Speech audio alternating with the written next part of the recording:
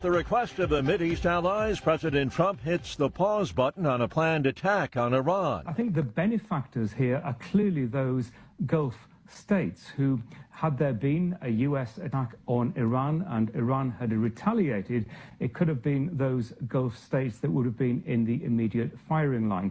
I think what is also interesting about what the president said is that he seems to be a little bit more optimistic this time that a deal is potentially just around the corner than he has been on previous occasions. The BBC's Peter Bowes. Kentucky among states holding primaries today. GOP Congressman Thomas Massey being challenged by retired Navy Special Forces veteran Ed Galrine, who's endorsed by President Trump. This is the most expensive House primary ever. Tentative contract agreement ends. New York's Long Island Railroad strike service to resume early this afternoon. Police plan to execute search warrants as they investigate yesterday's deadly shooting outside the largest mosque in San Diego. Because of the Islamic Center location, we are considering this a hate crime until it's not. San Diego Police Chief Scott Wall says a security guard was killed. The two suspects, ages 17 and 19, were found dead, apparently of self-inflicted gunshot wounds. Lawyers of the man accused of killing Charlie Kirk will make their case today to close portions of a July hearing and to seal some evidence. Former Los Angeles police detective Mark Furman has died. He pleaded no contest to a perjury charge relating to his testimony at the O.J. Simpson murder trial back in the 90s. Mark Furman was 74 years old. On Wall Street this morning, a stock futures in the red so far. The Dow futures down 124 points. NASDAQ futures off 221. S&P futures down 35.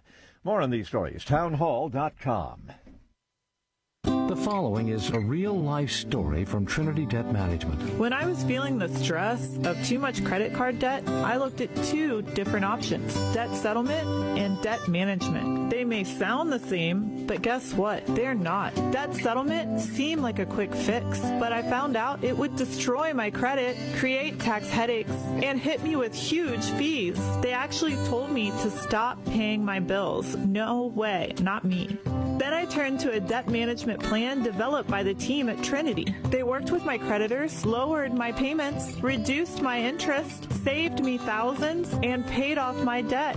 And Trinity is a Christian company, which is important to me. If credit card debt has you down, call Trinity at 1-800-990-6976. My name is Heather. Please forget debt settlement. And remember, Trinity Debt Management. 1-800-990-6976.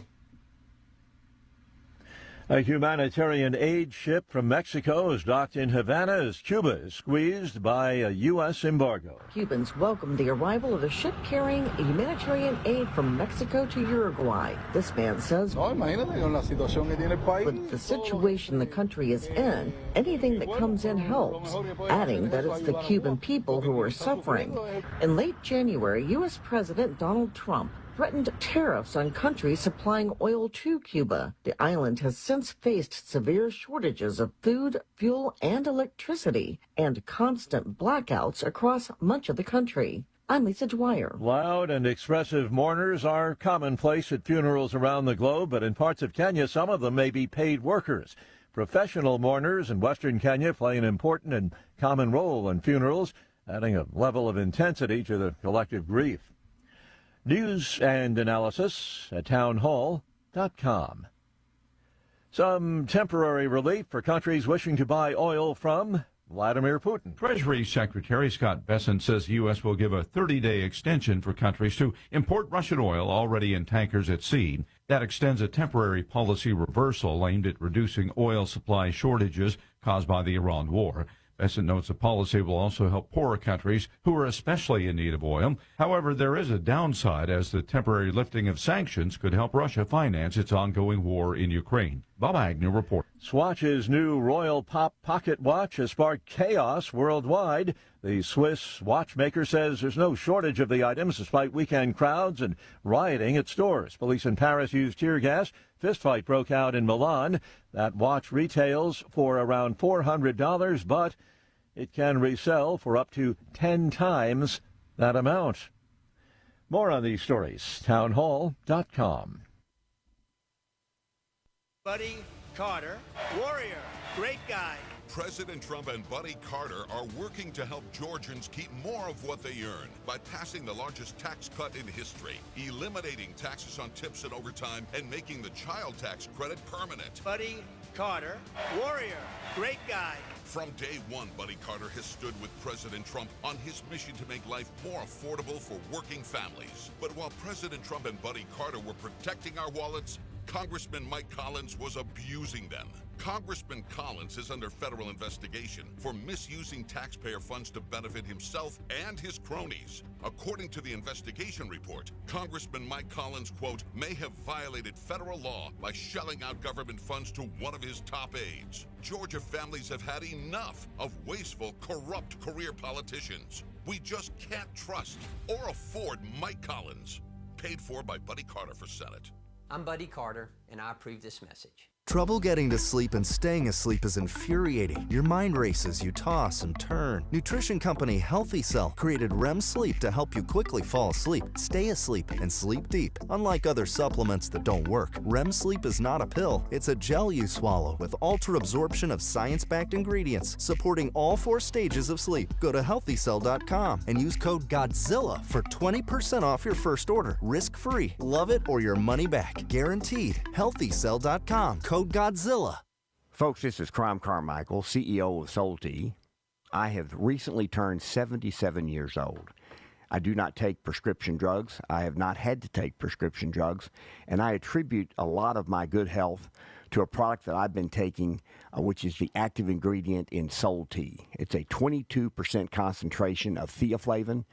We did clinical trials on it 25 years ago and found that it helped lower cholesterol. We have had many, many hundreds of letters and emails from customers telling us how it has helped them not only manage their cholesterol, but lower their triglycerides and help them on their blood pressure. And I can't tell you how much I attribute to Soul Tea for my good health at age 77. And I encourage you to go to GodzillaHeart.com. That's GodzillaHeart.com. And use the code Godzilla at checkout, and you'll get a 50% off on your initial shipment of Soul Tea. And I promise you it will be a great help for your heart health. Thanks so much. Hey folks, Al Green here for SatPhone. When you're on the go, you want to know you're connected. If it's a family vacation or an off-the-grid escape to a remote destination, having reliable communication helps you feel safe and secure. You can't afford to find yourself in a dead zone. That's why you need SatPhone. SatPhones are reliable, durable, and give you global coverage. If you can get outside, you can get in touch. It's that simple. Make calls from your SatPhone to any regular cell phone in the United States. The phones are $1,500 value, but you can get yours free. Just sign up for a 15-month plan, $94.95 a month. Get 150 minutes monthly that roll to the next month. Go 3 months without using them, that's fine. Yes, 3 months, 450 minutes, all yours. Visit SAT123.com or call 855-980-5830. SAT123.com, 855-980-5830. Get surety and security with your SatPhone. Call now. Washington is wasting $500 million every year on a federal supervision system that doesn't work. Probation officers are overwhelmed. Resources are going to people who pose zero threat, while actual dangerous individuals slip through the cracks. The Safer Supervision Act stops the waste and refocuses every dollar on protecting families from harm. President Trump's own pollster found about 80% of Trump voters want this fixed. It's time for Congress to get this done. Stop the waste. Protect our communities. Visit safersupervision.com. Paid for by the Reform Action Fund.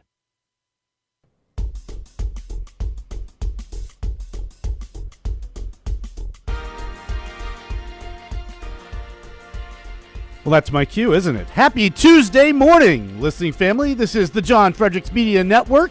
I'm Dan Hopgood. Time for a look at weather and sports. We'll start, as we always do, with where I am in the capital of the South, Richmond, Virginia, where the high today will be 98 degrees. That's going to be a record if we get there. A low of 70. Right now, the temperature is 70. The Squirrels begin a homestand versus Binghamton tonight at Carmax Park. First pitch, 7:05. Moving on to D.C., well, the Mets down the Nets. Let me try that again. The Mets downed the Nats last night. Woo! Tonight's first pitch will be at 6:45 at Nats Park. High in the meantime of 99. Also a record on tap for D.C. A low of 71. Now the temperature is 71. I think that's a clue, folks. Moving on to Atlanta. Well, the Marlins blanked the Braves last night in Miami, 12-0. Yikes. 4:10, first pitch this afternoon for the two teams again. High in Atlanta of 89, a low of 70. Right now the temperature is 69 degrees. Nashville, you're going to see a high today of 91 with a possible thunderstorm.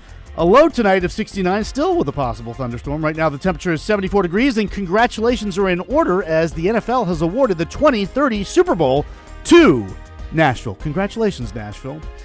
Philadelphia, well, the Phils outlast the Reds last night, 5-4. First pitch again for the teams tonight at 6:40. A high of 98 for Philadelphia. That'll be a record. A low of 74. Right now the temperature is 72. Morgantown, you're looking at a high of 90 with a possible thunderstorm. A low of 65 tonight. Right now the temperature is 69. And then my Yinzers. Well, the Buccos are on the road at St. Louis tonight. First pitch 7:45. High in the meantime of 92 degrees with a possible thunderstorm. A low of 66. Hey, Mario Lemieux. Possible showers. And right now the temperature is 75 degrees. Reports indicate that Will Howard was taking second-team reps behind Aaron Rodgers at Steelers OTAs yesterday. So we'll keep track of that going forward. Bringing you today's weather and sports update is the Godzilla Wins radio show for the best insight, analysis, and picks. Watch and listen to Godzilla Wins Saturday mornings from 9 to 11 all across the John Fredericks Media Network. Plus, to get John's daily sports picks, go to GodzillaWins.com. Once again, that's GodzillaWins.com. I wonder if you had the Canadians last night. What an epic game that was. Game 7 in Buffalo. Sorry to you Sabre fans out there. Well, this has been Dan Hobgood for the John Fredericks Media Network. Outside the Box with the Ox is next, followed by the John Fredericks Show. Stay tuned, everyone. Nearly 5 months into 2026, we've lost icons, pioneers, legends, and household names. Chuck Norris, Neil Sedaka, Robert Duvall, Catherine O'Hara. Saturday will mark the swan song of yet another icon. Hey, I want to dance with somebody. Nope. No, not a person, but rather a beverage. What do you have? Pabst Blue Ribbon. Close. It's Schlitz, once the largest brewery in the world. Beer Business Daily cites a Milwaukee Sentinel story that Wisconsin Brewing Company will brew the final batch on May 23rd. The story reflects on how they changed the recipe in the 70s, making it suck worse than it already did, so it went away only to be resurrected by Pabst in 2008, but now it's over. Maybe you have fond Schlitz memories? The fridge stocked with the stuff with the ring pull tops that came off? Ubiquitous in old garage refrigerators, at the lake or in the hunting shack, or filling coolers in the old 14-foot Alumacraft fishing boat. I bet you could use a cool one, huh?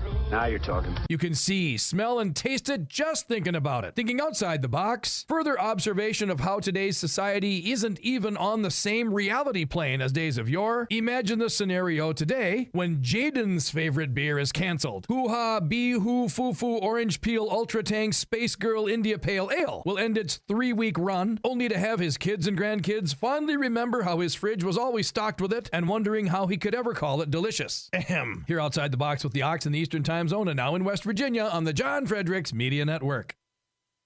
John Fredericks. It is the most egregious thing I've seen in a lifetime. President Trump. The whole thing is ridiculous. When politics start getting wild. They want to have every single thing that you don't want. Raise taxes, men and women's sports. They're going to open up their border. Trump hits the speed dial. Thank you for calling in on such short notice. You came first, John. Wake up with the John Fredericks Show weekday morning, 6 Eastern, 5 Central on JFMN.TV, the massive J-Fred radio network, and all across the socials. You came first, John. Thank you very much, and you do a great job.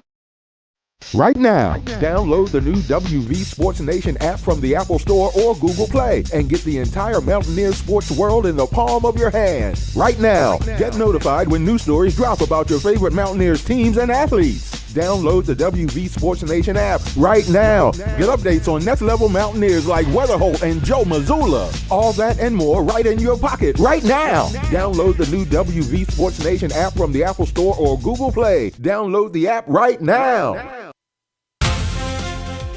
Live from the studios of the John Fredericks Media Network, it's the John Fredericks Show. Grab yourself a cup of 1775 coffee, sit back and get ready for the best 4 hours of talk radio in the universe. You can call our toll-free number at 888-480-5646 to talk to John.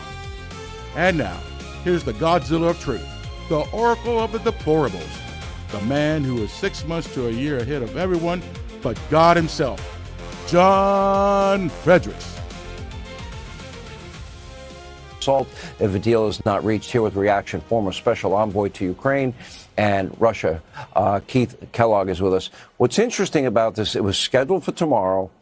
What's interesting are the countries that were asking him: Qatar, UAE, Saudi Arabia. They're saying a deal that includes nuclear dust is real. Your thoughts? Yeah, Sean, thanks for having me.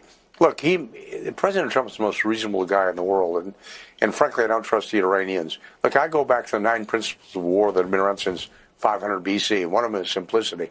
And I'll make it simple. You don't have to invade Tehran or invade Tehran, or go to Tehran or invade Iran, but you got to take some key terrain. And I'm one of those believers who take place like Karg Island, which is an island 16 miles offshore. It's 90% of their economy. You start to strangle them. You start to put them in a position where they really can't pay their the Revolutionary Guards and everybody like that. Then move further to the east with the Iraq Island. Take that. That's kind of the hub of the transit in the Strait of Hormuz. Just make it painful for them, and you can do a lot of things once you've got it. But I'll tell you, Sean, very honestly, I'm kind of done with negotiations with these guys. These guys keep pushing the president, delaying, and I think they're just trying to play a game right now. And the one thing I would advise them against is playing games with President Trump. He doesn't play those games. He doesn't know how to do it. He does not know how to do it. He won't do it. And frankly, when I talk about this, it's like you can bomb a nation forever. You can pulverize it from the air. But sooner or later, you're going to have to do it like the Roman legions were before. You put your soldiers in the mud. And that means taking terrain, key terrain. It does not mean an invasion. It doesn't mean a prolonged ground war. But it does mean taking strategic key terrain and force the theocratic government of Iran in a position where they have got to make a deal with you. They got our phone number. Give us a call. Until then, no negotiations. Yeah, I think the president's at the end. It's very clear. Anyway, General, appreciate you being with us as always. When we come back. Is that realistic when it comes to something like Karg Island? And is it realistic to think that we are not going to use Marines or special forces to go in and actually hold territory in order to force them to the table militarily? So I think we have to differentiate between infrastructure that is primarily used for civilians and infrastructure that is used for both civilians and this IRGC rump regime. So something like energy infrastructure is something that is dual purpose. Karg Island is obviously the crown jewels for the IRGC. That could be something that the United States sends in some Marines to be able to take and hold and seize that piece of territory, specifically for coercive purposes against the regime. And there could be other things. I mean, I've looked at some analysis that shows that we might need Marines to go in to some of these caves that are along the coastline where they have been rolling out these launchers to launch at ships through the Strait of Hormuz. I agree with Geraldo that this is a humanitarian catastrophe of almost 2,000 ships that are trapped in the Strait of Hormuz. President Trump said that we were going to be removing all of these people through Project Freedom. That has not happened yet. And this is not a matter of the United States not having the military might and muscle to do it. Right. We do, Katie. This is about political resolve and about the United States leading our partners and allies in the region to come alongside the United States to make this happen. Yeah, and then, of course, there's the nuclear piece of this, which will require construction sites to be built, which the president says is still, of course, the main goal here and objective. Good evening from the newsroom. We have just been watching authorities in San Diego briefing reporters on the shooting at the city's largest mosque. Now, it could have been easily worse. The center also has a school on its grounds. There were kids playing outside at the time. When police arrived, they found a security guard and 2 men dead. A short time later, they discovered 2 more who they believed to be the shooters, both also dead. Their gunshot wounds apparently self-inflicted. Again, officials have just spoken to reporters. CNN's Kyung La is at the scene as she joins us now. So we heard authorities say, Kyung, that they received a call from the mother of one of the shooters this morning. What more have you learned about exactly what happened? That she had discovered some hate speech, some generalized hate speech, not targeting any particular institution, but it was alarming enough that she found it to be suicidal and threatening enough that she reached out to law enforcement. What you're hearing behind me is this press conference is still going on with other members of the community, but I'm going to keep explaining what authorities say they have been able to put together is that younger person, that younger suspect, the 17-year-old, then connected with someone, either a friend who was 18 or 19, and they came to this mosque. The mosque is just, this is a press conference right over here. The mosque is just over my right shoulder, and that is where law enforcement found 3 different adult men who had been shot. The 2 suspects were making their way through this middle-class community. They came across a landscaper, engaged with the landscaper who he was unarmed. They appear to have hit him in some capacity, but he's doing okay.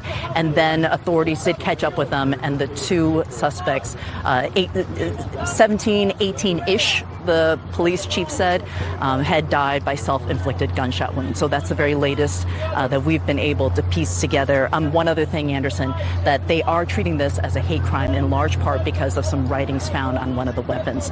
They say at this point, this is what they know. They are going to continue to investigate this and try to share more as they learn, because this happened just mere hours ago, Anderson.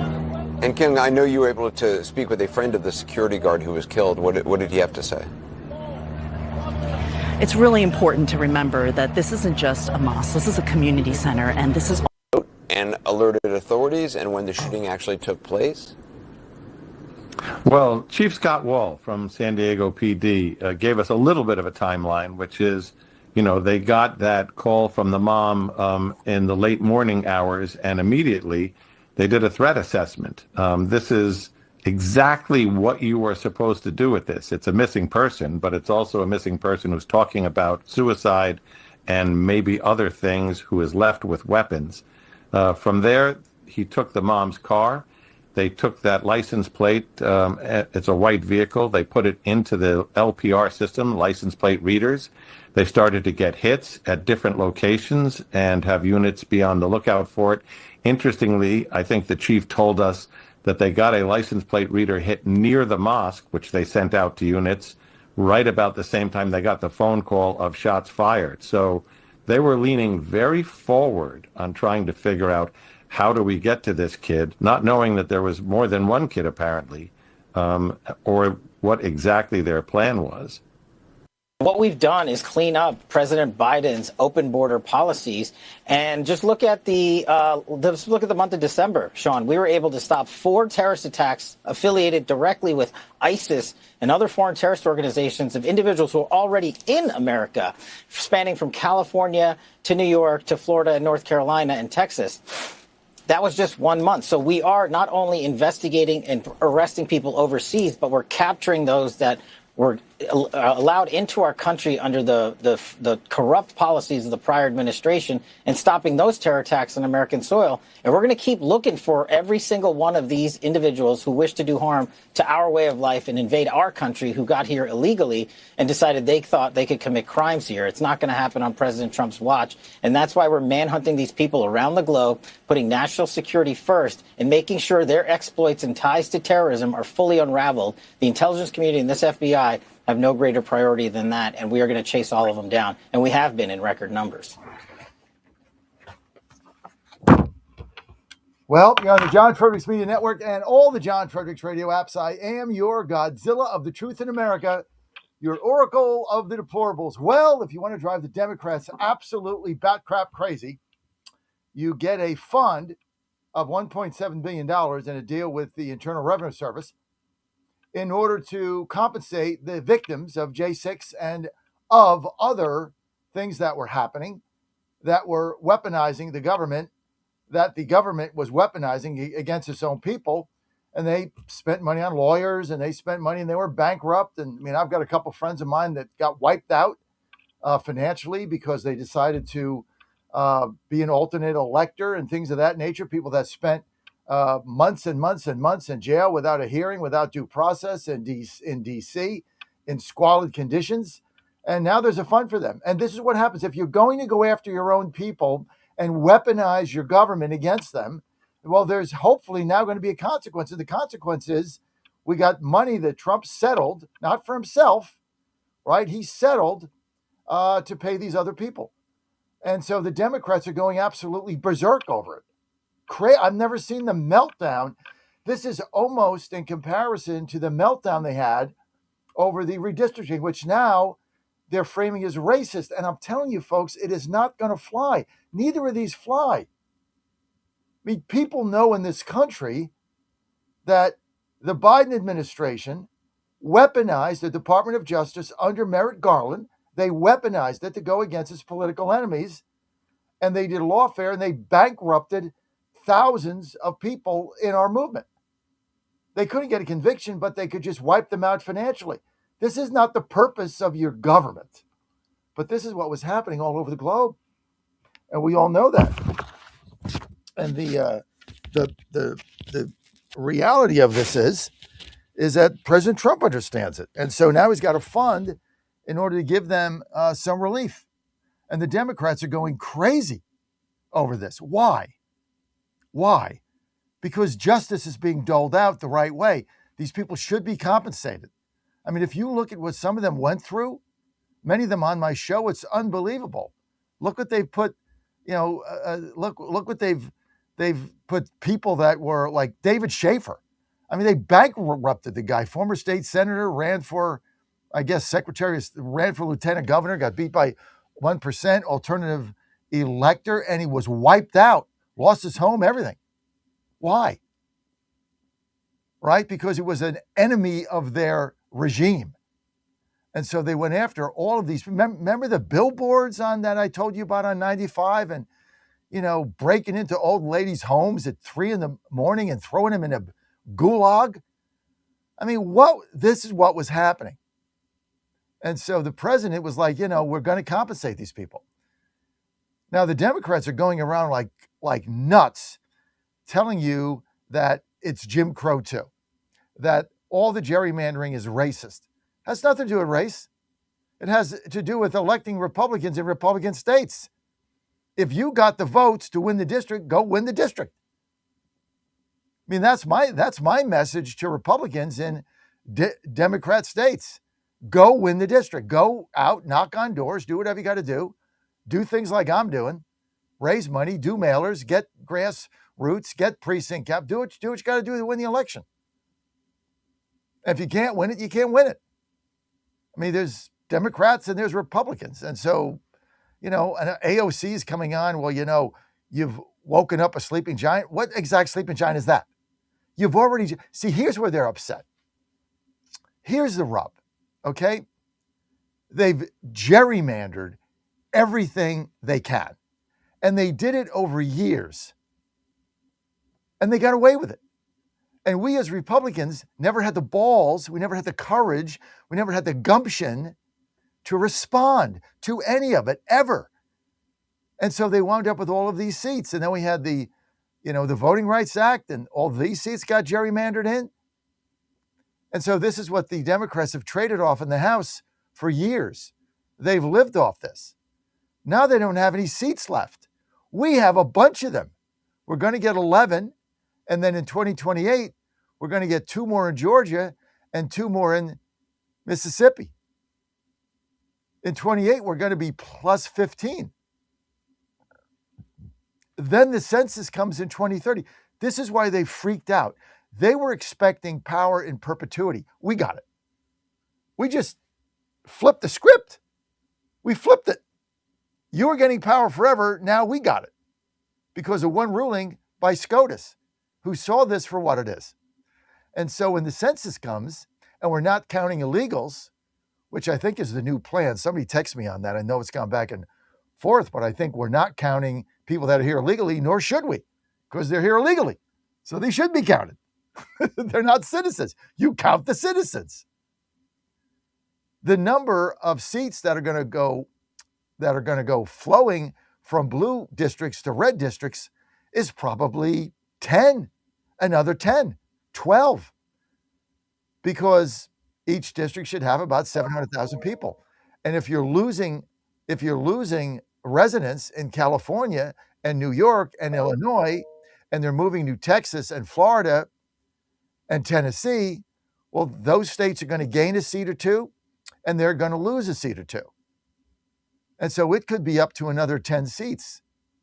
So you could go into 2030 with right now at the maps, Republicans plus 11, plus 4 is 15, plus 10, plus 25 seats from where they are now. 25. And where are the Democrats going to flip these seats? They're dwindling because they've already done it. That's why they're going bat crap crazy. That's why there's a collective meltdown. And when things go bad for the Democrats, what do? They go back to the only thing they know, race bait. That's all they have. What are they going to do to make your life better? Spanberger ran on affordability. What is she doing to make your life better? Nothing. Mandami is just taxing everybody into oblivion. Now we got, a city-run grocery stores competing with private enterprise, going to drive them out of business, and there's going to be shortages and food deserts. I mean, these people, that's incredible. Like the same playbook that never works. But it sounds good. But if you look at the polling numbers, I mean, the Democrats are in the tank. I got the same thing here in D.C. Free D.C., free D.C. Free it from what? Lower crime, no graffiti, trash getting picked up off the streets, getting rid of the 10 cities, getting the homeless in homeless shelters, fixing the hygiene issues here because of the 10 cities, getting curfews, getting the gangs off the streets. What do you want to free us from?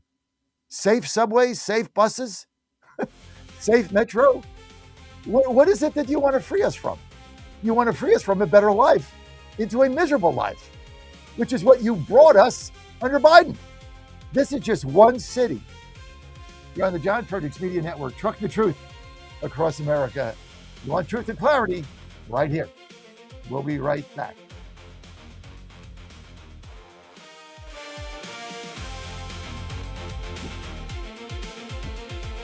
Hey folks, Al Green here for Sat Phone. When you're on the go, you want to know you're connected. If it's a family vacation or an off-the-grid escape to a remote destination, having reliable communication helps you feel safe and secure. You can't afford to find yourself in a dead zone. That's why you need Sat Phone. Sat phones are reliable, durable, and give you global coverage. If you can get outside, you can get in touch. It's that simple. Make calls from your Sat Phone to any regular cell phone in the United States. The phones are $1,500 value, but you can get yours free. Just sign up for a 15-month plan, $94.95 a month. Get 150 minutes monthly that roll to the next month. Go 3 months without using them, that's fine. Yes, 3 months, 450 minutes, all yours. Visit SAT123.com or call 855-980-5830. SAT123.com, 855-980-5830. Get surety and security with your sat phone. Call now.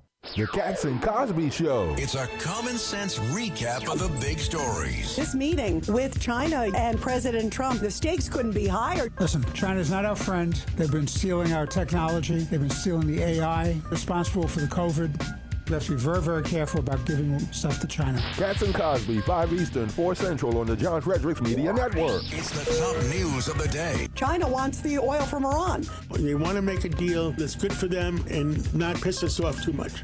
The Trump administration has brought a lot of positive changes when it comes to fixing our broken healthcare system, but there's only so much the government can do. And if we really want to make America healthy again, that starts at home, and that's where the Wellness Company comes in. The Wellness Company allows you to make sure you're prepared for whatever happens with their prescription medical kits, which contain an assortment of life-saving medications and guidebooks to assist in the proper use of these medications. The Wellness Company also offers a variety of health products, from parasite cleanses to methylene blue to weight loss and so much more, helping you stay healthy and live a longer, better, healthier life. Make America healthy again. That starts at home. So do your part and protect the health of you and your family. All you have to do is go to twc.health/Godzilla today and order. That's twc.health/Godzilla. Use promo code Godzilla to save 10%. That's twc.health/Godzilla. 1775 Coffee is giving away free starter kits. Try the dark or medium roast coffee with longevity blend, an infused blend with anti-aging calcium alpha-ketoglutarate, which has been clinically proven to reduce biological age. When you purchase the first 2 bags, you'll receive a free 1775 starter kit, including a third 16-ounce bag of coffee, a matte black tumbler, a frother, a gold scoop, or a reusable K-cup filter. Just order now at 1775coffee.com/Godzilla and claim your free 1775 starter kit while supplies last. Buddy Carter, warrior, great guy. President Trump and Buddy Carter are working to help Georgians keep more of what they earn by passing the largest tax cut in history, eliminating taxes on tips and overtime, and making the child tax credit permanent. Buddy Carter, warrior, great guy.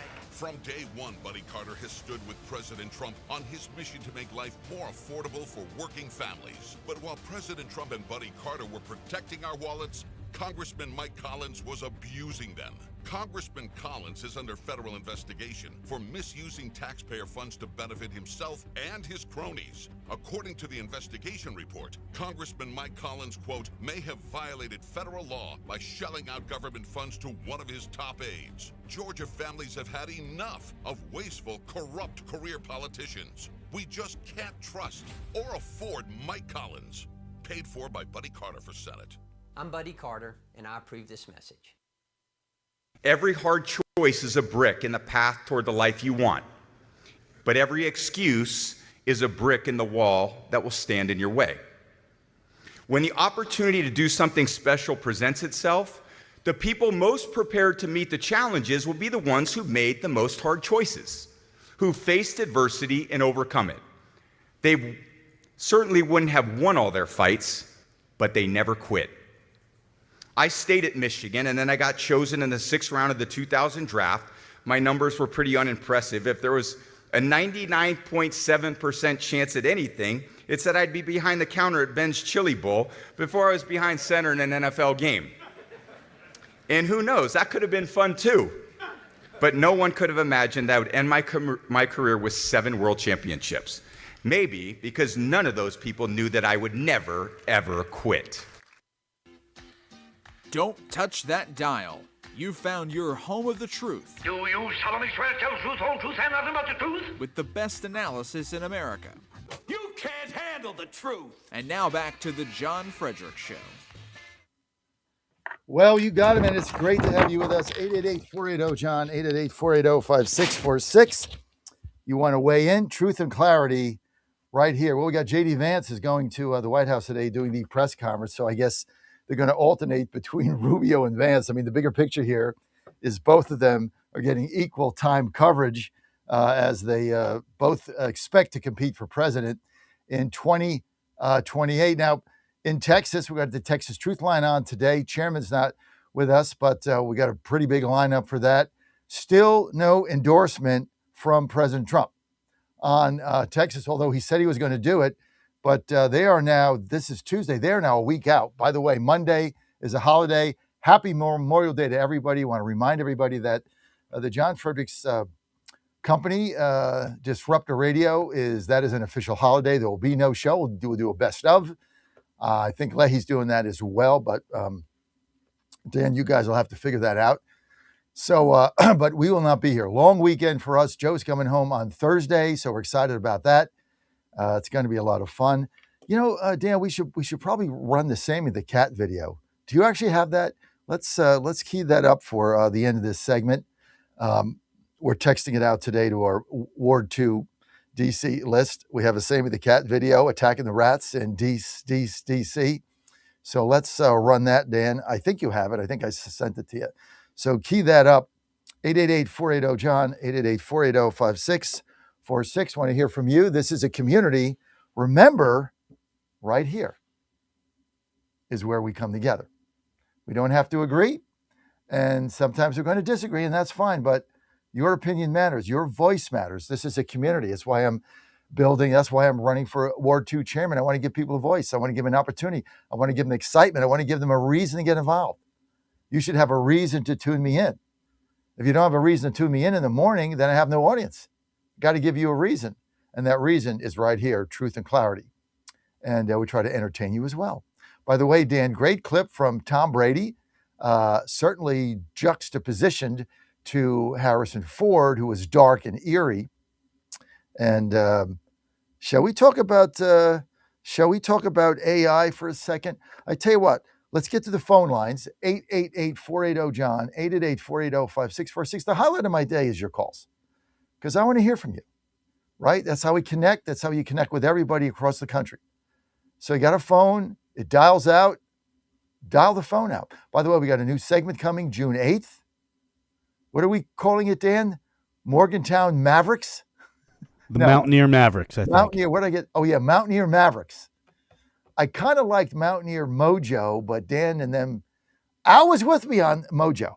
Al was with I thought that was, I liked it, but there was an important veto vote on Mountaineer Mojo. Well, then I went to Ann last night, and when she got home from her trip, and she's like, oh, it's not that bad. So then I'm like, okay, well, maybe we go back to the table here before we make a final decision.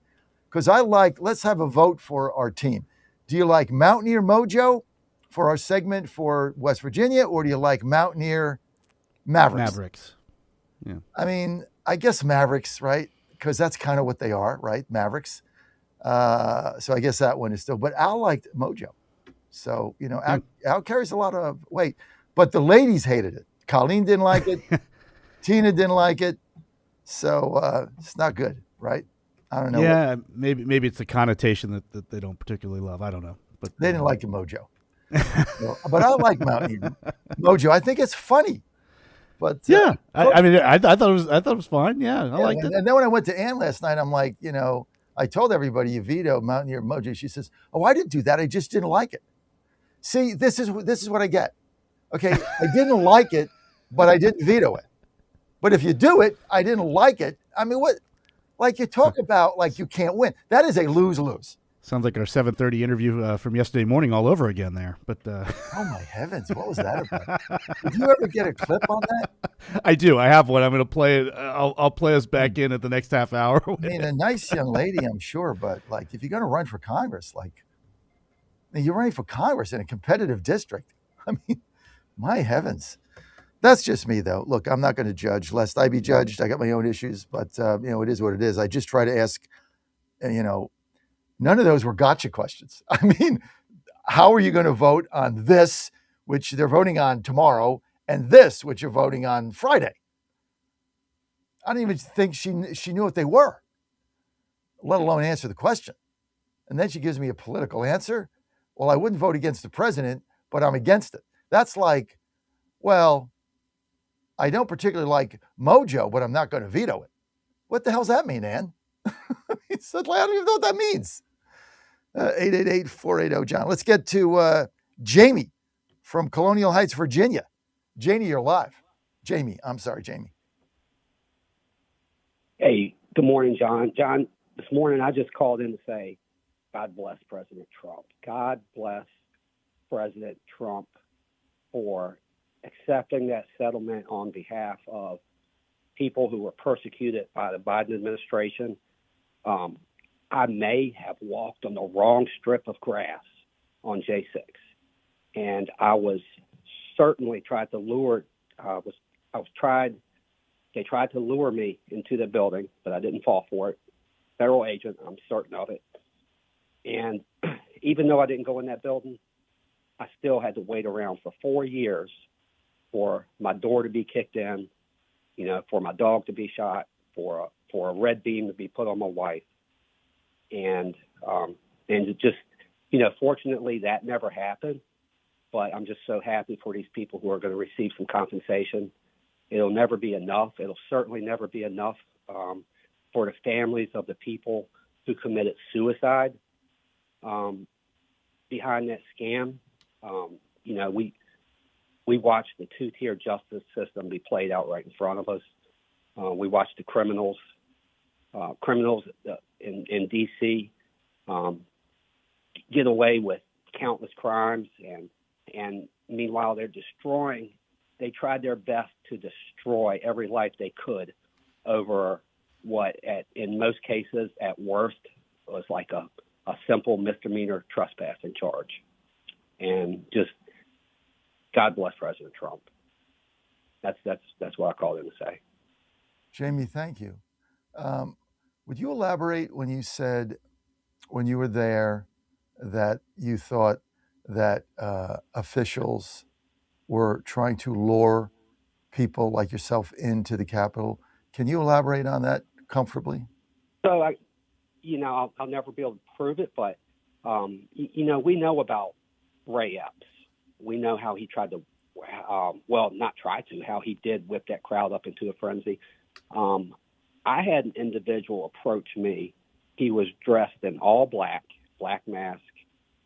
Every article of clothing on him was black, and he said to me, paraphrasing, "Hey man, why don't you go on in the building?" And he said the police took the barriers down. They're letting people in. And I said, man, I don't think we're supposed to go in there. And at the time, I didn't witness any violence. I never did that day. I wasn't around any of that. But for anybody who may have walked up into that area, a little bit after things kicked off, they wouldn't have known anything horrible had happened. There were people on the steps singing the Star Spangled Banner, for example, so this individual dressed in black tried to convince me that it was perfectly legal to go into the building now, tour it or whatever. Honestly, I just didn't have a good reason to go in that building. So I didn't do it. But I later saw a video of him breaking out, a person who I'm sure is the same person, breaking out glass at the top. I guess it was at the top of the steps, and trying to get protesters to go in, to enter the building through the glass. Now, he didn't go through the glass himself. He was trying to convince other people to do it. I think I've got the video of him doing, there was so much video footage that came out after J6. And that individual, I've looked at every single person who was wanted by the FBI. That individual who was dressed in black was never one of the individuals that was on that wanted list. So what would you conclude? So you think it was a setup? Oh, absolutely. Absolutely. Yeah. And they hooked a lot of people into it, unfortunately. People were emotional that day, and they took advantage of it. And there were probably also plenty of people who just didn't know they weren't supposed to be in that building, didn't know that they weren't supposed to be on a particular strip of grass. They would have no way of knowing. They would have no way of knowing that barriers were taken down before they got there, but that didn't stop the federal government from going after them and trying to destroy their lives. Jamie, why do you think that the Democrats are going crazy over this settlement? The collective meltdown yesterday was something to behold. I mean, they just went nuts. Why is that? Well, they hate us, John. Yeah, you might remember I had called in when the Jay Jones scandal came out, and the texts were released, and I called in and I said, you guys aren't reading this right. I said this is going to boost. This is going to give him a boost because he's saying what the majority of Democrat voters are thinking. He wants violence against us. He hates us. I was the one who called in and said that.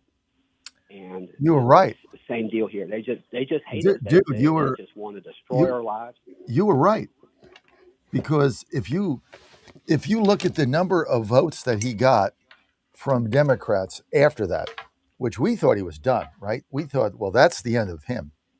But if you look at the number of votes that he got after it, I mean, he virtually swept up. I mean, he had enormous Democrat support. So I doubted your prediction. I doubted your analysis when you called, because I thought he was done. There's no way this guy's going to get elected. I don't care how many points Spanberger wins by. Nobody's going to vote for this guy. He beat a great candidate by 7 points. 7.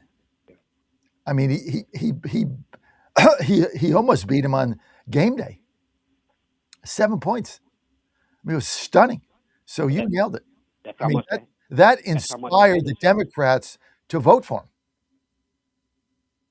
Crazy. You nailed it. That's where we are. That's how much they hate us, and that's why they're going crazy now over the settlement. And you know what? Let them go nuts. You know, God bless President Trump. You know, we're not going to put this thing back together.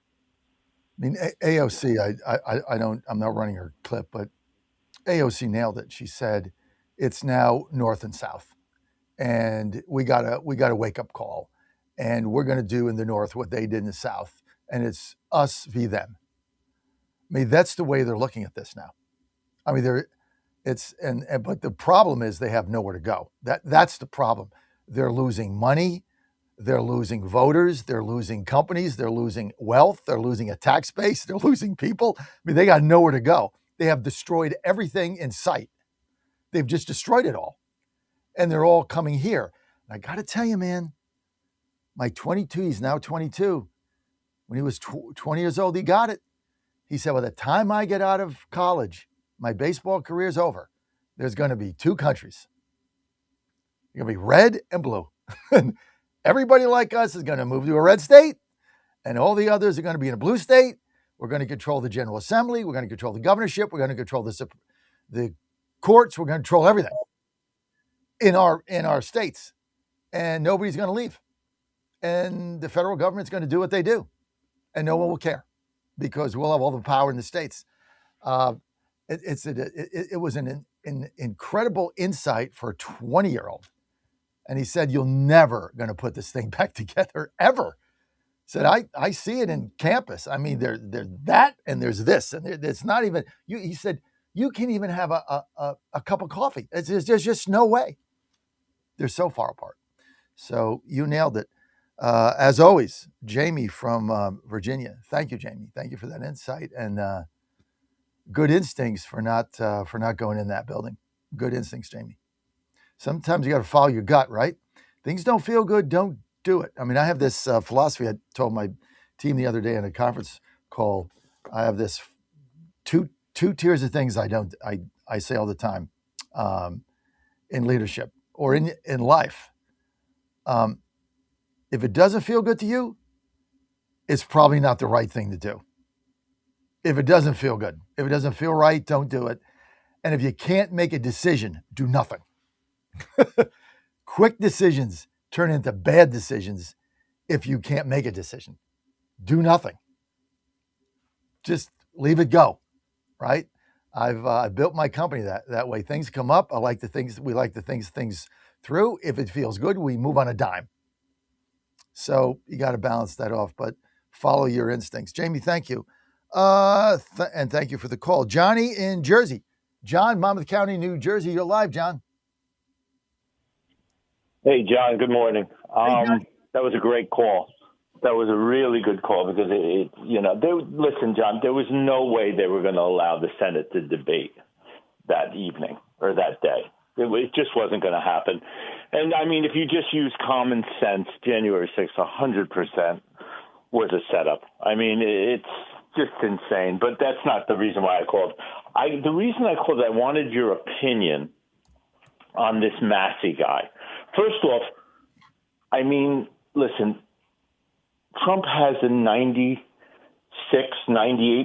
approval in the Republican Party.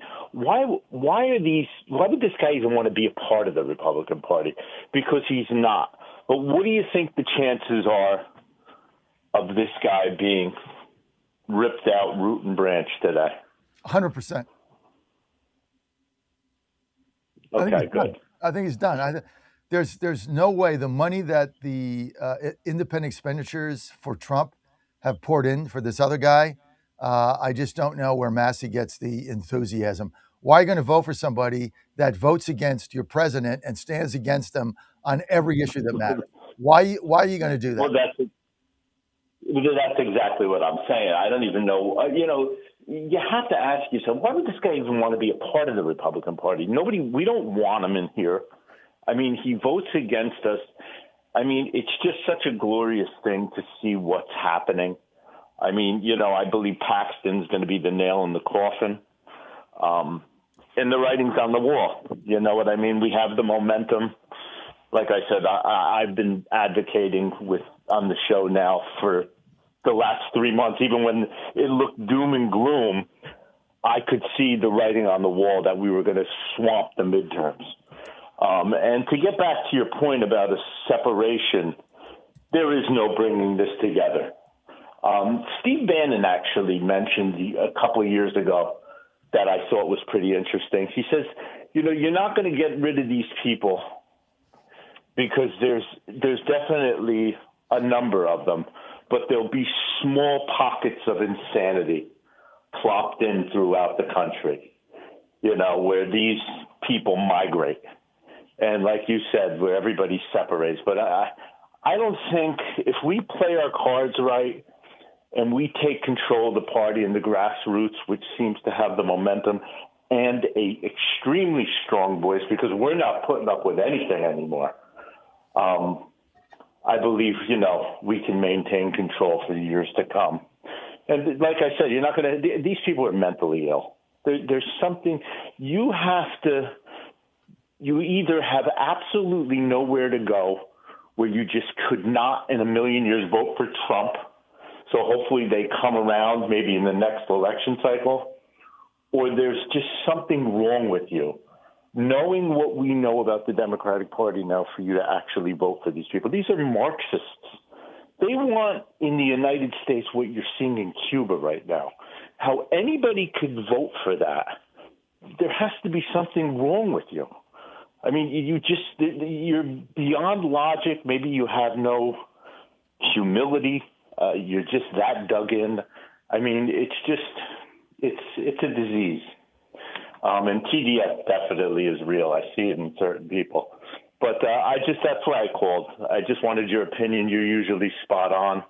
So I was just getting your vibe on this Massey thing. Massey's gone. And I appreciate your... Massey's gone. Cornyn's gone. I mean, President Trump, a week ago, we were on the Texas Truth Line, and we were talking about Trump's Truth Social, that he was going to make a decision and endorse in the Texas race. Our early voting has already started, and they have 1 week to go. They got exactly 7 days. I mean, the election is a week from today. So I'm not sure what an endorsement does in like the final weekend of a holiday weekend. I mean, they're just running out the clock. I mean, every poll that we've seen that we trust, Paxton is ahead substantially, and he's got the enthusiasm, and he's got the voters that are turning out in a midterm on a Tuesday after a holiday. And I understand the early voting has gone pretty much well for him in the areas where he should be strong. But, that's always hard to read, especially in one of these runoffs. But look, it's coming up in a week. I think Paxton's going to be a big victor. That's why we went there on the bus tour. Paxton, to me, is MAGA 2.0. MAGA 2.0 is fighters. I got a call yesterday from the Washington Post, one of the reporters there, why are you running in this ward? You get 7%, your people, the party doesn't like you, whatever. I'm like, okay. So I get on the air every day and I tell our audience, you got to get involved. You got to step up. You got to be a Nancy Babbitt.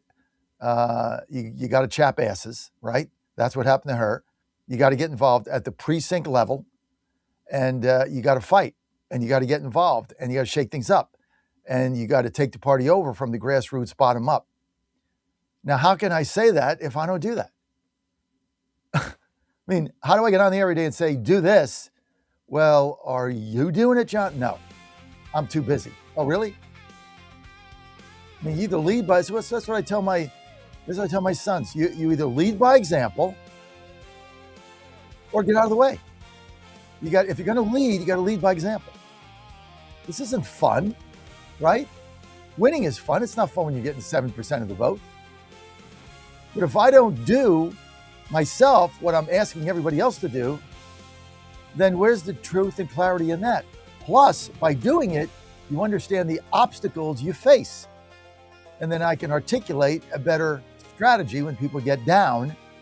And a lot of precinct captains we lost because, you know, they were ostracized and they didn't like it. It was uncomfortable, and we got to fight back. So keep fighting. John Fredericks Media Network, Truth and Clarity. Keep it right here.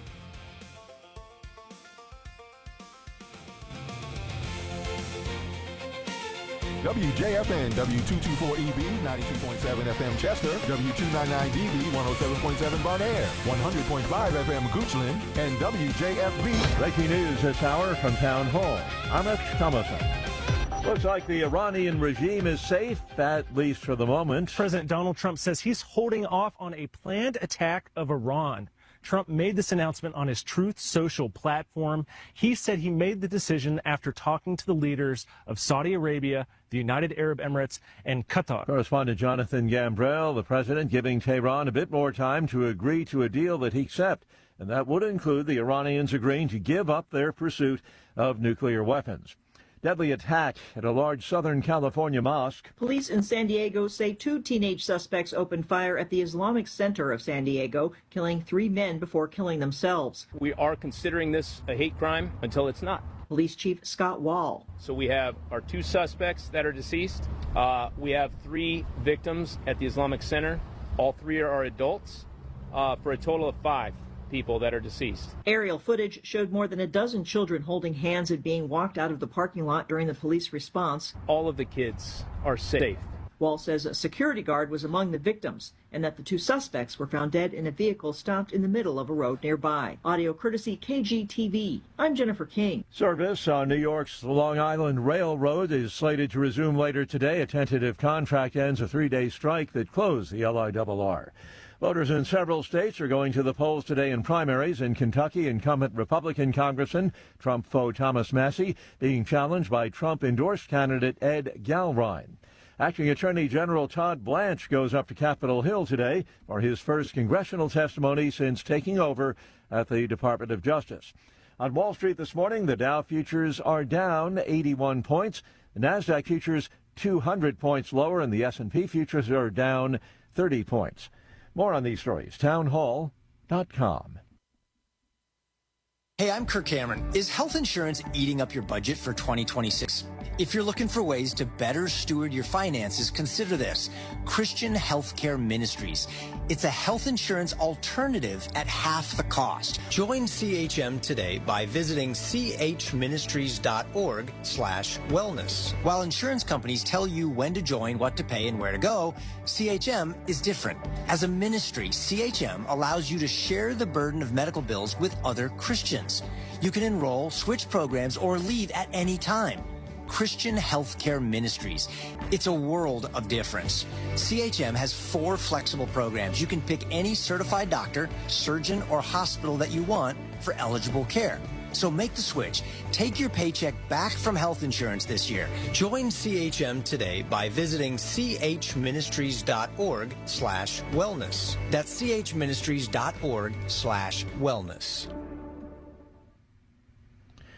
An Ebola outbreak is spreading in the Democratic Republic of Congo. As deadly Ebola outbreak continues to spread, the Congolese government has sought to reassure people that its response teams are working hard to trace and investigate suspected infections, and that there's no need for panic. However, with cases now identified in new areas, including Nyakunde in Ituri province, Butembo in North Kivu, and the city of Goma, concern is inevitably growing.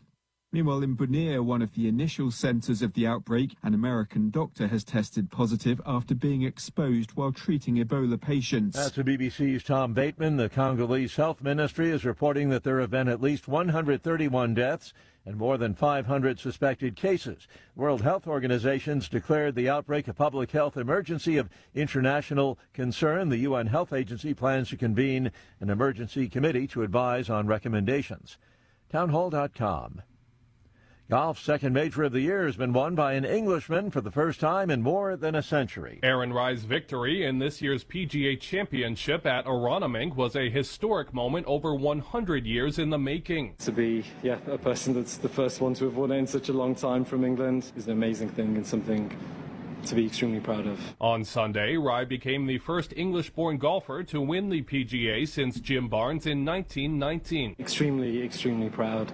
There's a lot of incredible and historic English players over those 100 years who have gone on to achieve incredible things and had phenomenal careers. The 31-year-old Rai is the first player of Indian heritage to win a major. I'm Gethin Coolball. Former Los Angeles police detective Mark Furman has died. He played a central role in the O.J. Simpson murder trial back in the 90s. Mark Furman was 74. More on these stories at townhall.com. Buddy Carter, warrior, great guy. President Trump and Buddy Carter are working to help Georgians keep more of what they earn by passing the largest tax cut in history, eliminating taxes on tips and overtime, and making the child tax credit permanent. Buddy Carter, warrior, great guy. From day one, Buddy Carter has stood with President Trump on his mission to make life more affordable for working families. But while President Trump and Buddy Carter were protecting our wallets, Congressman Mike Collins was abusing them. Congressman Collins is under federal investigation for misusing taxpayer funds to benefit himself and his cronies. According to the investigation report, Congressman Mike Collins, quote, may have violated federal law by shelling out government funds to one of his top aides. Georgia families have had enough of wasteful, corrupt career politicians. We just can't trust or afford Mike Collins. Paid for by Buddy Carter for Senate. I'm Buddy Carter, and I approve this message.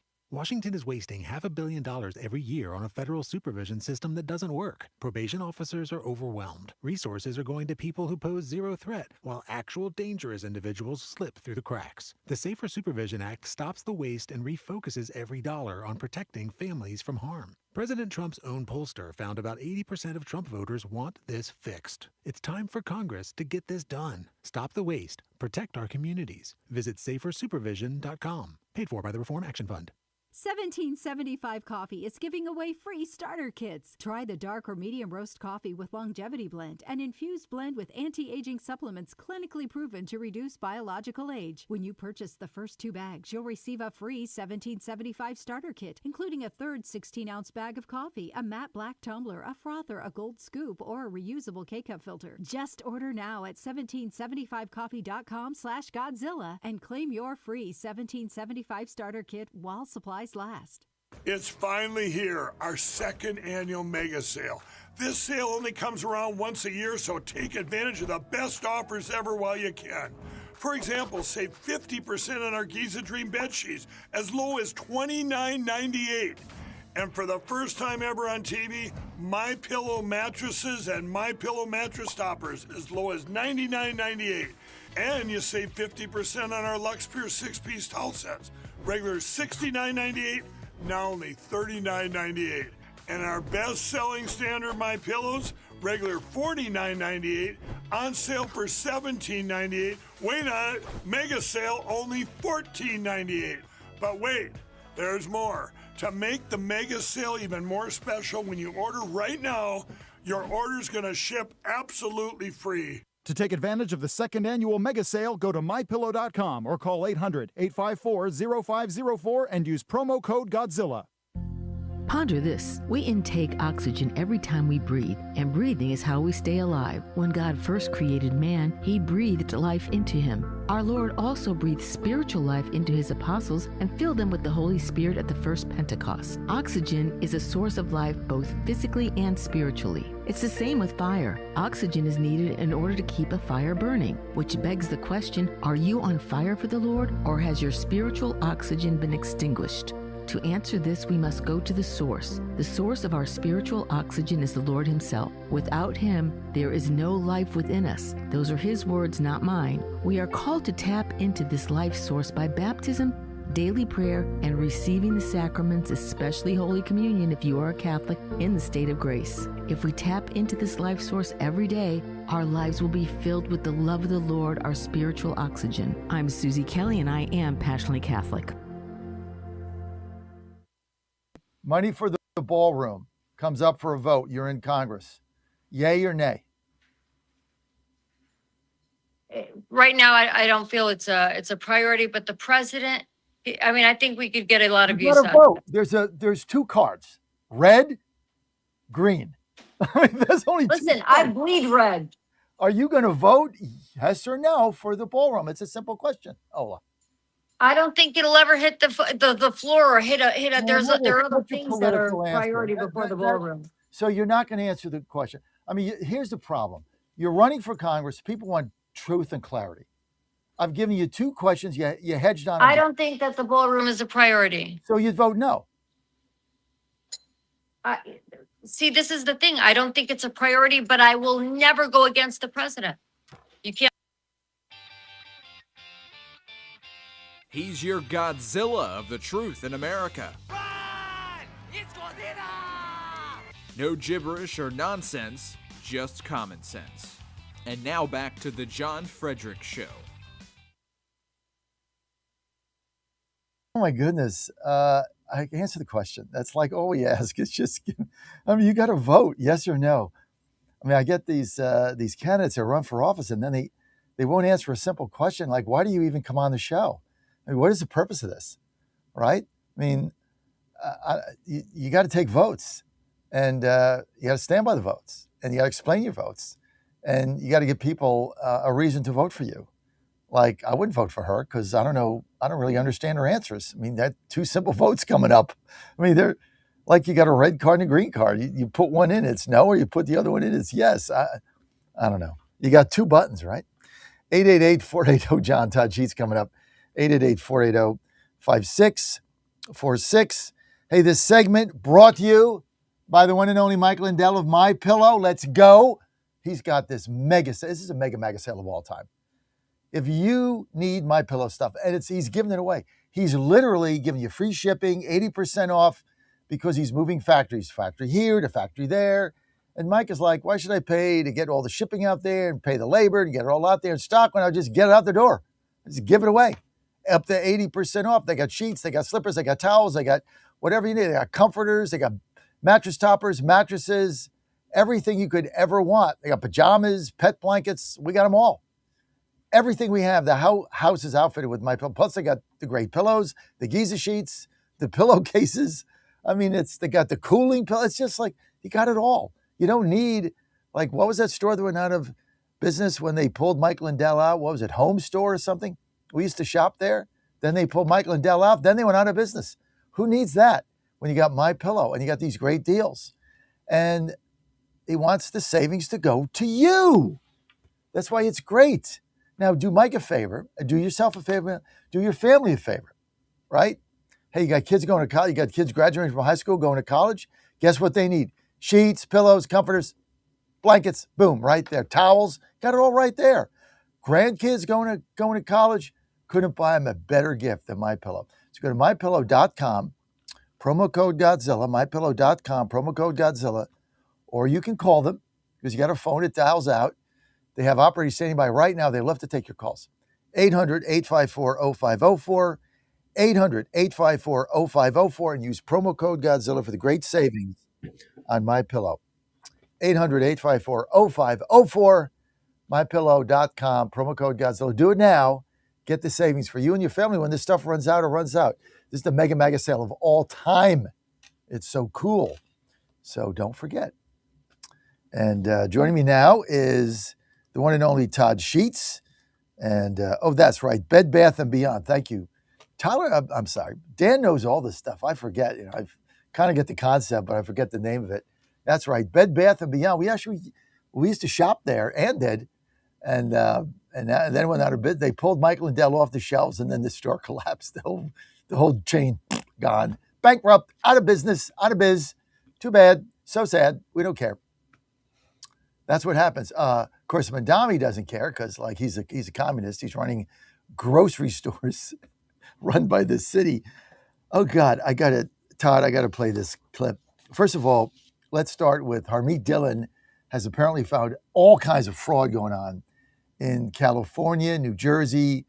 In California, Todd, apparently, according to the Justice Department, so they had these people that would pay homeless people like $3 to sign a petition to get you on the ballot. And then they'd go and they'd pay them they'd get ballots, give it to them, fill it out. And they'd pay them to give them the ballot. The ballots are mailed to everybody. So ballots are like, on the counter in Starbucks and stuff. They just mail them in. And then in New Jersey, we've got illegal aliens voting, non-citizens voting in federal elections. I mean, the brazenness of the Democrats is something else, isn't it, Todd? Yeah, well, look, it's incredible. But, like we've talked about, we're at a time of regime change. And we've seen the far left working for their lifetimes to get to this point where they thought they were on the verge of turning this into a socialist country, and they still believe they are. They ran a couple of presidents under the notion that they were moderates, starting with Obama, who then governed far to the left. And then you had O'Biden, I guess we could call him, is what I almost said. But then we had Joe Biden, who was a puppet for the far left when they actually were in control and implementing all of the policies to turn us into a socialist country, to overturn meritocracy and impose things like DEI, basically remove meritocracy from the system and turn it into a system of political privilege, being handed out by, for them, the Democrats, whoever's in power and that kind of thing.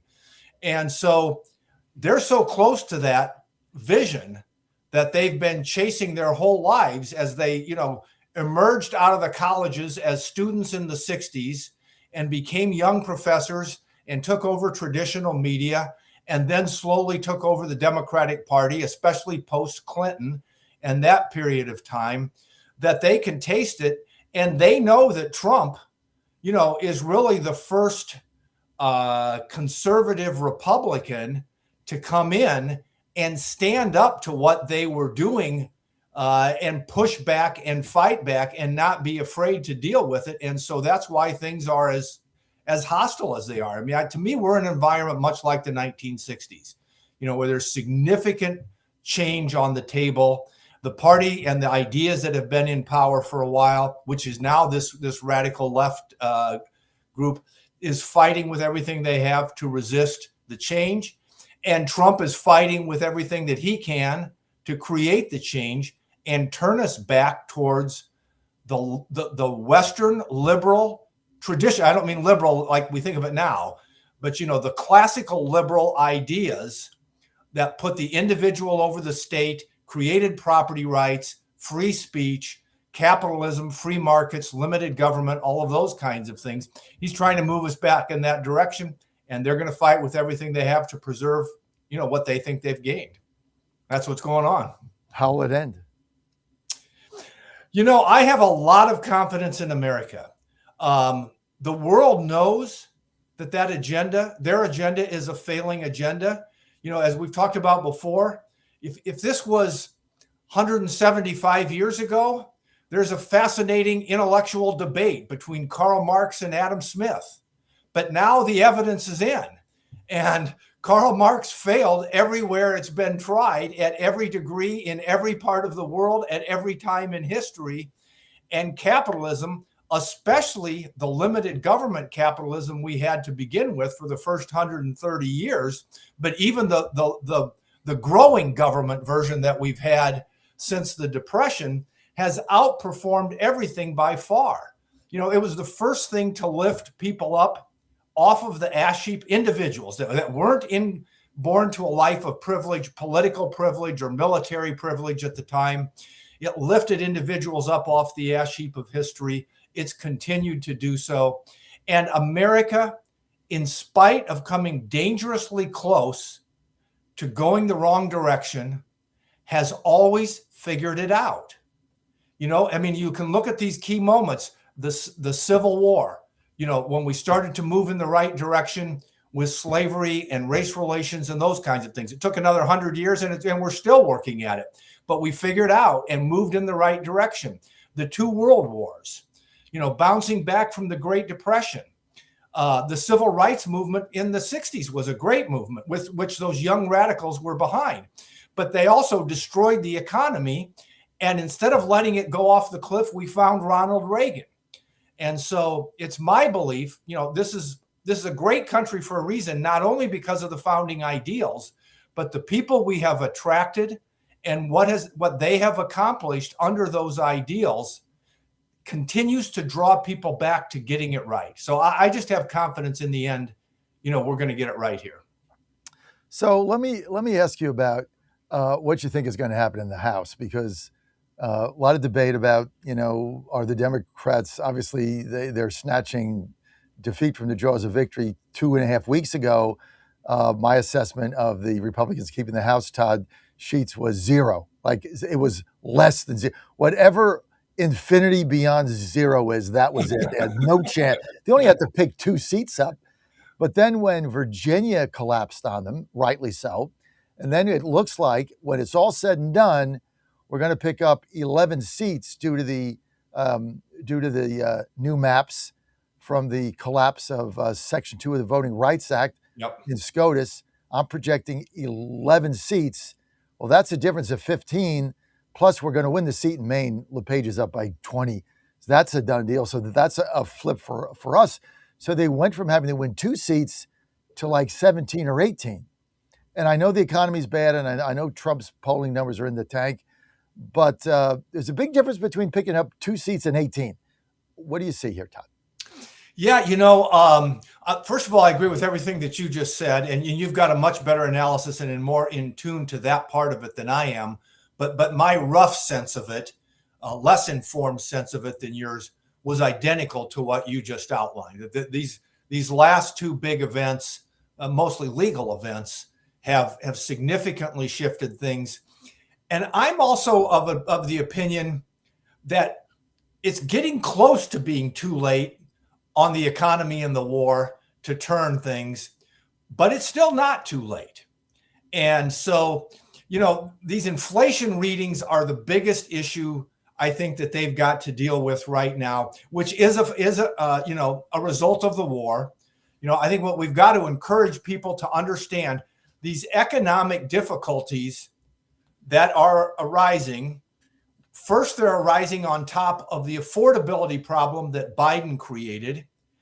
And then we've got to realize this is a much better way to pay for a very worthwhile war than it is to be losing, our young people and soldiers in battle at unacceptable numbers over there, which is really what Trump is trying to do. He is doing anything and everything that he can to avoid putting boots on the ground.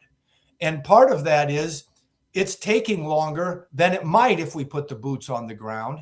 And so, I just think, I think there's still a chance that comes to a resolution. Once it does, I think the level of optimism about where things are headed, prices might still be high for a few months, but the optimism, that's going to switch around if we get a really positive result there. And I think this economy wants to take off. If we can keep interest rates from rising too much, the numbers that we're seeing out of the stock market, and they're a reflection of corporate earnings, and corporate earnings are a reflection of what's happening in the economy. And if that continues, the jobs are going to start coming in. We've seen some indication of that as well. So there's a bunch of things going on here. This is a long-winded way of saying there's still some time for those things to turn the corner and for there to be more momentum going into November than it feels like is possible now. Much like the legal analysis that you went through, where 1 minute, and this is the amazing thing about it, 1 minute you think you're dead, and the next minute it's like, oh my God, those guys are going to have a hard time beating us, kind of thing. So I think that those possibilities still exist with respect to the war and the economy. The only thing you said that I would quarrel with is long-winded. I found it to be cogent and concise.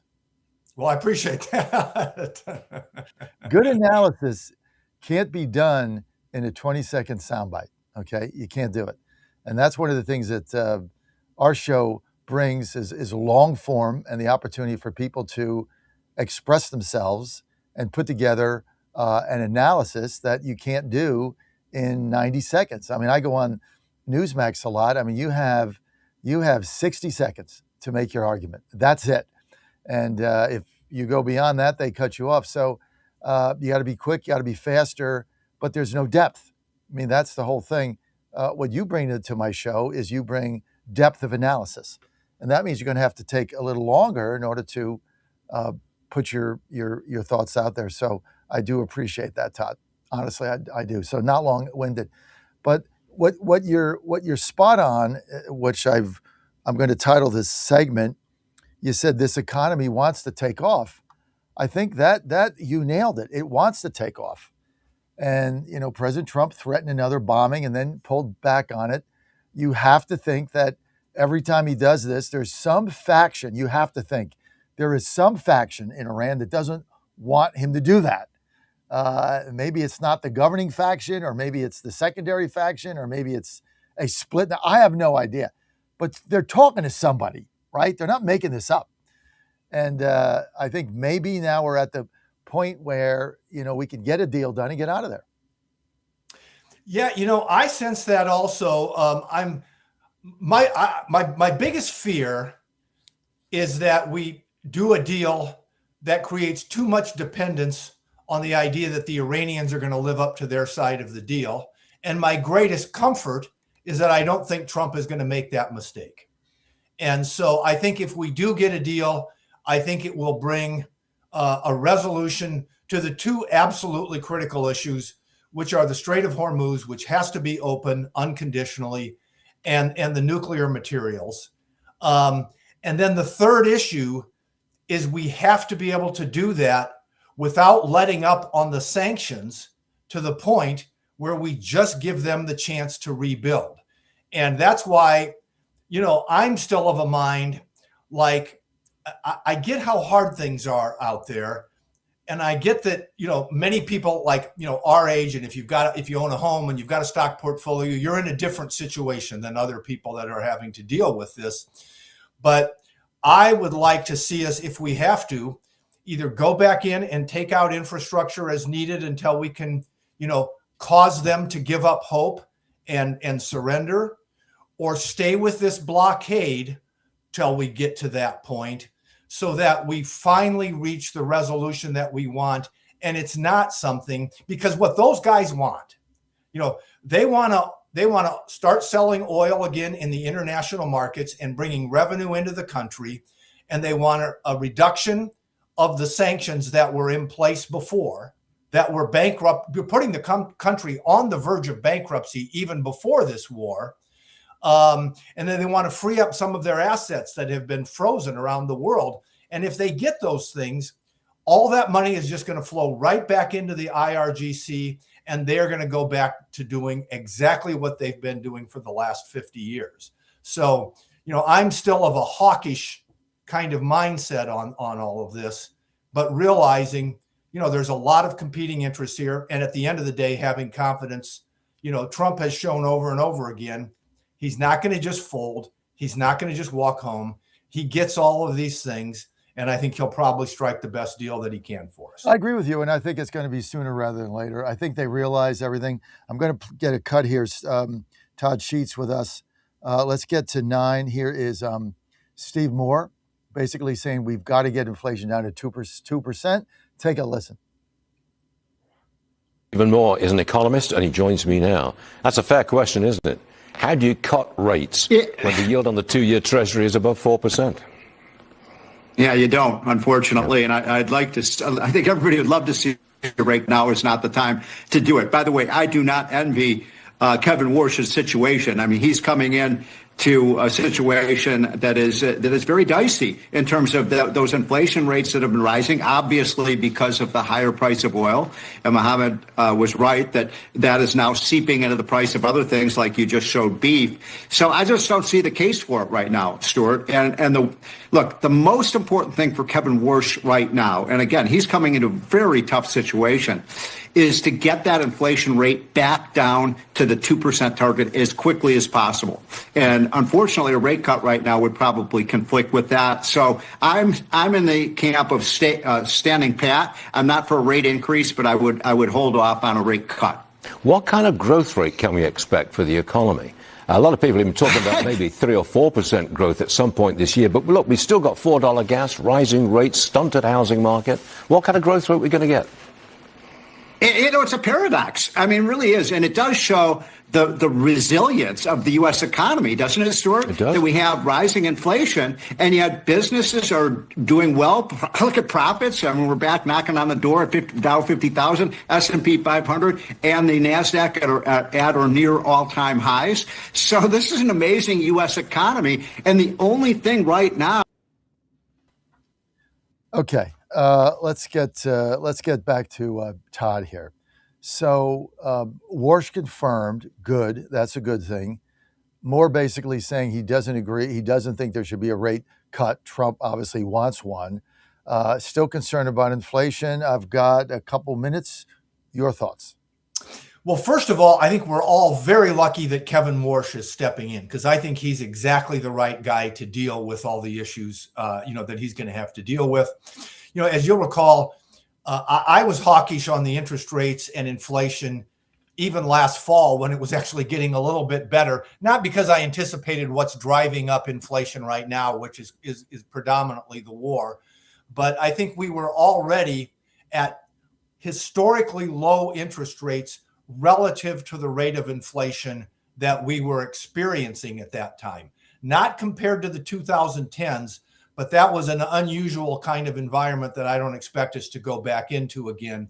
So I'd be pretty much in Moore's camp, maybe leaning towards the idea of a slight rate increase, because you've got to assure the markets that the Fed is not going to let this run away again. That is the biggest risk out there, that the markets get concerned we're going to go through what we went through with Biden. Inflation's going to run up 5, 6, 7%, and then you're going to have interest rates pushed up substantially to deal with it. If that happens, we've got bigger issues to deal with at that point. So that's where I am with all of it. You're confident Warsh gets that, right? And so we're not going to see that. I'm 100% confident that Warsh gets that. He's going to have to manage the Trump factor, which anybody was going to have to. But one of the reasons why I was so excited about him getting picked was I thought, he is more independent, more independently minded, and more capable of doing that than I think some of the other people that were being considered at the time, who were also very qualified. There's a lot of things. No, here he reminds me of Paul Volcker without the cigar.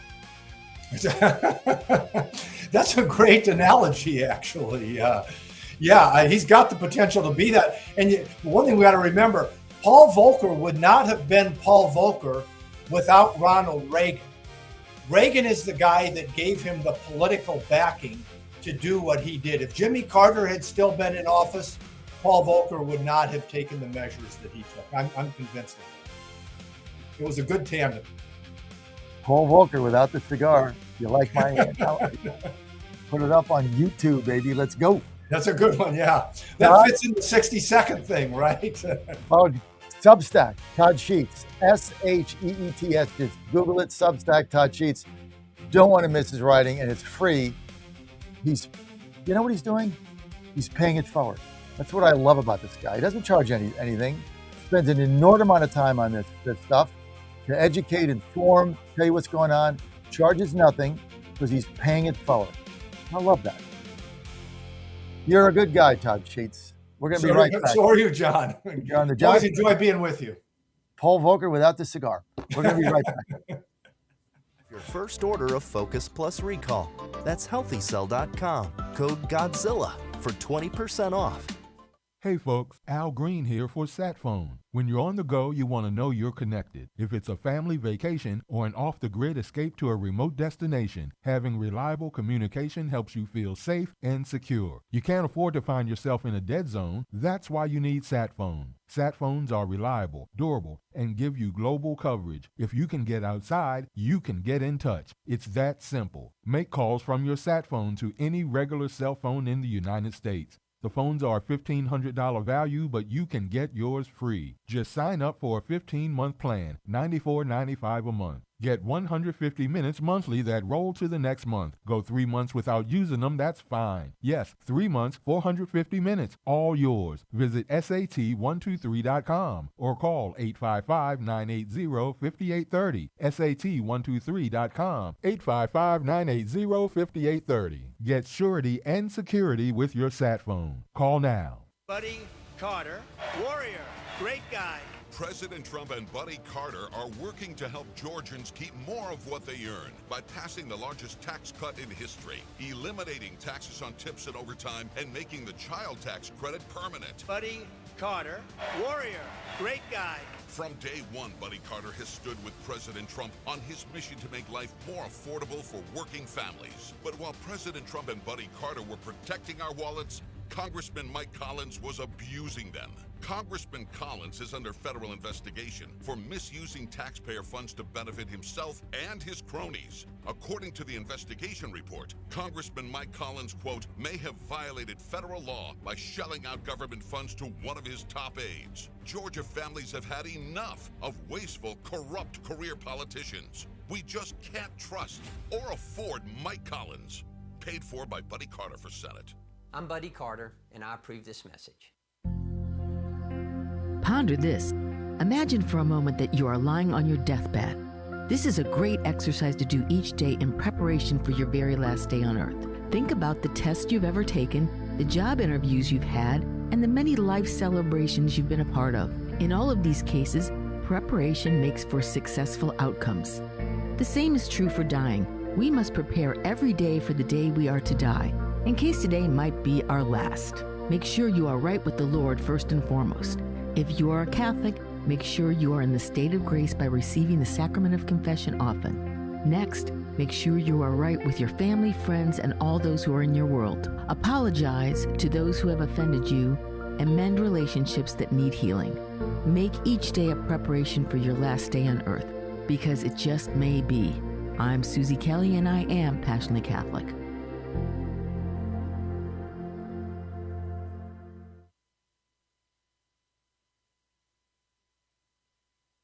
What are we, 10-0? You are 10-0 for the first time in program history, Coach. Not bad. There's a lot of skeptics. There's a lot of doubters. I get it, right? Haven't beat a top 25 team. Nebraska's 25th in the coaches poll. We beat their 56-7. How are we not right now seeded for a home game? Yeah, it's pretty simple. I win. Google me. 126 years of Indiana football. Best season in Indiana history. Number one out of 126. We got our way of doing things, and, we kick ass and take names. We figured we'd just adopt SEC scheduling philosophy. Some people don't like it. I'm more focused in on those 9 conference games.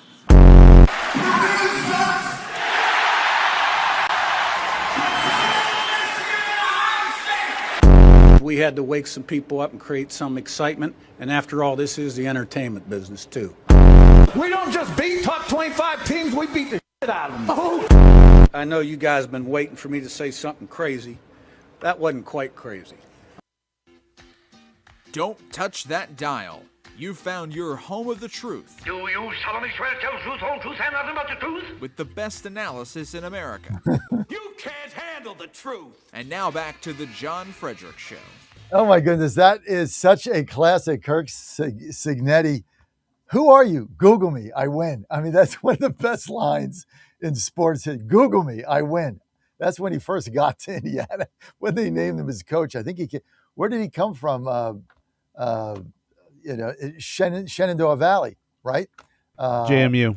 James Madison in Shenandoah Valley says, Google me, I win. I still think that was one of the best lines in a press conference ever. Well, who are you? Like, where'd you come from? James Madison, Google me, I win. Unbelievable. The guy is something else. Boy, we want winners. Next one we got to play is my good, one of my favorite coaches ever, Herman Edwards. I loved Herman Edwards on the Jets. I thought the guy got the shaft, just like Robert Saleh got the shaft, just like Rex Reed got the shaft. Anybody that coaches the Jets gets the shaft. They go right down in history. You got to go way back to like Weeb Eubank in 1969 when he beat the Colts. Every other coach of the Jets has got the shaft. I don't know what happens in there, but it never works out, right? 888-480-JOHN. We got Jim Pfaff coming up. But listen, don't forget my campaign for Ward 2 DC GOP chairman. We just had a mailer that hit today, so thank you for those that helped us get that out. Thank you for your donations. We really appreciate it. And we want you to come to our big event. Jim Pfaff, you got to come with Myra. You got to come to our event. Tickets are only $50. VIP tickets $200. You got to come to our event. That is on June 16th. It is at the iconic City Tavern where George Washington would go get a beer there. We understand, and John Adams. So kind of a fun place to be. It's going to be a lot of fun. Now, tickets are $50, but look, we got an open bar. We've got plenty of food. If you ever do an event with us, we always have fun. We always have food. Jim Pfaff knows this. Plus, we got great speakers in our victory party. This is going to be June 16th, 6 to 9 p.m. Just go to makedcgreat.com. Makedcgreat.com. You can buy your tickets there, only $50. And guess who's going to be there? Morgan Griffith, Congressman, 9th District in Virginia. He's going to be there. The United States Treasurer, Brandon Beach, one of our speakers, and our cleanup hitter, our featured speaker, the one and only Corey Lewandowski. That's going to be fun.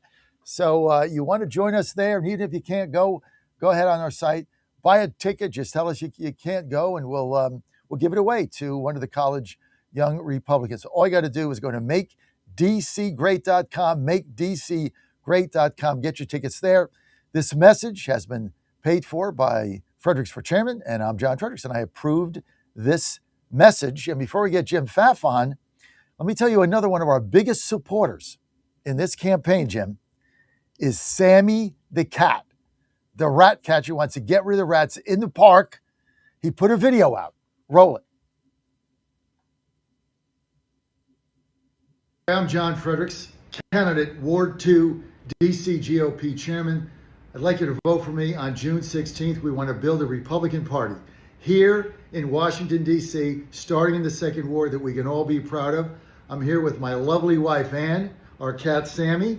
Ann has been a great supporter of what we're trying to do. One of the things we want to do here is get rid of the rats. Sammy's already got 2 of them, but you know, he's getting a little old. He can't be chasing rats around.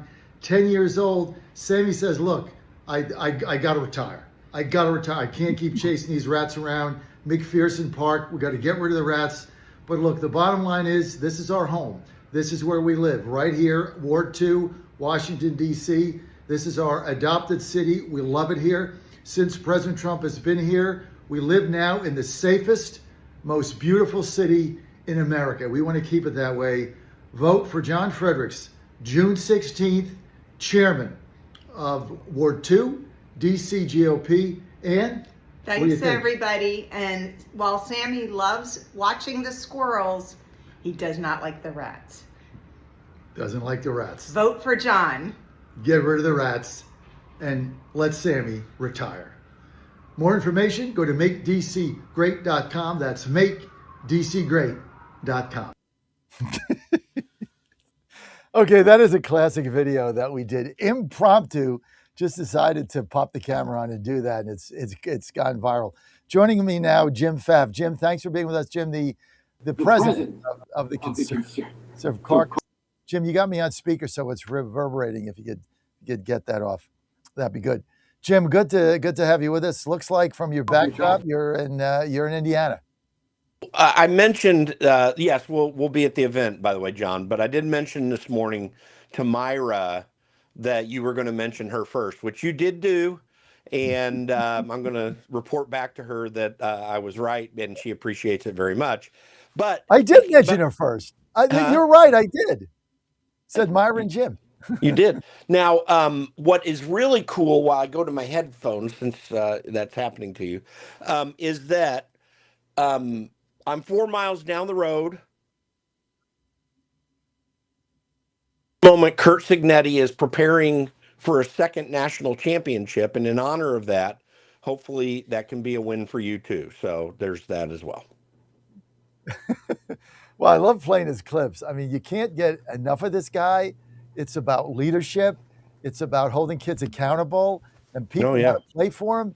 And the thing is, and this is a whole thing. My son goes to Maryland. He hasn't pitched in two seasons. He's been hurt, but he's going to come back. He's got 2 more years. He's going to come back with a vengeance. And Maryland had a tough season. It was not good, and a lot of dissension, and locker rooms a mess. And Joe is like, look, my coach holds these kids accountable, And a lot of these kids today, they're not accustomed to that. They've been handed everything. They're good athletes. They get everything. Now they get NIL money. They want everything to go their way. But you got coaches out there that are not going to allow that, like Ignetti, right? They're not going to allow it. And the beauty of that is kids want to play for Ignetti because he doesn't allow it. That's going to be the difference. Yeah, well, let me just say this too. I mean, what a great lesson. FYI, I doubt that he's got a 5-star recruit yet since he's been at Indiana. Last year, I don't even think he had a 4-star recruit and wins the national championship. So when you get into I was always for NIL because these kids have been taken total advantage of. Kent Benson, who was the one of the players on the Indiana's undefeated championship in 1976 for basketball, is a friend of Myron and mine. I mean, they use his image and that team's image all the time. They never get reimbursed for it. So I'm fine with NIL. What we needed desperately, as this is coming into play, is someone like Curt Cignetti, who will utilize NIL, but what you get, like Josh Hoover, who's replacing Fernando Mendoza, came onto the field the first day, and he was wearing a gold pair of cleats. And Cignetti sent him back to the locker room. He didn't put up with it. He embarrassed him, and he put him back in line. And it looks like he's going to be a good quarterback. But this is what's really interesting about this. So we've got, just to go right into politics, we got an NIL analogy happening in Congress. We have got congressmen who are trading stocks and with insider information making buttload of money. And then you got Mike Johnson just this last week mentioning, we haven't raised congressional salaries since 2009. And how are we going to attract the best people? What are you kidding? Are you kidding me? We're attracting all the people that you do in politics who don't have the attitude of a Curt Cignetti when it comes to winning. Donald Trump has the attitude of Curt Cignetti when it comes to winning. Republicans don't. And it really is frustrating as we go into November because all the advantages are on their side. So I admire and respect, and I think we need to applaud people like Curt Cignetti, even in politics, and realize it's about the winning. It's not about the doing. It's not about getting, like as John Thune is saying, we got Democrats on the record about the SAVE Act. Well, I don't care. Yeah, how's I that could care do? less. I mean, I agree with you 100%. What does that do? We got Democrats on the record. Like, you won't get rid of the filibuster. You won't put it on the floor. You won't do anything. And you're telling me about tradition. You're an idiot because they're going to mash it in 90 seconds. It's unbelievable, but you're so It right. is. You're so right. And I like Mike Johnson, but I thought what he said was just appalling. Well, we have to do insider trading because we're not making enough money. I mean, that's the new thing here. I mean, this insider knowledge on this, what is it, Koshi or Yoshi, or what that betting site is, or Kalshi or something. I mean, people making, tens and tens of thousands of dollars with inside information on, what's going on inside the Department of War or whatever they're doing. I mean, all this stuff should be illegal. You can't be trading off this stuff. But for Johnson to sit there and say, well, the salaries aren't high enough, therefore to get here, one of the benefits is like stealing money. I mean, that's basically what he said. But no, that's exactly what he said. And I posted on this, and let me just tell you my personal story. When I was working for Tim Hulskamp, I spent 8 years on the Hill. I was a chief of staff. I was getting the top pay, which was not far below what members make. It's all public record. I'm not telling my personal life's out there on this. So I was making probably about 165. They make 174. I was at my own expense flying back and forth home. I did not live in D.C. at the time. Every weekend, I was flying back home to my family. My expense. I had to pay for my place in D.C. My expense. I spent $30,000 to $40,000 a year, almost the entire time that I was in D.C. on my own dime, and I still had a good living at about 165. And they're complaining about 174 when their flights get paid. I mean, that was the biggest part of my expense. I cannot tell you how absurd it is. And he did. Here's the bad thing about Mike Johnson. He did that right after he did something really wonderful, which was said, we're going to shove Save America Act into reconciliation. He had just said it earlier in the week. killed it all when he's standing up for insider trading. And we do need to get rid of congressmen being able to buy stocks. I will say this, the only compromise to me that works is if you have to buy a mutual fund, which is managed by someone else, and you can't control anything that's in it because the mutual fund manager does that. And we may have to make restrictions, like they shouldn't be able to go into hedge funds where they could get influence in there. You can't allow this influence anymore. It is amazingly absurd. We have got congressmen still to this day doing NDAs and paying off people they sexually abused. And this seems shocking in the morning to hear. It still happens. They're doing it when they treat them bad. Just look at what we found out about Victoria Sparks, that she was trying to make a deal with an employee that she got rid of and pay him $60,000 cash to sign an NDA. The absurdity of these people in Washington, D.C. is beyond belief. And the American people really need to hear what I'm saying and stand up and say, we're done with you people. There are no good options with you people because we're $38 trillion freaking dollars in debt. You continue to do it, Republican and Democrat, for different reasons, mind you. Like, I don't know that Democrats are voting to put fraudulent money into the hands of their political benefactors like Democrats do, wantonly, brazenly. All they do is just make sure that that certain corporations get a special benefit through regulatory capture, and then they get their campaign checks from them. The absurdity of these people is amazing, and it is even more amazing and wonderful to behold that Donald Trump, a man who always had a reputation for being a playboy in New York City, is probably the most ethical of them all in his dealings. And I know a lot of Democrats are blowing up right now if they're hearing it, but it's a reality. He doesn't take a paycheck. He is pushing an agenda that the American people want faithfully, not perfectly, but faithfully, and he's not straying away from them. That's closer to the example we need. And I don't know a member of Congress who meets the real, at least I should say, I don't know a handful of members of Congress who meet the criteria that we want in members of Congress. Jim, let me ask you this. Let's talk about the SAVE Act, and then I'm going to get to Victoria Sparks, okay? But let's start with the SAVE Act. So Johnson trying to get this now into reconciliation. Give us your assessment. How real is that, and can it work, and can it pass? Well, it's tricky. I want to set this up by making sure that everyone knows that the Senate parliamentarian doesn't make the rules. All the Senate, and this is the whole issue, does it fall under the rules of reconciliation? Well, all the Senate parliamentarian does, who they look to, that makes a judgment on whether it follows the rules or not. The members are not bound to the parliamentarian. Democrats weren't. They passed Obamacare in parts of Obamacare, by telling they urged the Senate parliamentarian to say it was okay. I mean, it was the political thing. So the parliamentarian's not the final judge here. The members are.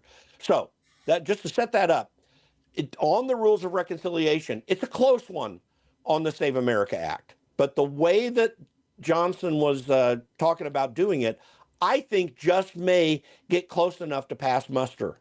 Because what it would do, in effect, is say, listen, we're requiring these things of states, particularly when it comes to voter ID, and their expenditures related to it. So, which is just spending more money and a problem for me, but nonetheless, that gets down the path. But what this does is just reiterates the fact that Democrats who are going to get rid of the filibuster immediately when they come on board, by the way, illegally, because it requires a supermajority vote to change the rules in the Senate, but they're going to do it anyway. And then they're going to just push all this other stuff that they're talking about while we don't pass the Save America Act and get our elections back to the gold standard that the United States had for 230 years, until Democrats started meddling with our elections about 20 years ago, mostly through the courts, sometimes through consent decrees, like in Georgia, where Brad Raffensperger violated the Constitution and changed election law in Georgia because Article 2, Section 1, Clause 2 of the Constitution says the state legislatures set those rules. And then Article 1, Section 4 says Congress can regulate those rules further. So it's not a consent decree or some judge somewhere like in Pennsylvania when they changed their election laws in 2020. So we got to get back to the gold standard. Democrats have been twisting the law to get their way and to get something that works better for them. And we need our representatives to be making those decisions like the Constitution says. And so Save America Act needs to bring all this back in line, clean up all of the bad court decisions and all the legislatures that did things that are absolutely meant to create errors and to allow illegals to vote. And we got to do it now. And Republicans on an 80% issue, like if you got to work really hard to get this done in the Senate, but it's worth it when 80% of the people are supporting you. This is the absurdity of Washington, D.C. It's a cesspool. It really is. So we need, if it gets into reconciliation, right, then it goes, it'll pass the House. It goes to the Senate. And then No.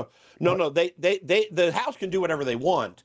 What happens is they can pass the bill that's intended to be a reconciliation bill, but they can do it however they want to. The House starts all spending anyway. When it gets to the Senate, then you got to deal with this whole parliamentarian issue, which is already coming up. And Chuck Schumer saying, you're violating these sacrosanct whatever that they're going to break. And then they can pass it with a majority vote on reconciliation there. All you got to do is get the members to agree. And then it goes straight to the president. So the reconciliation battle is... Can the vice president vote if it's 50-50? Oh, yeah, absolutely. So we need 50 votes because we already votes. Lost 3. Murkowski's not voting for it. Collins is not voting for it. Tillis is not voting for it. So you're already -3, right? Mm-hmm. So there's your 50. You got to hold the other and maybe 50. McConnell. Yeah, probably McConnell. So, I mean, right, even that, I mean, we're at 49. Of course, the pressure on Collins will be intense because they'll pull all of her money. So, but, you know, she's already come out against it. And Murkowski, forget about it. And Tillis, forget about it. And McConnell's come out against it. So you got now, I forgot about him. You got 49 votes. Yeah, you may be. I mean, McConnell may come around. The other thing is, by the way, Susan Collins, if my friend Tim Scott, who's running NRSC right now, goes out and threatens Susan Collins to not vote for this, because he's the guy he runs the show right now. That would be him and John Thune working together to tell her what not to do. Right now, it's evident. She's almost got a cakewalk developing in Maine because of this Graham what's-his-name that is a Nazi sympathizer and a radical leftist, and it's not playing well. They thought it was going to play well, and that's why they got rid of the candidate, which probably would have been a tougher challenge, Janet Mills, the current governor. Yeah, but that may be developing, and frankly, she's in the red parts of Maine. She's going to get voters that love her if she would just move this thing. And that's the calculation they need to be making. I'm going to be very disappointed if my very good friend, Tim Scott, who I used to fly back and forth from Charleston, South Carolina when I lived there, and he's a great guy. I really appreciate him. If he does not help her make the right vote, that's going to be a real problem. They better not do that. Now, she may make it on her own, but if they try to tell her not to do it, they're betraying the American people. They can call it whatever they want. They're betraying the American people. They're not betraying Donald Trump, although they are. That's not my concern. My concern is they're betraying the American people. Donald Trump will be gone someday, but our elections will remain, and we got to get it changed now. So will Collins stand with us or not? I don't know. I think she might end up being persuaded under the right circumstances, but right now she's got her feet dug in. She is not the kind of person we need from Maine representing Congress. It would be better if Paula Page, who actually may win that district, were able to get elected because that's a guy that was much better. Page is up by 20. I mean, that thing's over. He's going to be the congressman. I mean, the concern I have with Collins is she's already come out against it twice. So how do you change that? You use the influence the other way. Instead of saying, no, don't do it, because you got to win Maine, John Thune and Tim Scott say, no, you got to make the vote or we're going to pull your money. That's how you do it. You need to do it for we're good. We're going to pull your money and evil. you'll get nothing, and we'll let the other guy win. We'll let the Nazi win. I mean, that's it. That's the only way to do it. But you know what? McConnell might be your best bet. Oh, yeah. Well, yeah. But he's more bullheaded than any of them. Partly because he can't think anymore. And the Chinese run him. As my friend Peter Schweitzer has made very clear. I think that's strike three. Jim Pfaff, I want to thank you for being with us. People want to follow you, Jim. Where do they go? They go to theconservativecaucus.com, and I hope everybody follows me, but I know Myra follows you. I love Myra. So I'm going to send you the link to my event, and you got to bring Myra. So I'm going to send you that link. Now, don't forget, fill it out so we get a head count. We know you. I promise. I've got your text. I will follow up on it. Okay. Jim Pfaff, love you being on, sir. We'll see you soon. John Fredericks Media Network. And let's see who's coming up. Stephen Moore's next.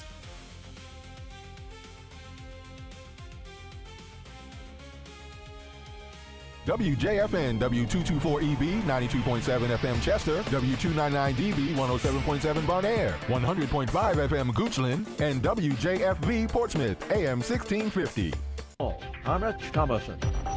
Following an appeal by the United Arab Emirates, Saudi Arabia, and Qatar, President Trump has shelved plans to attack Iran, putting the attack on hold for now, allow some more time for diplomacy. The president demands Iran loosen its grip on the Strait of Hormuz and abandon its quest for nuclear weapons.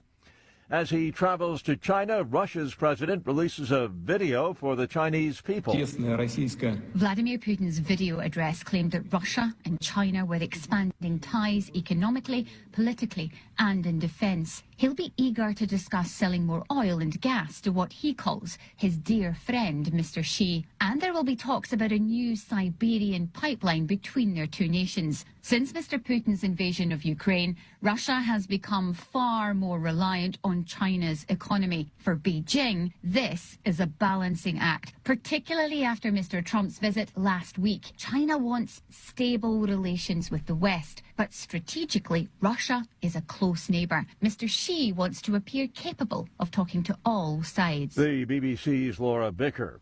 A security guard is among the 3 people killed. A shooting at the Islamic Center of San Diego. Police Chief Scott Wall says it's considered a hate crime. 2 suspects, ages 17 and 19, were found dead, apparently of self-inflicted gunshot wounds. Kentucky among a half-dozen states holding primaries today. GOP Congressman Thomas Massey being challenged by retired Navy Special Forces veteran Ed Galrine, who's endorsed by President Trump. After 3 days, there is a tentative deal to end New York's Long Island Railroad strike. Partial service is expected to resume at noon today. Watching Wall Street, the Dow futures are down 109 points, while the NASDAQ futures are off 219. More on these stories at townhall.com. Progressive presents perfectly bad excuses for missing stuff to spend more time on your motorcycle. Hey, Tom, gonna miss the 5K. Gotta organize my vitamins. A, B, C. There's so many. D. Now that was a bad excuse. If you love your vehicle this much, get customized coverage from Progressive, America's #1 motorcycle insurer. Progressive Casualty Insurance Company and affiliates, not available in D.C. Spring cleaning isn't just for your house, it's for your life. If your job is getting old, it's time to clear the clutter and spring into IT. Go to My Computer Career. My Computer Career helped me get the skills and certifications I needed to start a new life as an IT professional in months, not years. Earn the certifications the top employers are looking for right now. Visit mycomputercareer.edu and take the free career evaluation to see if it's time to spring into IT. Financial aid is available to those who qualify, including VA benefits. The Trump administration goes to bat for a persecuted minority in South Africa. The State Department's informed Congress it now plans to admit up to 17,500 white South Africans into the U.S. by September as refugees. President Trump's insisted South Africa's Afrikaner minority faces systematic discrimination and violence, especially farming communities, as he did in an Oval Office meeting a year ago with South Africa's president. People are fleeing South Africa for their own kill. No. President Cyril Ramaphosa telling Trump in that meeting, people who do get killed, majority of them are black people. Ben Thomas, Washington. Rescue teams Teams in Germany searching for 3 people missing after a building collapsed in the eastern city of Gerlitz near the Polish border. Police say a gas explosion may have caused the collapse. News and analysis, townhall.com.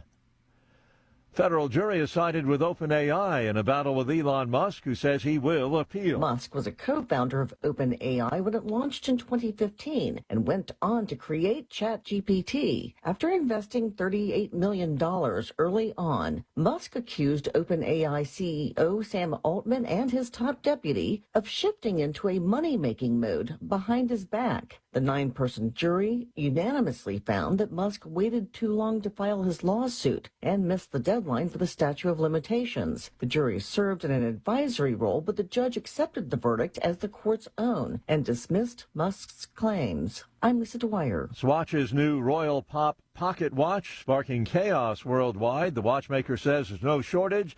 Despite weekend crowds and brawls at stores, police in Paris had to break out the tear gas. Fistfight broke out in Milan. More on these stories, townhall.com. How much did you win at Rosie's Gaming Emporium? Hi, I'm Jerry from Richmond. I won a $23,000 jackpot at Rosie's. I'm Tammy. I'm from Newport News, and I just won a $5,400 jackpot from Rosie's. Hi, my name is Kim, and I'm from West Virginia, and I won $99,000 jackpot at Rosie's. Are you ready? Learn more about Rosie's rewards and jackpots at rosiesgaming.com. Must be 18 or older. Problem gambling? Call 1-888-532-3500.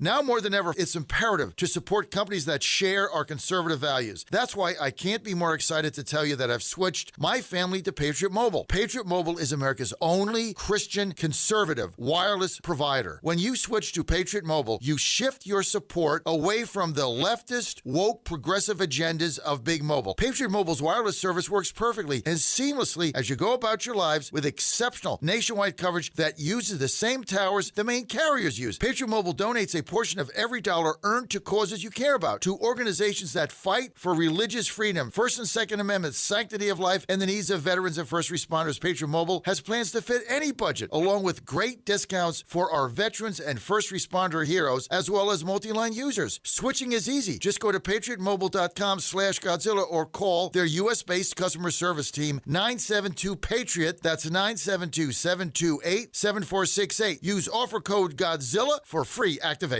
Washington is wasting $500 million every year on a federal supervision system that doesn't work. Probation officers are overwhelmed. Resources are going to people who pose zero threat, while actual dangerous individuals slip through the cracks. The Safer Supervision Act stops the waste and refocuses every dollar on protecting families from harm. President Trump's own pollster found about 80% of Trump voters want this fixed. It's time for Congress to get this done. Stop the waste. Protect our communities. Visit safersupervision.com. Paid for by the Reform Action Fund. Trouble concentrating or recalling information is frustrating, embarrassing, and kills productivity. Nutrition company Healthy Cell created Focus and Recall to boost your brain power. Unlike other supplements that don't work, Focus and Recall is not a pill. It's a gel you swallow with ultra absorption of science-backed ingredients to help you immediately sharpen focus, concentrate longer, and strengthen recall. Go to healthycell.com and use code GODZILLA for 20% off your first order. Risk-free. Love it or your money back. Guaranteed. Healthycell.com. Code Godzilla.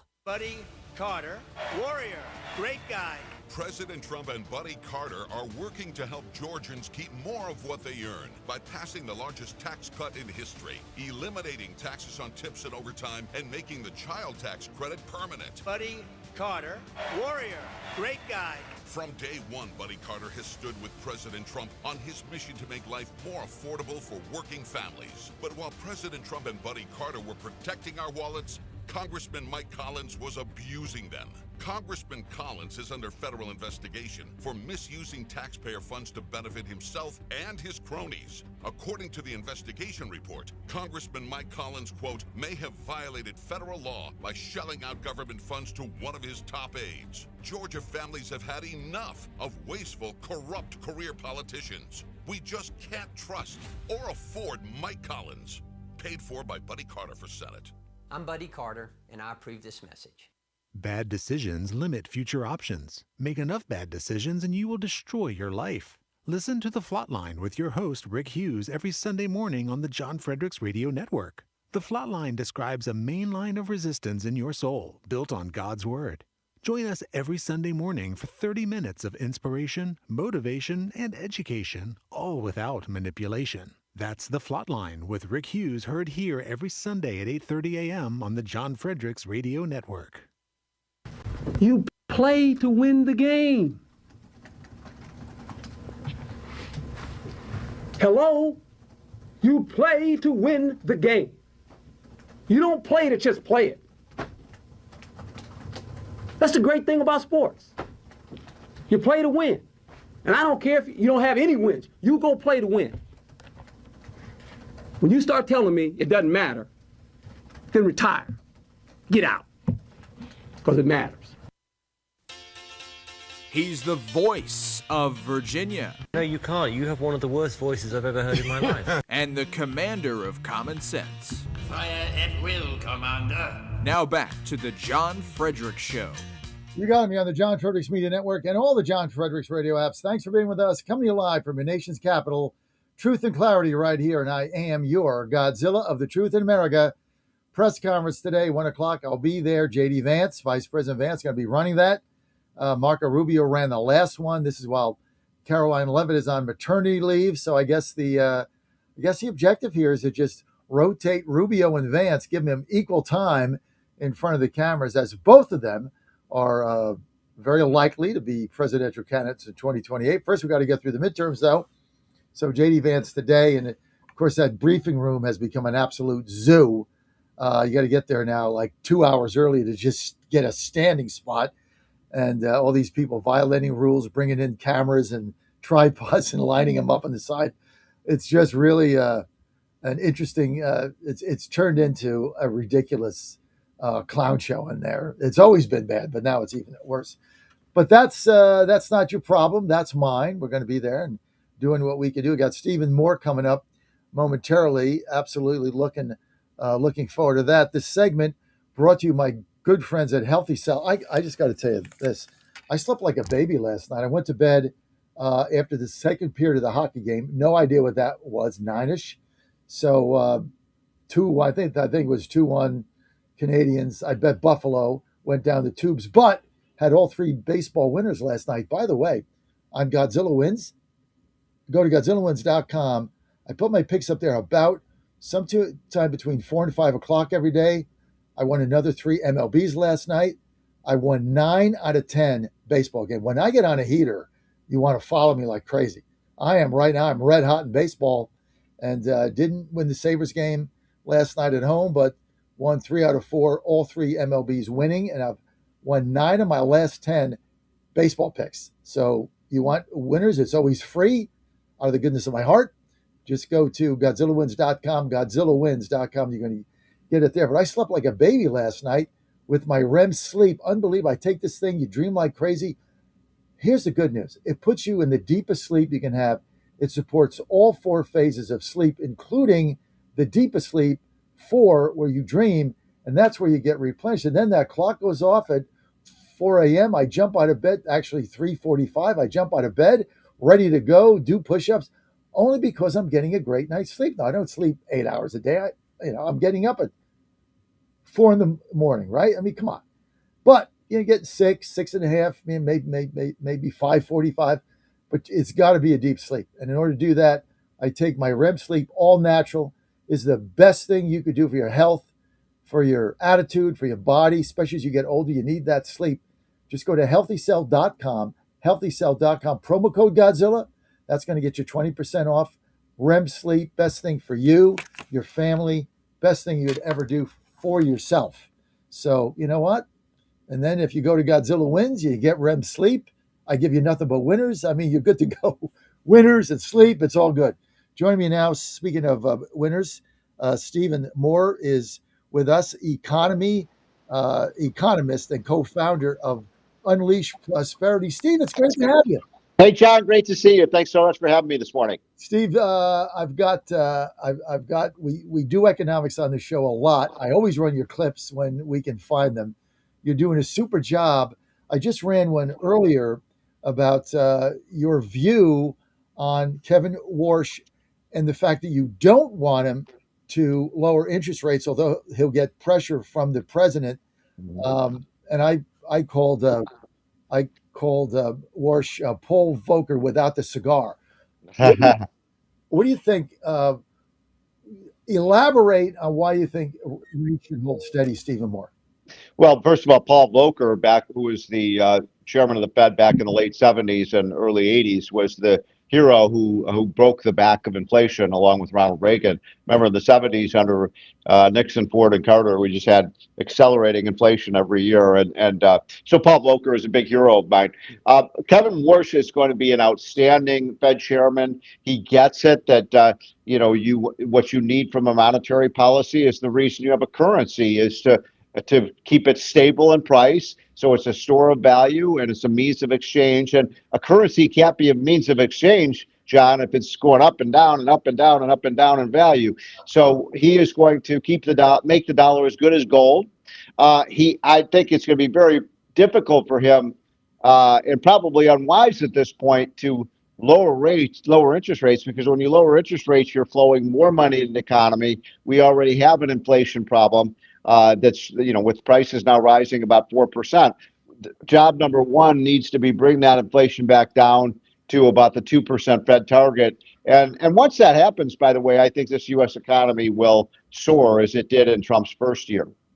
It was interesting. I had Todd Sheets on earlier today, very noted economist, and he said he had a quote. He said, "This economy is begging to take off." What did he mean by that?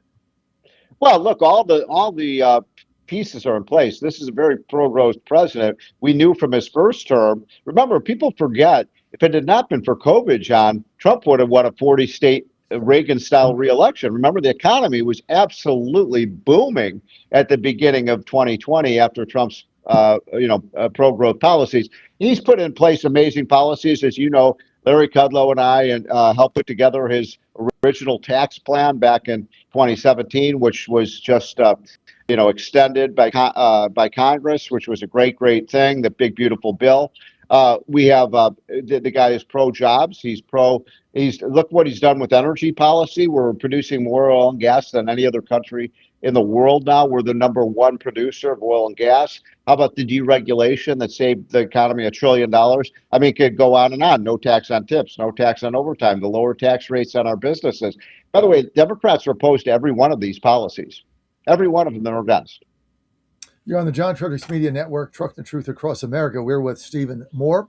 Steve is economist and co-founder of Unleash Prosperity and a noted commentator, as you know, along many of the news shows. Saw him on the Squawk Box a little bit earlier today. Stephen, give us a little insight. I want to get to Virginia for a second. And we had been railing for months against, Abigail Spanberger talking about affordability. She's doing the opposite. But we kept right to work there. That never got to her desk, which was huge.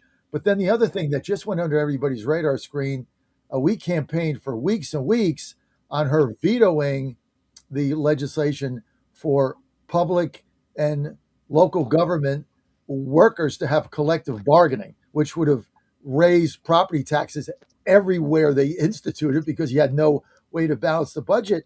She basically sent it back to them. It was a veto. If you really, yes, it was. It was a veto. She put so many amendments on it, it became ridiculous.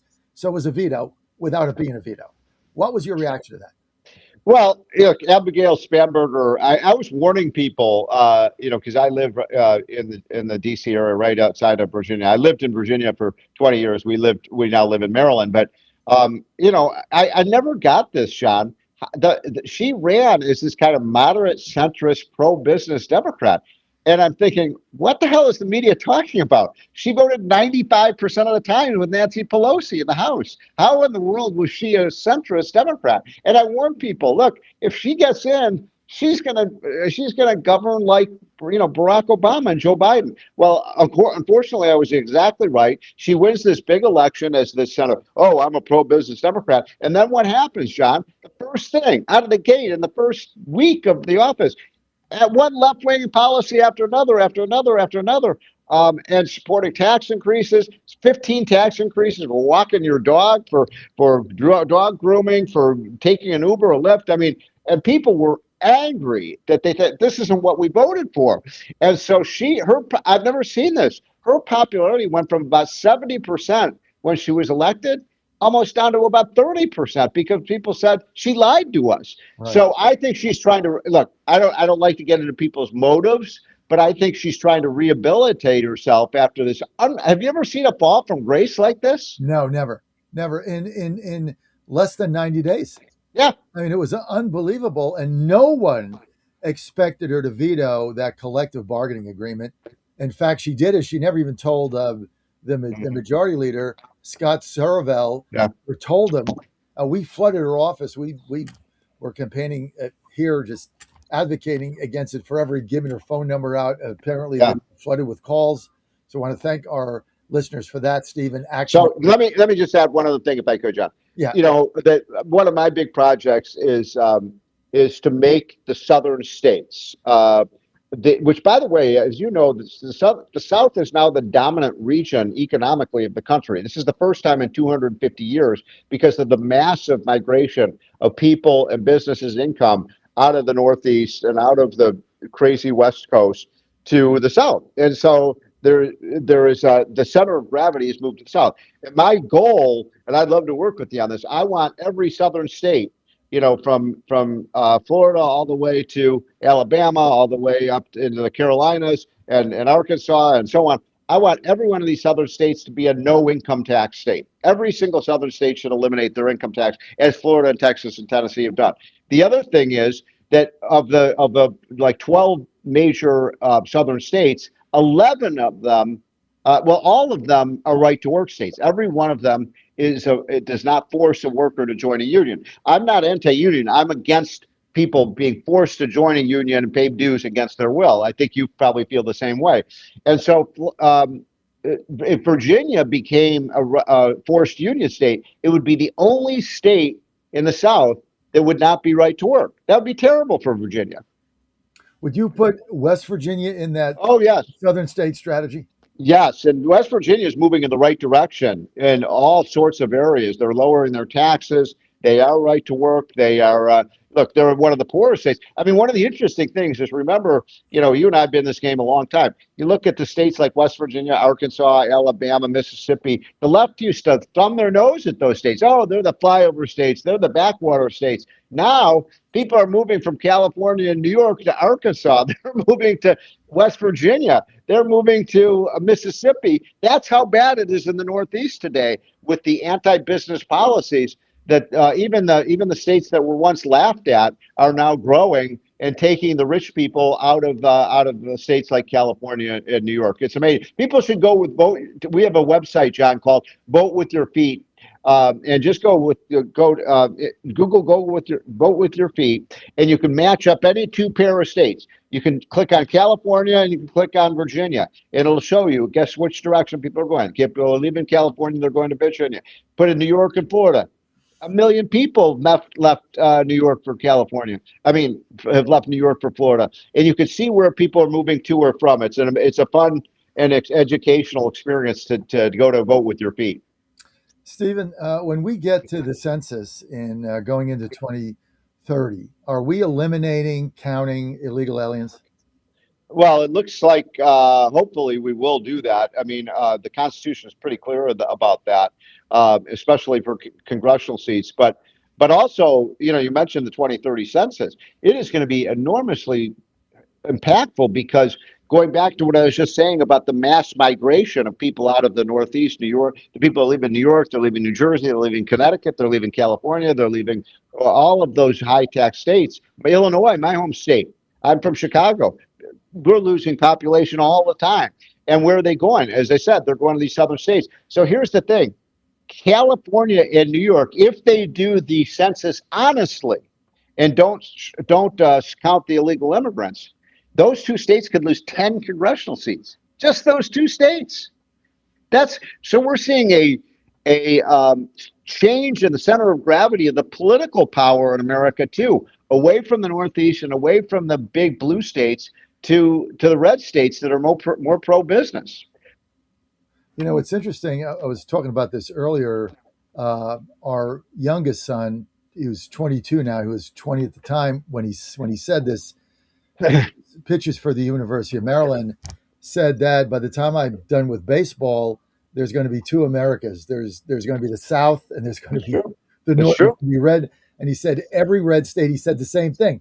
They'll have no income tax, Republican governor, Republican state house, and you get protected from the federal government, which will be controlled basically by the blue states. And so everybody will just, like you said, move with their feet to the South, and then, you know, you'll basically be defended against whatever the federal government decides to do here where I live. Yeah, except that, I mean, he's exactly right. I mean, that's I'm writing a book right now called Divisible. And, you know, we need to, in fact, another thing we need to do is allow states to redraw their line. For example, in Maryland, where I live, there's a big county right on the West Virginia border. It's 200 miles from Baltimore. It has nothing to do with you know, Baltimore's could be across the universe. And yet this county wants to be part of West Virginia. It doesn't want to be part of Maryland. Well, why not let them?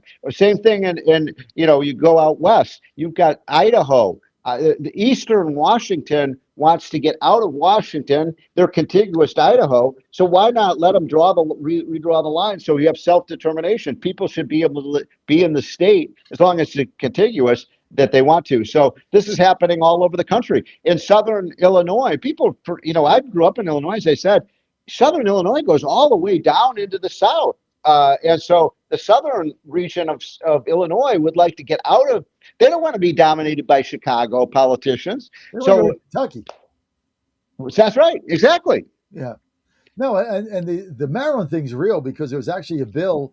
Yes. Senator Chris Rose from Fairmont, Republican, introduced a bill and got tremendous traction on getting this one Maryland county into West Virginia. I go all their time. It's an area that is geographically, politically, and culturally. Well, in fact, I go there. I keep saying, "Oh, I love West Virginia." People say, "No, this is Maryland." You know, I'm like, "What? They don't want to be part of Maryland." You know, and so why not let people? And it's very embarrassing to the blue states because what blue states really are is just a conglomeration of big liberal blue cities. And John, look at what's happened to Los Angeles. Heartbreaking. Look what's happening in New York. Heartbreaking. Look what's happening to my city of Chicago, my home city of Chicago. I mean, I love Chicago. It's being destroyed by progressive left-wing policies. And so that's blue state America, folks. It's those cities that dominate.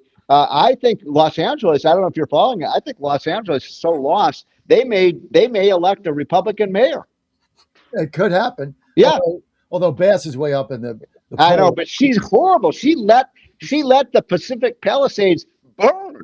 She burned down thousands of houses. I mean, if they ran out of water, how do you run out of water when you're on the Pacific Ocean? You can't make this stuff up, Stephen. Right. It's just crazy. Now, tell us again about your new work coming out, the book. What is it called? Well, first of all, I want people to go to, and I know you get it, John, I want everyone to go to Unleash Prosperity and sign up for our free hotline every morning. It costs you nothing. It's free. Newt Gingrich says it's the first thing he reads every morning. Just go to, I'm sure you're getting it, John, but it's unleashprosperity.com. Just hit on hotline. We'll send it to you for free. It costs you nothing. I just want everybody on your show to be the smartest person in the room when it comes to politics and the economy. And you can read it in 5 minutes every morning. And then this book that I'm working on, I'm about halfway through it, is really how the red states are coming to dominate politically. Now, here's the problem, John. You know this.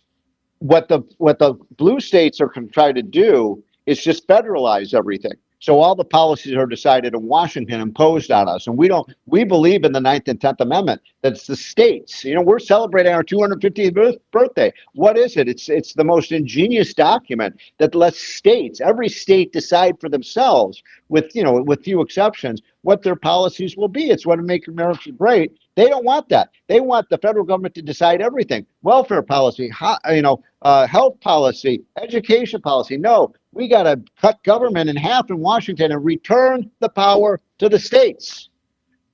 That's exactly it. I'm looking forward to your book. I have to agree with you I'm a subscriber to Unleash Prosperity. Go to unleashprosperity.com. It is the first thing I read. Thank you, John. You made my day, my friend.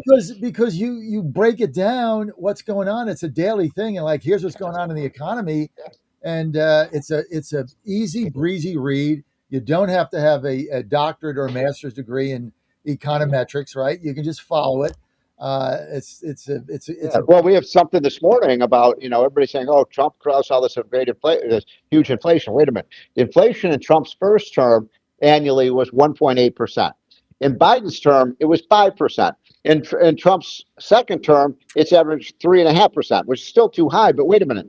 So if you're angry about inflation and high prices, folks, as you should be, 85% of the inflation that you're facing at the grocery store is thanks to Joe Biden, not Donald Trump. When does this war end, Steve?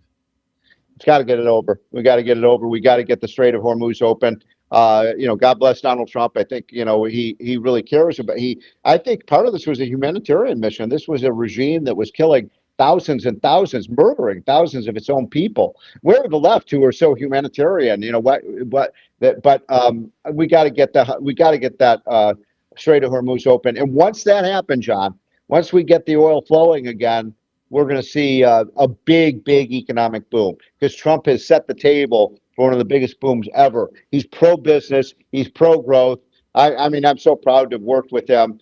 He gets it. And I think we're going to see by the end of the summer a real return to the big boom that we saw. And that's why I don't think the Democrats are going to win the Senate. And I don't think they may not even win the House. I don't think they're going to win the House, Steve. I think they were 2.5 weeks ago, it was a done deal. They needed 1 seat, 2 seats. I mean, we had zero chance of keeping the House. Yeah. Now it's increased. Yeah. Well, now they got to pick up with LePage's seat in Maine, and with 11 seats, I believe, that is going to come out of the Supreme Court decision. Yes. You've got, and then 4 we got back in Virginia. They're going to have to pick up 18 seats unless there's a tsunami. I mean, those are not 18 seats are not that much in play. I think we hold the House. Well, also people need to pay attention to the Democrats. This is not your granddaddy's or even your daddy's Democratic Party, as you know. I mean, they've been taken over by the radical left. And you like Maine. The Maine series is amazing. Story is amazing. They were running for the Senate, a very liberal governor, a terrible governor, very liberal. She's dropped out of the race because the Democrats in that state said she's too conservative. So now they basically put on the ballot a crazy left-wing person. So I think we can win. I think we can win that seat too against and hold that seat in Maine. Let's. I want everybody to go to unleashprosperity.com. Unleashprosperity.com. Sign up for the hotline there. Stephen, we're joined at the hip here on our vision of the southern states. Do me a favor, write in that chat line there that you see in that box. Give Dan your mobile so we can stay connected on that. And I think you're onto something. I really do. I think you're onto something. Hey, did you really get 9 out of 10 of those MLB games right? When I get on a heater, baby. That's awesome. Did lose the Sabres game last night. Yeah. Buffalo was they just can't win a big game. Yeah. That's unbelievable. Yeah. But I'm on a heater. Go to GottDillowoods.com. Stephen, stay on the line. Give Dan your number. We'll stay in touch. Okay. Thank you. Thanks, John. We're going to the Chairman's Corner next. Delaware. That's right. Delaware's up. Let's go. Improve mental speed, learn rapidly, and be more alert. It's a pill-free brain supplement made with maximum absorption ingestible gel technology, designed to feed your brain at the cellular level. Take it for a test drive. Go to healthycell.com and use code GODZILLA for 20% off your first order of Focus Plus Recall. That's healthycell.com, code GODZILLA for 20% off. Buddy Carter, warrior, great guy. President Trump and Buddy Carter are working to help Georgians keep more of what they earn by passing the largest tax cut in history, eliminating taxes on tips and overtime, and making the child tax credit permanent. Buddy Carter, warrior, great guy. From day one, Buddy Carter has stood with President Trump on his mission to make life more affordable for working families. But while President Trump and Buddy Carter were protecting our wallets, Congressman Mike Collins was abusing them. Congressman Collins is under federal investigation for misusing taxpayer funds to benefit himself and his cronies. According to the investigation report, Congressman Mike Collins, quote, may have violated federal law by shelling out government funds to one of his top aides. Georgia families have had enough of wasteful, corrupt career politicians. We just can't trust or afford Mike Collins. Paid for by Buddy Carter for Senate. I'm Buddy Carter, and I approve this message. Now more than ever, it's imperative to support companies that share our conservative values. That's why I can't be more excited to tell you that I've switched my family to Patriot Mobile. Patriot Mobile is America's only Christian conservative wireless provider. When you switch to Patriot Mobile, you shift your support away from the leftist, woke, progressive agendas of Big Mobile. Patriot Mobile's wireless service works perfectly and seamlessly as you go about your lives with exceptional nationwide coverage that uses the same towers the main carriers use. Patriot Mobile donates a portion of every dollar earned to causes you care about, to organizations that fight for religious freedom, First and Second Amendments, sanctity of life, and the needs of veterans and first responders. Patriot Mobile has plans to fit any budget, along with great discounts for our veterans and first responder heroes, as well as multi-line users. Switching is easy. Just go to patriotmobile.com/Godzilla or call their U.S.-based customer service team, 972-PATRIOT. That's 972-728-7468. Use offer code Godzilla for free activation. Washington is wasting $500 million every year on a federal supervision system that doesn't work. Probation officers are overwhelmed. Resources are going to people who pose zero threat, while actual dangerous individuals slip through the cracks. The Safer Supervision Act stops the waste and refocuses every dollar on protecting families from harm. President Trump's own pollster found about 80% of Trump voters want this fixed. It's time for Congress to get this done. Stop the waste. Protect our communities. Visit safersupervision.com. Paid for by the Reform Action Fund. Bad decisions limit future options. Make enough bad decisions and you will destroy your life. Listen to The Flatline with your host, Rick Hughes, every Sunday morning on the John Fredericks Radio Network. The Flatline describes a main line of resistance in your soul, built on God's Word. Join us every Sunday morning for 30 minutes of inspiration, motivation, and education, all without manipulation. That's The Flatline with Rick Hughes, heard here every Sunday at 8:30 a.m. on the John Fredericks Radio Network. If you want to go after an athlete, one of my athletes, you go after one that doesn't do the right things. You don't downgrade him because he does everything right and may not play as well on Saturday, and you let us make that decision. That's why I don't read the newspaper, because it's garbage, and the editor that let it come out is garbage. Attacking an amateur athlete for doing everything right. And then you want to write articles about guys that don't do things right and downgrade them, the ones that do make plays. Are you kidding me? Where are we at in society today? Come after me. I'm a man. I'm 40. He's your Godzilla of the truth in America. Run! It's Godzilla! No gibberish or nonsense, just common sense. And now back to the John Fredericks Show. You're on the John Fredericks Radio Network and all the TV stations. You can get me on Smart TV, Roku, Fire Stick, Apple TV. It's all there. Plus JFMN.TV. Thanks for joining us today. Truth and Clarity. I am your Godzilla of the truth in America. And guess what? It's time for Chairman's Corner. That's right. Every week we get on a state chairman of the Republican National Committee, which is basically going to be crucial to our prosperity going forward and our ability to be successful.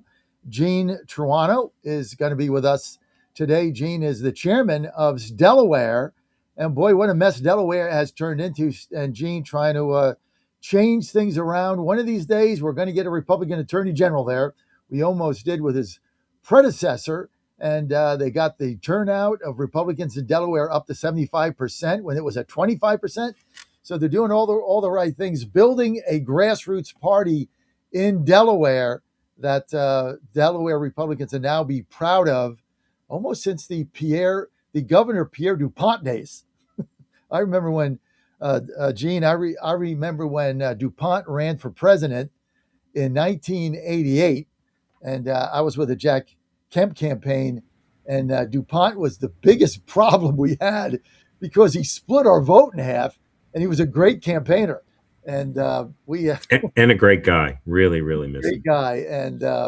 And I remember when I was with the Kemp campaign, I'd seen him multiple times in New Hampshire. I also remember he was at an event.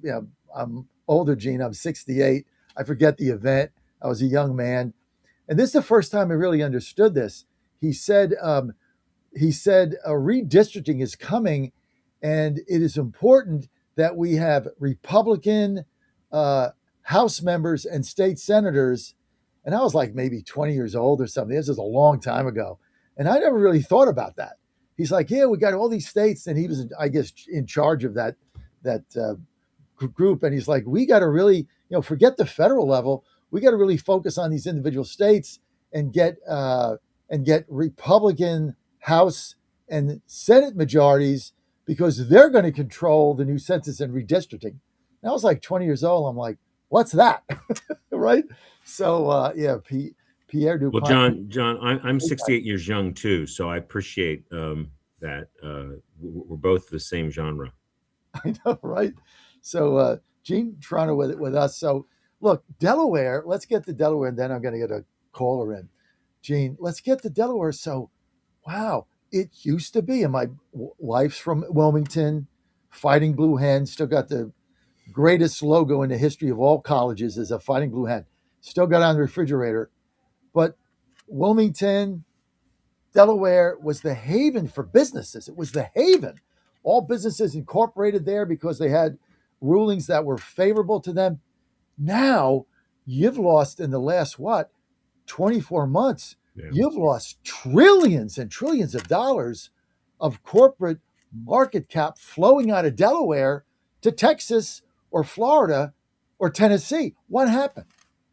So that's being referred to now as Dexit, DE, Delaware exit. And I think it started, maybe started before, but I think the Elon Musk lawsuit and the Court of Chancery decision, he just said, well, I'm not going to take this anymore, so I'm going to get up and leave. And following him were most recently Dell, Coinbase, and the list of household Fortune 500 companies and fintechs it's phenomenal. I have to kind of just caveat, we still have 2/3 of the registered corporations in Delaware. Delaware was always the corporate haven because of our Court of Chancery and because of a lot of the environment. But that's being slowly eroded because of policies by radical judges. And I think it's a wake-up call. We in the Delaware Republican Party are obviously calling that to the attention of voters. Is like one-party rule, which we're almost there in Delaware, of all Democrats controlling the House and Senate, will be devastating because of these kinds of things, these kinds of policies that make big companies leave. And just like Pete DuPont said, we're focused this cycle primarily on the local races. We need to win seats in the House and Senate. We have a strategy to do that. I'm excited. We've got a lot of momentum, and we've hired a lot of people that are going to do just those exact same things.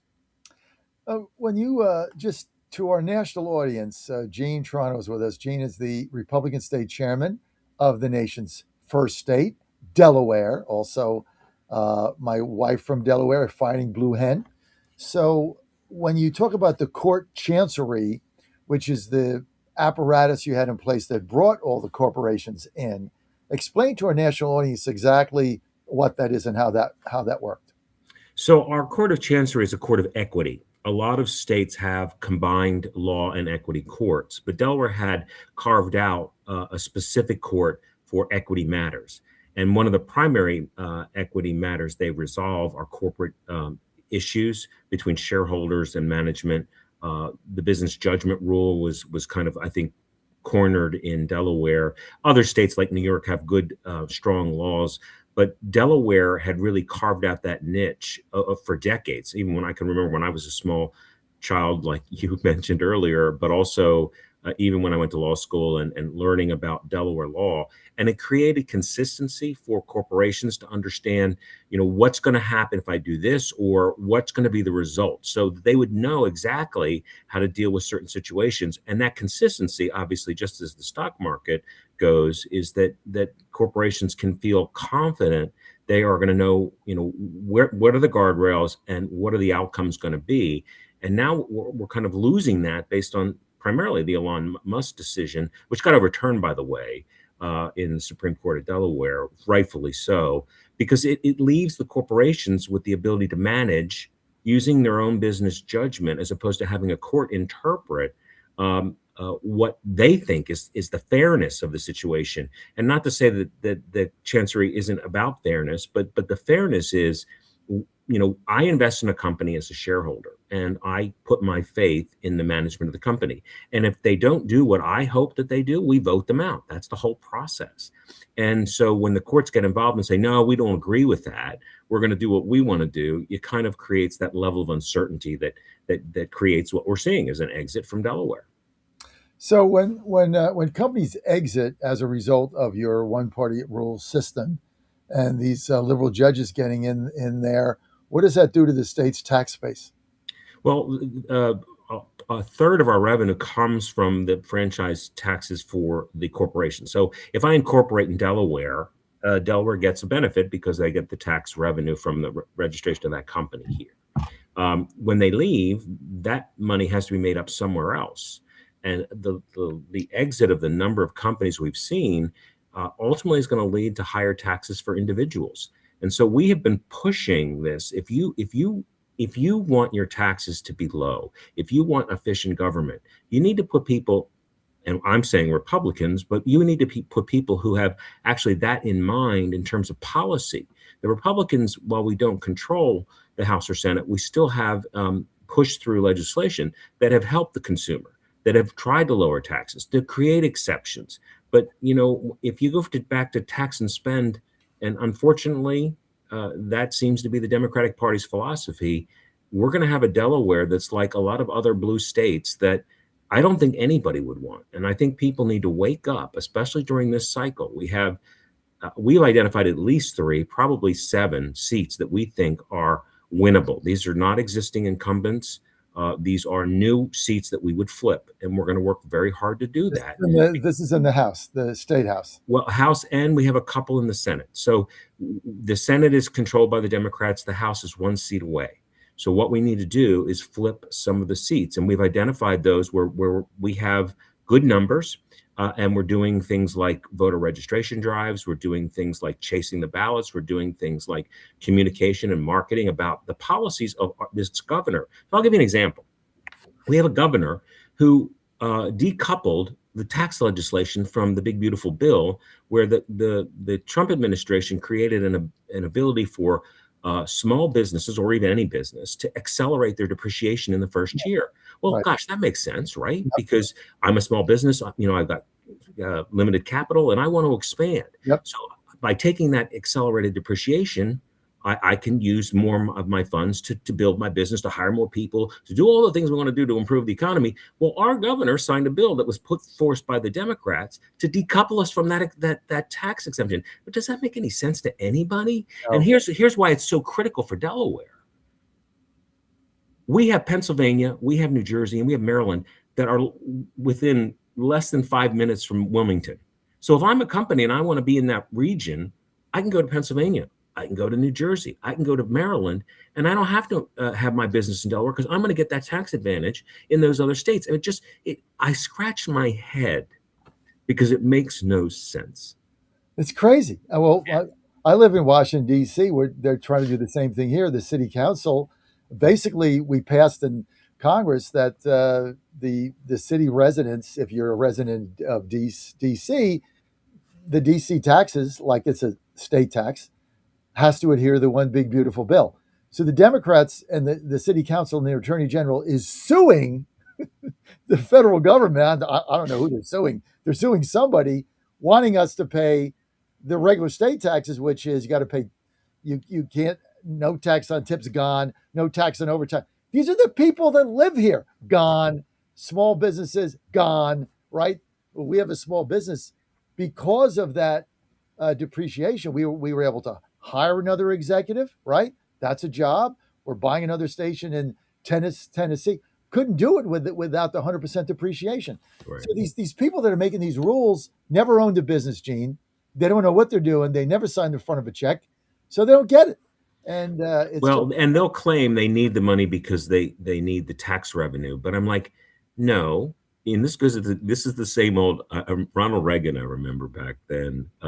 It's not, we don't have a spending problem. I mean, we don't have a tax revenue problem. We have a spending problem. Right. So Democrats, figure out how to manage your business, which is running the state, with a tight budget and cutting expenses and not using money frivolously, and you won't need to raise taxes. I want to scream at the top of my lungs to Delaware voters and say, do you know what's happening in your state? And the solution, obviously, from someone like me would be vote Republican, but it's not always about that. It's about voting for policy. And the Democrats, the local Democrats in Delaware, don't seem to be putting forth policies that help the local Delaware voters. And that's why we need change. And that's why we think that we have the right candidates at the right time to go along with where the momentum of the federal government, the big, beautiful bill, the policies that the Trump administration are putting forth, and follow that same mantra in Delaware. And again, if we win some seats, it's going to make all the difference in the world, because the policies will change to support the people, because then people will start continuing to vote for the right policies offered by the Republican Party. Gene Trotter with us. This is Chairman's Corner. Gene, the chairman of the first state, Delaware, the Republican state chairman, RNC for the state of Delaware. So you guys were getting, when your predecessor first came in, when she ran for attorney general, she lost by 12,000 votes, right? She ran a really good race. Great lady, ran a super race. And, but she didn't get, like, Republicans didn't turn out to vote for her. It was like 40% Republican turnout. Drove her bananas. And you guys got that up to 75%. So how did you build enthusiasm in a one-party state where the Democrats rule from the grassroots up? How did you change it? What did you do to change it? So there's two things, and we're working on sort of that launch pad from that specific election. One is to change voter registration. Everybody says that's hard, but we have hired a full-time person, like a Scott Pressler type person, to go out into functions and create methods using all sorts of tools like email, phone calling, knocking on doors, to get people who are, and we've identified them through the RNC lists of potential voters in Delaware that are registered independent and Democrat. And then that flows into the get out the vote strategy, which is you got to chase people. There are a lot of Republicans, especially in this cycle, because it's an off year, who won't go out and vote. They'll tell you they're going to vote, but they won't go out and vote. So what we did then, and what we're going to do now even more, is to follow those people, to send them reminders, to call them, to knock on their doors, to email them and text them, and then continue our general messaging program. We have something today that we didn't have as much back then, and that is we post 3 social media posts a day. We've never done that. And we send out at least 3 to 5 emails a day about policies and issues from the federal level, but more importantly on the state level. When our governor does something wrong, people need to know about it, because a lot of it doesn't get reported in the mainstream media. In Delaware, the media is almost non-existent. So we've created our own network of that. So in order to continue what happened in the Julianne Murray race for AG, we're going to continue those policies, but we're going to accelerate them with full-time staff that are going to help us get the folks out. Now, if somebody doesn't want to change their registration, so if they're a Democrat or they're independent, always been a Democrat, always been an independent, I vote Republican and I'm conservative, but I just don't want to change my party for whatever reason, we're going to identify those people as well, and we're going to chase them all the way till Election Day. So we'll communicate with them, we'll call them, I mean, with their permission, right? If we start a dialogue with somebody that says, hey, we can give you some information about Delaware policies, about things that you're interested in, and we can follow you. And people will generally accept that, especially if they're interested in voting Republican. And then we have to get, the week before, the day of, have you voted yet? And so that's the hardest part about winning, especially here in Delaware, where we have a disadvantage in registration, is to make sure we get out the vote. And that's what we're going to do. And that's what Julianne did. And unfortunately, a little short, but we're going to try to overcome that. You know, Gene, I love what you're doing. Just outreach, talking to voters, getting them excited, trying to flip seats. It sounds like you got a plan, you got a strategy. Very exciting. And you know what our view is always is that if you give Republicans in a tough environment, like I'm in Washington, D.C., I'm running for Ward 2 chairman. It's a very tough environment. We get 7% of the vote.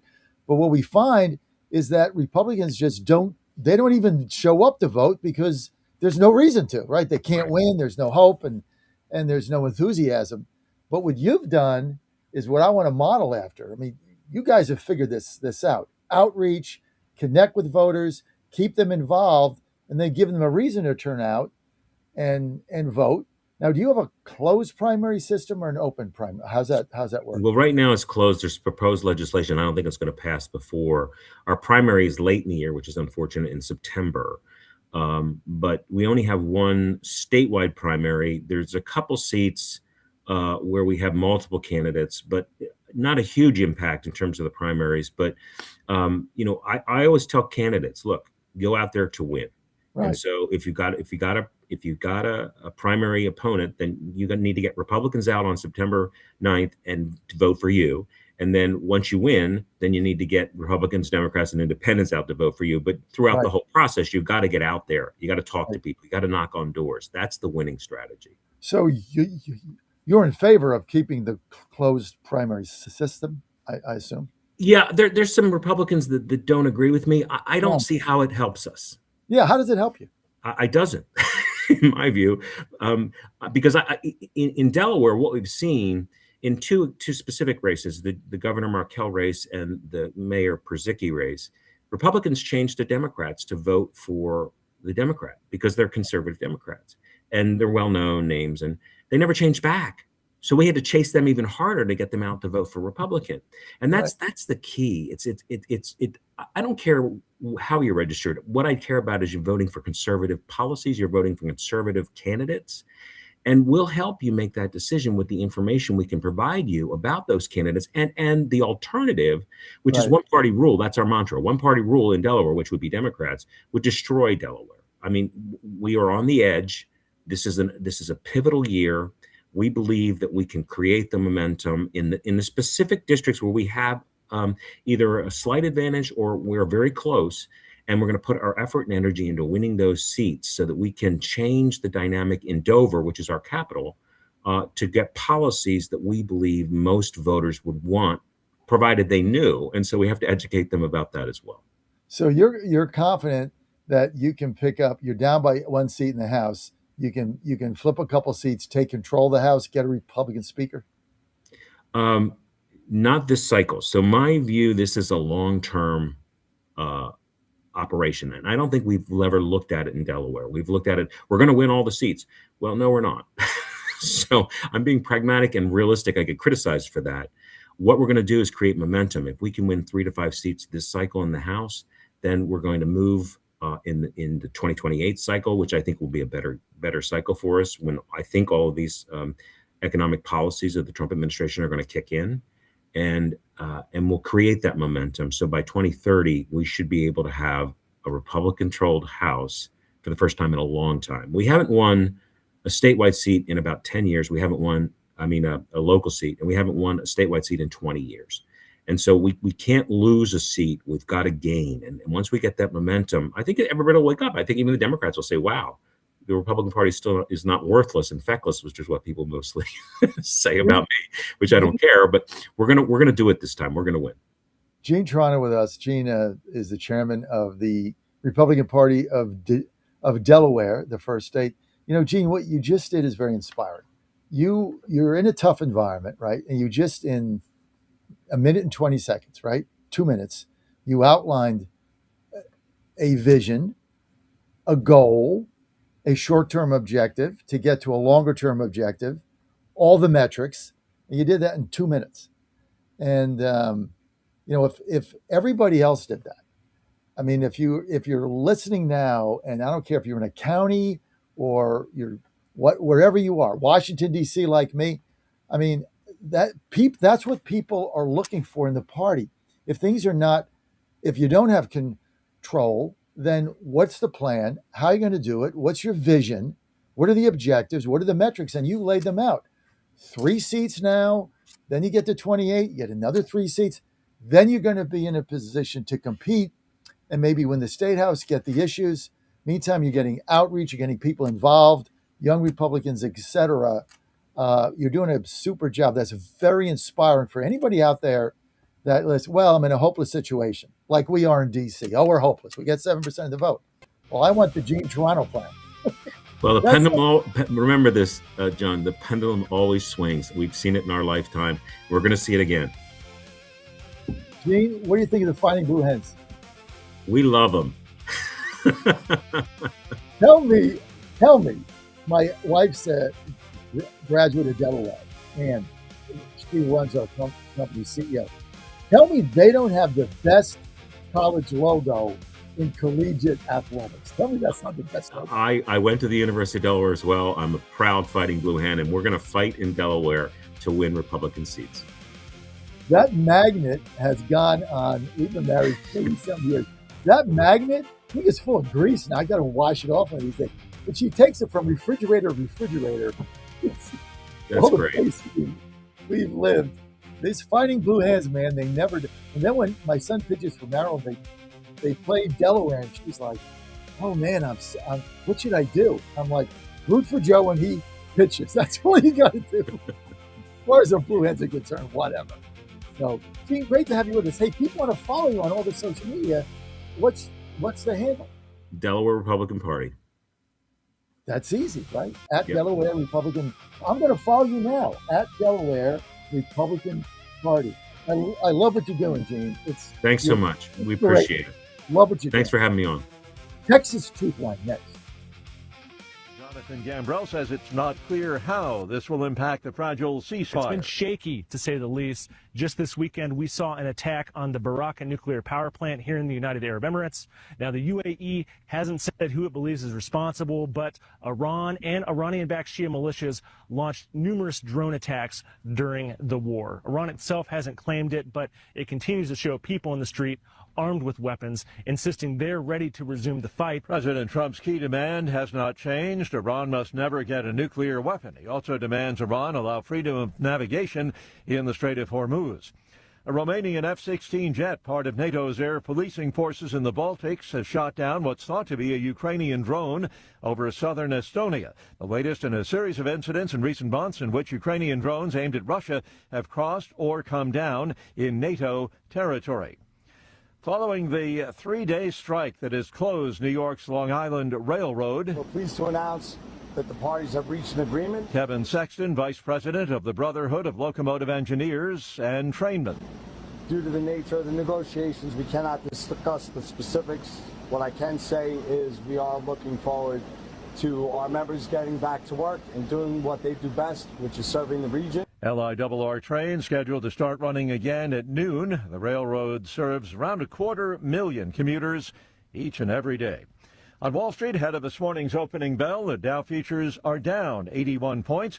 NASDAQ futures off 167 points. More on these stories at townhall.com. Progressive knows that boat days can come with unexpected problems. Oh no, I dropped my lip balm in the water. I can't think of anything worse than the looming threat of potentially having chapped lips. It was ginger vanilla, too, my favorite flavor. If a real problem comes along, your boat's protected 24/7 with Progressive, so you can keep worrying about boater problems. Progressive Casualty Insurance Company and Affiliates, not available in D.C. Veterans and active duty service members. When your call to service ends, your mission doesn't have to. Go from GI to IT in just a few months at My Computer Career. Prepare for a high-demand career in cybersecurity, protecting people, systems, and institutions from real cyber threats. Cyber warriors are needed now. Will you answer the call? Go to mycomputercareer.edu/CWP to learn more. That's mycomputercareer.edu/CWP, an elite CompTIA certification partner. VA education benefits are available to those who qualify. There is growing concern about England's dwindling hedgehog population, and some high-tech methods are being employed to find out exactly where it stands. It's still a bit of a stretch to see actual hedgehogs from space, but thanks to AI, what the Cambridge University researchers can now see is the places where they live and also where their habitats are being destroyed. The scientists' AI tool Tessera can analyse satellite images of the UK in great detail, identifying individual hedgerows and brambles where hedgehogs thrive. This data can be combined with other sources too to provide an accurate status of the hedgehog population, which is in steep decline. And that's a BBC's Zoe Kleinman. Israeli forces have intercepted one of the remaining boats in a flotilla carrying activists seeking to challenge a blockade of Gaza. The vessel was stopped about 95 miles from Gaza, according to the flotilla's website tracker. News and analysis, townhall.com. Tense debates on redistricting have already played out across the South. Now Republicans are looking to tweak the map in South Carolina. Democrats upset as redistricting map wars erupt across the South in states like Alabama, Tennessee, and Florida. Now South Carolina is in play. Republicans ramping up efforts to tweak the map with the goal of voting out Democrat Congressman Jim Clyburn in District 6. He says regardless, he's in it to win it, Clyburn telling CNN. So I'm going to run, irrespective of what the makeup of the district might be. Laura Winters reporting. Former Los Angeles police detective Mark Furman has died. He passed at home in Idaho. Furman had pleaded no contest to a perjury charge that stemmed from his testimony at the highly publicized O.J. Simpson murder trial back in the 1990s. Mark Furman was 74 years old. More on these stories at townhall.com. In a time when everything feels political, one place must rise above it all: the courtroom, where the law rules and integrity matters. In 2020, Georgians came together, electing a justice who believes in protecting our courts. I'm Georgia Supreme Court Justice Sarah Warren, and here's what I believe. I believe in the rule of law, the separation of powers, and a judge's limited role to interpret the law as written. I believe in a nonpartisan judiciary, impartial judges who don't advocate for political positions or outcomes. I believe in deciding cases without bias or favor, treating everyone with dignity and respect. As a justice on your Supreme Court, I've upheld these values. With your support, we'll maintain the integrity of our courts. Vote to re-elect Justice Sarah Warren. Vote early starting April 27th or on Election Day, May 19th. Paid for by Georgians for Justice Warren, Inc. Washington is wasting $500 million every year on a federal supervision system that doesn't work. Probation officers are overwhelmed. Resources are going to people who pose zero threat, while actual dangerous individuals slip through the cracks. The Safer Supervision Act stops the waste and refocuses every dollar on protecting families from harm. President Trump's own pollster found about 80% of Trump voters want this fixed. It's time for Congress to get this done. Stop the waste. Protect our communities. Visit safersupervision.com. Paid for by the Reform Action Fund. How much did you win at Rosie's Gaming Emporium? Hi, I'm Jerry from Richmond. I won a $23,000 jackpot at Rosie's. I'm Tammy. I'm from Newport News, and I just won a $5,400 jackpot from Rosie's. Hi, my name is Kim, and I'm from West Virginia, and I won $99,000 jackpot at Rosie's. Are you ready? Learn more about Rosie's rewards and jackpots at rosiesgaming.com. Must be 18 or older. Problem gambling? Call 1-888-532-3500. The Cats and Cosby Show. It's a common sense recap of the big stories. This meeting with China and President Trump, the stakes couldn't be higher. Listen, China's not our friend. They've been stealing our technology. They've been stealing the AI, responsible for the COVID. We have to be very, very careful about giving stuff to China. Cats and Cosby, 5 Eastern, 4 Central on the John Fredericks Media Network. It's the top news of the day. China wants the oil from Iran. They want to make a deal that's good for them and not piss us off too much. 1775 Coffee is giving away free starter kits. Try the dark or medium roast coffee with longevity blend, an infused blend with anti-aging calcium alpha-ketoglutarate, which has been clinically proven to reduce biological age. When you purchase the first 2 bags, you'll receive a free 1775 starter kit, including a third 16-ounce bag of coffee, a matte black tumbler, a frother, a gold scoop, or a reusable K-cup filter. Just order now at 1775coffee.com/Godzilla and claim your free 1775 starter kit while supplies last. Buddy Carter, warrior, great guy.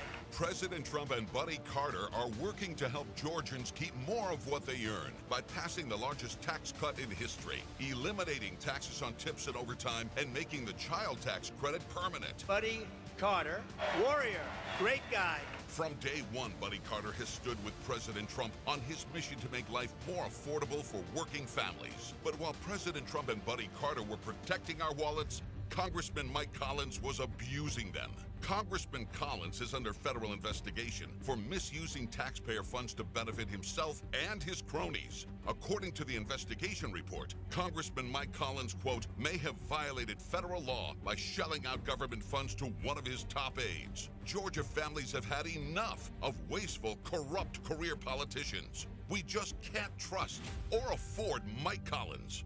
Paid for by Buddy Carter for Senate. I'm Buddy Carter, and I approve this message. John Fredericks. It is the most egregious thing I've seen in a lifetime. President Trump. The whole thing is ridiculous. When politics start getting wild. They want to have every single thing that you don't want. Raise taxes, men and women's sports. They're going to open up their border. Trump hits the speed dial. Thank you for calling in on such short notice. You came first, John. Wake up with the John Fredericks Show weekday morning, 6 Eastern, 5 Central on JFMN.TV, the massive J-Fred radio network, and all across the social. You came first, John. Thank you very much, and you do a great job. Don't touch that dial. You've found your home of the truth. Do you solemnly swear to tell the truth, whole truth, and nothing but the truth? With the best analysis in America. You can't handle the truth. And now back to the John Fredericks Show. Well, you're on the John Fredericks Media Network and all the John Fredericks Media apps. Thanks for being with us. Texas Truth Line coming up. Matt Rinaldi. Oh, we got a week to go. We're still waiting for this big endorsement that was announced, but it's not happened. Ken Paxton well on his way to running out the clock on the endorsement. Matt Rinaldi is going to be with us. And, well, the whole Texas Truth Line. Abraham George couldn't make it today, but we got some other guests coming on. We got Georgia to talk about today, Georgia primaries as well. We'll get Matt's take on them. Matt can talk about anything. It doesn't matter. Former chairman of the Texas Republican Party, now the chairman, Abraham George. Great guy. All right here on the John Fredericks Network, Trucking the Truth across America. I'm coming to you live in Washington, D.C. This segment brought to you by our great friends at Colonial Downs. Let's go. Biggest summer meet ever. Hey, they're off. Live racing returns to Colonial Downs Racetrack. Of course, we're going to be there in our suite. Our horses going from Churchill Downs all summer long. Hey, it starts on June 25th. Ooh, that's only 5 weeks away, baby. Let's go through September 7th. Experience at the greatest, most beautiful racetrack in America, right in New Kent in Virginia. Most beautiful turf track you're ever going to find. Tied with Saratoga, which is under renovation. So now we win. As long as that's being renovated, we're numero uno. No doubt about it. Live racing, June 25th to September 7th. Now experience live thoroughbred racing in an atmosphere unlike anything you've ever seen. Catch all the action. Great for the family. Thursday through Sunday, all summer long, starting on June 25th with family-friendly activities every Sunday. Make Colonial Downs your new summer tradition like Ann and I do. So much fun. Colonial Downs Racetrack, well, it's open to all ages. It's great for families. Parking, general admission, they're free. Get your tickets today at colonialdowns.com. June 25th to September 7th. Post time, 12:30 p.m. colonialdowns.com. Don't forget, check us out in our suite. And we're going to be there, kind of ship in there, and we never leave, right? Kind of like Hotel California.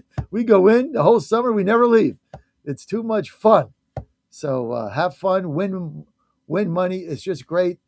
And downstairs, of course, Rosie's Gaming. So there's something for everybody. And of course, the sports book upstairs. They don't have a sports book in Texas because they don't allow gambling. They do allow pari-mutuel racing, but no sports book in Texas for you. So when I went there, I couldn't make any bets. So I don't know how many hockey bets I would have won. It's a reason not for me to go to a bus tour there during hockey season, but it's all good. In the meantime, If you want to go to GodzillaWins.com, 9 out of 10 baseball winners. Another 3 last night, 3 for 3, 9 out of 10. Godzilla on a heater. Out of the goodness of my heart. Just go to GodzillaWins.com. My picks get up about 5 o'clock at the end of the day after I do my deep analysis. 9 out of the last 10 baseball picks. Pretty good, although I did have the Sabres last night and lost in overtime. Again! So Buffalo just snaked it. 888-480, John, you want to weigh in? 888-480-5646. And let's see who's on. I know Matt Rinaldi's on. Let's bring Matt in. There's Matt. You look, every time I see you, you look better. You're living life right, dude. You're living good. Thanks, Sean. Got Paul James has got the best backdrop ever. Not as good as my bus, but he is in his car and he's stable. So actually, we're going to get a good internet feed from. Now, Paul, if you had my Starlink like I do, I mean, you'd never have an internet problem. I'm just saying, if you had Starlink, go to set123.com. So we got Paul James with us, Matt Rinaldi. Look, Matt, let's get to Texas here. You got a week before this runoff for the ages, and President Trump last week we talked about it. He said he was going to make an endorsement, came out with the truth. Nothing happened this week. Aren't you just going to run out the clock here or what, Matt? Yeah, I think he said he was going to make a decision. I don't know if he said he was going to make an endorsement, but I think it's pretty clear he's not going to endorse. Oh, that's good, Matt. He said he'd make a decision, not an endorsement. You know what? That got past me. You're right. That's good. Yeah, he's not going to endorse in this race. I think John Cornyn came to that realization as well. He's not going to endorse in the race. I think he knows that a Cornyn endorsement would be, it would be bad for his base. Paxton, Trump share a lot of supporters, so I don't think he's going to make an endorsement in the race at all. I think Paxton's still going to win.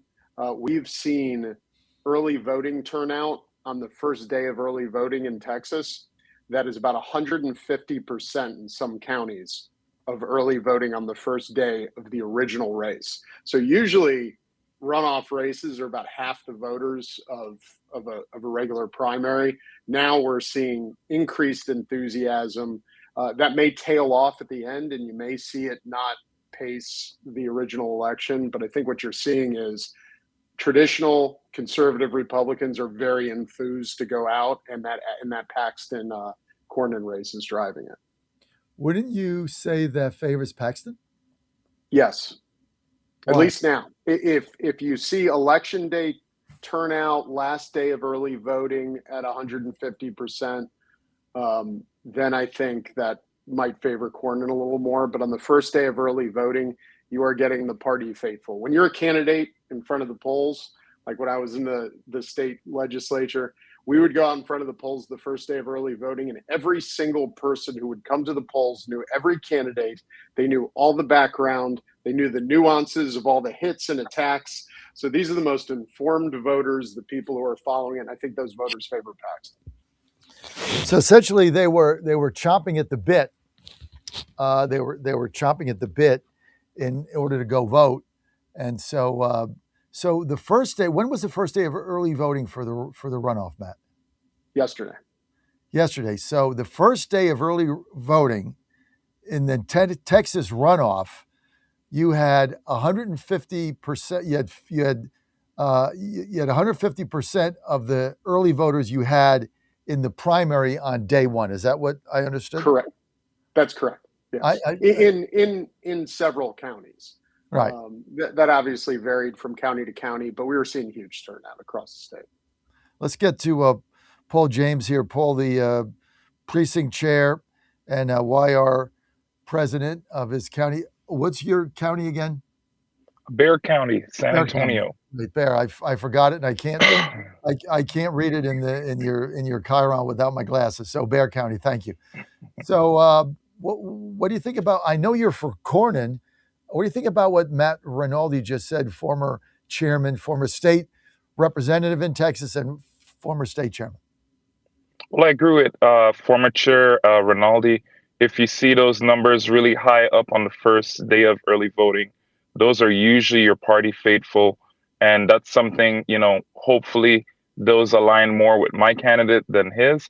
But I'll tell you, overall, over here in Bexar County, I'm sitting actually in the car in front of my polling site, and I've been here about 30 minutes, and there's probably only been like 15 people to go through the door.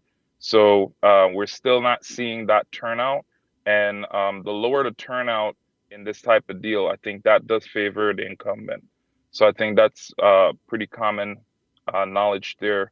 But I will say we've had a lot of energy for Cornyn's campaign. There's been a few trips to Bexar County, San Antonio, because we do have one of the 5 new redistricted seats up for grabs here in Bexar County. So that's John Lujan.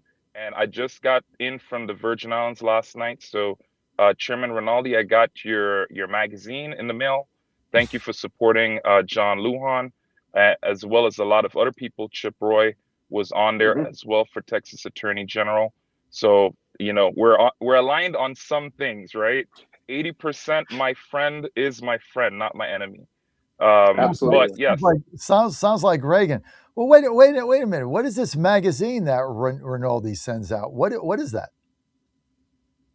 It's an editorial. Go ahead. Okay, so I'm sorry if I interrupted. And Chairman Rinaldi, you can top it off. But it's just something that's sent out to a lot of different faithfuls in the Republican Party, activists and voters. And so it's just a guide that talks through some of the different issues. So on the back. Wait a minute. Why aren't I on that email list? What am I, chopped liver? What? I didn't get your. It's not an email. So I send out a physical magazine to. It's a physical magazine. A physical magazine to voters in the runoff, Republican voters, where we include editorials of elected officials endorsing particular candidates. For example, Ted Cruz did a wonderful endorsement of Chip Roy. It's in the magazine. We had Brandon Gill supporting Ken Paxton. We, of course, supported John Lujan and other candidates across the state. So what's the size of your mailing list? Like how many thousands? That's confidential. It's a lot, obviously. It's a lot. That's expensive. Nobody does it anymore. I mean, who puts on a magazine, right? I mean, I was in the newspaper business forever. Now everything is online. So, man, you must work hard to get that funded. I got to hire you on my sales team here. You know how expensive that is? Matt Rinaldi, you always come up with this stuff. Old school, right? Get a magazine in the mail. Unbelievable. Okay. That's good. People like to bring stuff in the polls with them, and we can't take in our cell phones. So that helps. See, that's good. I remember, you know what? I've only run for office a couple of times, but when I ran for Trump delegate in Pennsylvania, in Pittsburgh in 24, we stood at my consultant had me and Ann stand at the biggest polling place, but not leave. Same one. Got there at 6, stayed there till 7 p.m., brought a box, lunch, whatever. He said, don't waste time driving around. But we had done a mailer a couple of days before. And the number of people who came up to vote that had that mailer in their hand with what my position was on the ballot was one of the biggest shocks I've ever seen. Probably 1/3 of the people had my mailer. Right there, we knew we were going to win. So I think that's it. You put something in somebody's hands and they got it. Then they take it to the polls. So interesting what you guys are doing. So just you're still confident, Matt, that this is Paxton's race to lose? Yeah, I mean, I think it is. I'm not going to say Cornyn couldn't pull it off, but I think the odds are about right. It's probably 2-1 Paxton right now in terms of odd, not in terms of vote count, but in terms of odds of winning. Right. I think you'll know more when you get to the end of early voting. Like I said, the first day was very heavy. I mean, it was heavy in counties that Paxton won. It was heavy in counties that Cornyn won. But I don't really think theirs is a geographic split. I think you're going to see Cornyn voters come out later in early voting. I think you're going to see Paxton voters come out early. I think you can kind of get some anecdotal evidence from that. But I just don't see this race going Cornyn's way. He hasn't landed any huge hits on Paxton. Nothing's really changed in the race, and I just don't see it happening for Cornyn. Paul James Jr., your Cornyn supporter. What's his realistic pathway here to victory? So I would tell you, prior to me going down to Virgin Islands last week, and this was just coming in from the oil field. So I sat down in the chair, I'm getting my hair cut, and the barber was actually really interested in this, which I was actually enthused about because it's a shop with a bunch of young guys in their 20s. One's getting married, the other one owns the shop. And so they're watching Spectrum TV. And within that hour, there had to be 4 ads for John Cornyn. I mean, dinging AG Paxton on a number of things from trustworthiness to the affairs, and then pushing himself along with the border and just a number of different things in that 1 hour span. So, and I saw nothing from Paxton, and I think that's really indicative. We've all been to the barbershop. We know people are having conversations. People are there. I mean, it's really hard to make up the difference in spending when you can hit different media markets. Social media campaign is ongoing. There's a lot of strong endorsements. Even I'm in one of the videos coming from the oil field with my hat on, with my monitor saying, we're supporting Cornyn because Cornyn is a friend to the oil field. I've been in West Texas, going across the place, every location, every company I'm working for, passing out flyers. I mean, I'm doing car wash and gas station diplomacy, handing these out. And I mean, that's the level of insurgency that I'm doing, as well as a lot of others. And I'll tell you, down here in Bexar County, we've had a lot of notable party activists that have commented they did make the decision to go out and vote for John Cornyn. So I think, when we considered this past week, we had those Senate confirmations. That was a strong thing I had been calling for. We're still not there on the SAVE Act, but I don't believe Cornyn's the holdup now. He put out that New York Post ad, and he talked about him changing that position. I think there's some other notable holdouts. They should call a vote, put those people on record so we know who we need to go after next. But there's a lot of positive things. Money is flowing. It's being used. We're seeing that energy turning out. We're hoping it turns out to a victory at the polls. What's the spending advantage here that Cornyn has over Paxton in their runoff, Matt? But I don't know about the runoff. I know in the original election it was about 100 to 1. Yeah. I know, something like that, 30 to 1. He has endless amounts of money. He spent over $100 million on the race. Paxton spent probably single-digit millions, which is remarkable that we are where we are now, right? I mean, there comes a point at which you have diminishing marginal returns for your spend. I agree with that. People have heard enough. I think there actually theoretically is a point, depending on the quality of your advertising, where there's actually diminishing returns. Yeah, backfire. It's backfire. And it's a negative return. Yeah. Yeah, diminishing return, negative return, where people start getting turned off, especially if they're negative ads. People get sick of it. Of course, they say they get sick of it, but then every poll that we ever do says they respond to it. So that's why we keep doing it. They do. They do, and so that's just one of the issues. But one thing that I'm grateful for in this race is there hasn't been the ridiculous social media war that you see in some of these races that are just so nasty and ugly. You really haven't seen that, which I think is a credit to both camps. Running negative ads in the mail and TV is fine, but that social media, when they start doing that and they start attacking their family, I mean, it's just nasty stuff. Luckily, you haven't seen it to the extent there. So we'll see what happens. I mean, the deal that you're voting is Tuesday after a long holiday. Who does that favor? And who came up with that idea, Matt? Yeah, people generally come out in early voting in Texas. You'll see over 2/3 vote in early voting. Election day turnout now is very light. It's almost like another day of early voting. So in reality, we have 2 weeks of voting. The last day of voting is that Tuesday after Memorial Day. And when does early voting stop? Friday, Saturday? Early voting stops the Friday before Election Day. So the Friday before Memorial Day. So it stops this week, right? It will be the following week. Yeah, because Monday's it'd be this week. Memorial Day. Is it this week? That's right. There's 1 week of early voting for runoffs. Right. So you got 1 week of early voting. Earlier. So early voting stops on Friday. Then you don't have anything Saturday, Sunday, Monday, holiday. And then in-person voting, game day, is Tuesday after Memorial Day, when a lot of people went away on vacation. They come home. It's like, oh, yeah, I got to vote today. Just seems like an odd day to have a election, but hey, it is what it is.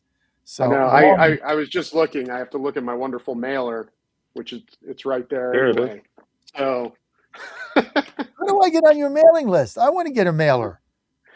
I can't afford to send mail to DC. I'm not made of money over here. I can't even get on a mail. I never got a dinner, and I never got on Rinaldi's mail list. I mean, man, I've just fallen down. You can't even. How much is that? Like 90 cents to send me that? My God, come on, Matt. Paul, I would argue to have John put an editorial in the next edition. They'll buy an ad. I think he's worked putting a column in there and expanding that market in Texas. You deserve some syndications out here in Texas. I know. I'm going to buy an ad. Send me your rates. I'm going to buy an ad in your magazine advertising Texas Truth Line Tuesdays at 8 Central. That's what I'm going to do. So if I buy an ad in then can you mail it to me? I'm not selling ads in it. Do you know why? Because there's other slate mailers in the state that people sell ads to, and they end up making money off of it. I don't make a dime off it. I'm just doing it to spread the word on great candidates. So I'm not even selling ads. I'm raising money to get it out, and I don't make a dime off of it. Just good suggestions. Forward, man. You're paying it forward out of the goodness of his heart. Man, I love this guy, right? Doesn't sell ads. Don't tell that to my sales staff. We sell ads all day. That's all we do. Oh, I know. Yeah, well, that's how he survived. So we got Matt Rinaldi with us. I got to go to a break here in a couple minutes, but let's all make our predictions, because this is it until next next Tuesday. So we'll be on again on game day. So let's make our predictions here. I'll start. Paxton wins by 6. Matt? I'm going to say Paxton by 10. Wow. No, I'm going to go Paxton by 15. What? 15? Wow. My God, that's like a blowout. Yeah. Wow. That's like long shot, but we're good. That's what I'm going with. That's like the Stars getting beat by the Wild. I'm not going to bring that up. Good win for the San Antonio basketball team last night, although I don't follow the NBA. Oh, you know it. Spurs all the way. Just told me to mention. Spurs all the way. What's your prediction? I got Cornyn +3. I think that it's going to be a tough victory. Nonetheless, he will be victorious. Well, I don't think it's going to we got a difference here of people are keeping it close to the chest. We got a spread of 18. Former chairman says Paxton by 15. And Paul James says Cornyn by 3. That's a spread of 18 points. That's a low spread. Somebody's going to be very right or very wrong. We'll see what happens. Okay, we got Beau French, candidate, Texas Railroad Commission. Coming up next with the Texas Truth Line, Matt Rinaldi, former state chairman, former state legislature, and now magazine philanthropist. And Paul James Jr. with us. I like that, magazine philanthropist. I just came up with that, Matt. Brilliant. That's good. I'm good. I mean, what can I say? I'm good. Astros get beat again last night. We suck. We're going to be right back. we stay alive. When God first created man, he breathed life into him. Our Lord also breathed spiritual life into his apostles and filled them with the Holy Spirit at the first Pentecost. Oxygen is a source of life both physically and spiritually. It's the same with fire. Oxygen is needed in order to keep a fire burning, which begs the question, are you on fire for the Lord, or has your spiritual oxygen been extinguished? To answer this, we must go to the source. The source of our spiritual oxygen is the Lord himself. Without him, there is no life within us. Those are his words, not mine. We are called to tap into this life source by baptism, daily prayer, and receiving the sacraments, especially Holy Communion if you are a Catholic, in the state of grace. If we tap into this life source every day, our lives will be filled with the love of the Lord, our spiritual oxygen. I'm Susie Kelly, and I am passionately Catholic. Buddy Carter, warrior, great guy. President Trump and Buddy Carter are working to help Georgians keep more of what they earn by passing the largest tax cut in history, eliminating taxes on tips and overtime, and making the child tax credit permanent. Buddy Carter, warrior, great guy. From day one, Buddy Carter has stood with President Trump on his mission to make life more affordable for working families. But while President Trump and Buddy Carter were protecting our wallets, Congressman Mike Collins was abusing them. Congressman Collins is under federal investigation for misusing taxpayer funds to benefit himself and his cronies. According to the investigation report, Congressman Mike Collins, quote, may have violated federal law by shelling out government funds to one of his top aides. Georgia families have had enough of wasteful, corrupt career politicians. We just can't trust or afford Mike Collins. Paid for by Buddy Carter for Senate. I'm Buddy Carter, and I approve this message. All right, folks, I need you to do something right now. Go to johnfredericksradio.com and take our brand new 2028 Republican presidential straw poll. Who do you want leading the ticket? Don't let the elites decide. Make your voice heard. While you're there, weigh in on two huge issues: eminent domain reform and President Trump's tariff policies. Are they protecting American workers or hurting growth? This is your movement, your vote, your voice, your choice.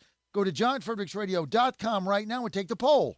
This is Crom Carmichael, CEO of Solti. We got a wonderful email from one of our customers up east named Joe, and here's what he had to say.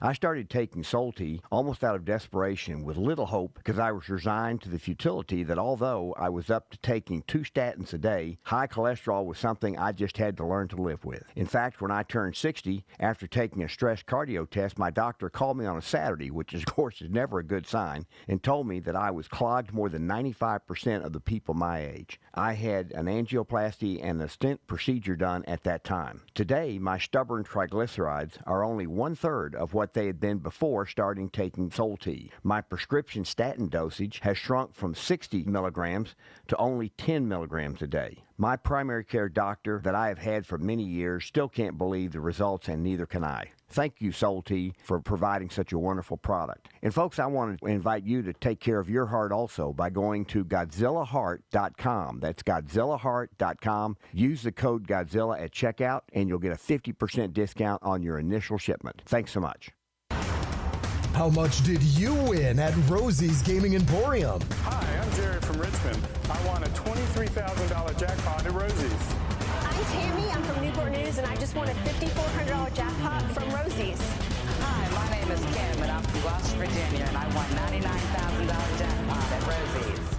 Are you ready? Learn more about Rosie's rewards and jackpots at rosiesgaming.com. Must be 18 or older. Problem gambling? Call 1-888-532-3500.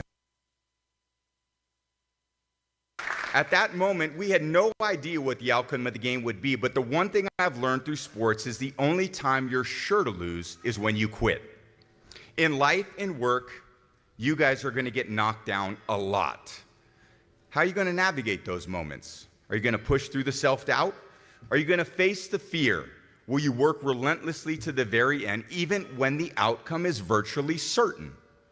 I hope you do, because this is the prep work for the bigger opportunities to come. The whole point of doing hard things is to build resilience and the skills to overcome adversity. It's to teach you how to find your own pathways to success. This is where you get the self-confidence to overcome your next biggest challenge. And you do it the same way you overcome a 25-point deficit, one decision at a time, one play at a time. Understanding this served me well on every step of my journey, including that step into the huddle on that fourth down with the outcome of the Super Bowl, 99.7% guaranteed that we lose. He's the voice of Virginia. No, you can't. You have one of the worst voices I've ever heard in my life. And the commander of common sense. Fire at will, Commander. Now back to the John Fredericks Show.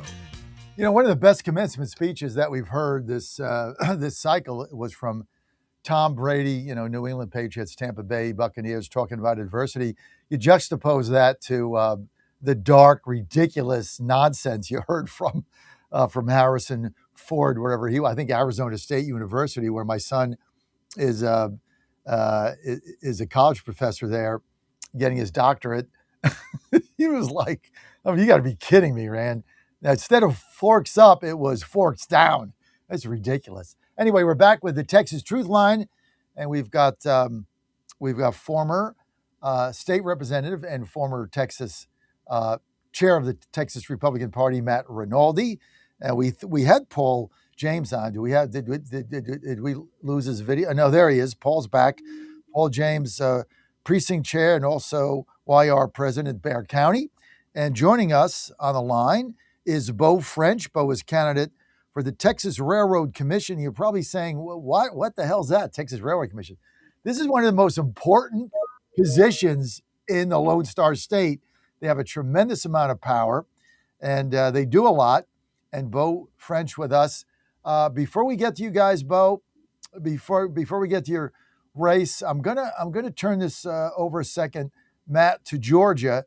They have a huge primary today, also one in Kentucky where Thomas Massie, I guess it's 50-50. I don't think will win, but we got enormous primaries in Georgia today before the runoff. You got the Supreme Court is up. Democrats energized there. Looks like the Republicans on the Supreme Court could go down, is what I'm hearing from my insiders there. It's been a disaster. And we don't know who's going to get in the runoff for U.S. Senate. Looks like Collins and somebody, Senator Collins. And for governor, it's likely to be Ricky Jackson and Burt Jones. So those are probably going to be the runoffs. But we don't know who's going to be in the Senate runoff. Buddy Carter and Derek Dooley about within, whatever they call that, the margin of errors, the margin of error. So, Matt, I know you don't follow it like you do Texas, but got any insight on what's going to happen today in Georgia or with the Massie race in Kentucky? I mean, I think you're right in Georgia. I think Collins is going to make the runoff with one of the other two. I think Collins has a leg up on the runoff anyway, and he'll be the nominee. Between Jones and Jackson for governor, I don't know how that ultimately turns out. That seems like a little more of a toss-up. And of course, November is also up in the air as well, and Republicans need to fight hard. I think Thomas Massie's done. It's going to be close. But ultimately, I think he used to be a libertarian that looked like he was acting on principle. And I think even those of us like me, I'm a former donor to his campaign. He looks like he's being guided by something else now. And that just seems to be a disdain for Trump. So he seems to be more of a contrarian, less of a principled individual. I think that shows through. Voters are good at figuring out what people are about. They have good intuition, and I just don't see him surviving today. Paul James Jr., what's your take on the Massie race? I have to agree with Chairman Rinaldi. I think for me personally, as somebody who have not been a Republican all my life, and I look at a guy like Thomas Massie, who has said, I'm principled, I stand on these things. And then when a Democrat's involved, you're not principled, you're too scared, but now you want to flex your muscle and bend the cane because Trump's there and you have a majority. He just seems like somebody that's always been an obstructionist, somebody that doesn't want to win, and somebody who's not comfortable being in the majority. And I got to say, he's one person I cannot stand, and I'm happy that we're finally getting rid of him. I probably wouldn't talk that way about a lot of other people, but Rand Paul would be the next one I would want to see gone, because here he is barking, and he has no teeth. So I'm tired of those type of guys who you have to decide what you want to do. You want to be on a Republican Party or you want to be a Democrat. Either way, they're not going to be welcome, and their time has come and gone. Okay, Matt, I didn't see that coming from Paul James. I didn't see that coming. I really didn't. Okay, Paul, that was good. I didn't see that coming, but I think you're right. Let's all make predictions. I'll start. Massey goes down. I don't know what the spread is. I don't think it matters, but I think he goes down. Matt? Same. And Paul? Pa fuera. He's gone.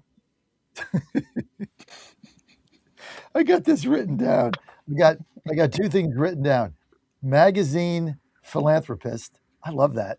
That's why I'm going to introduce you going forward. And it's what did you say?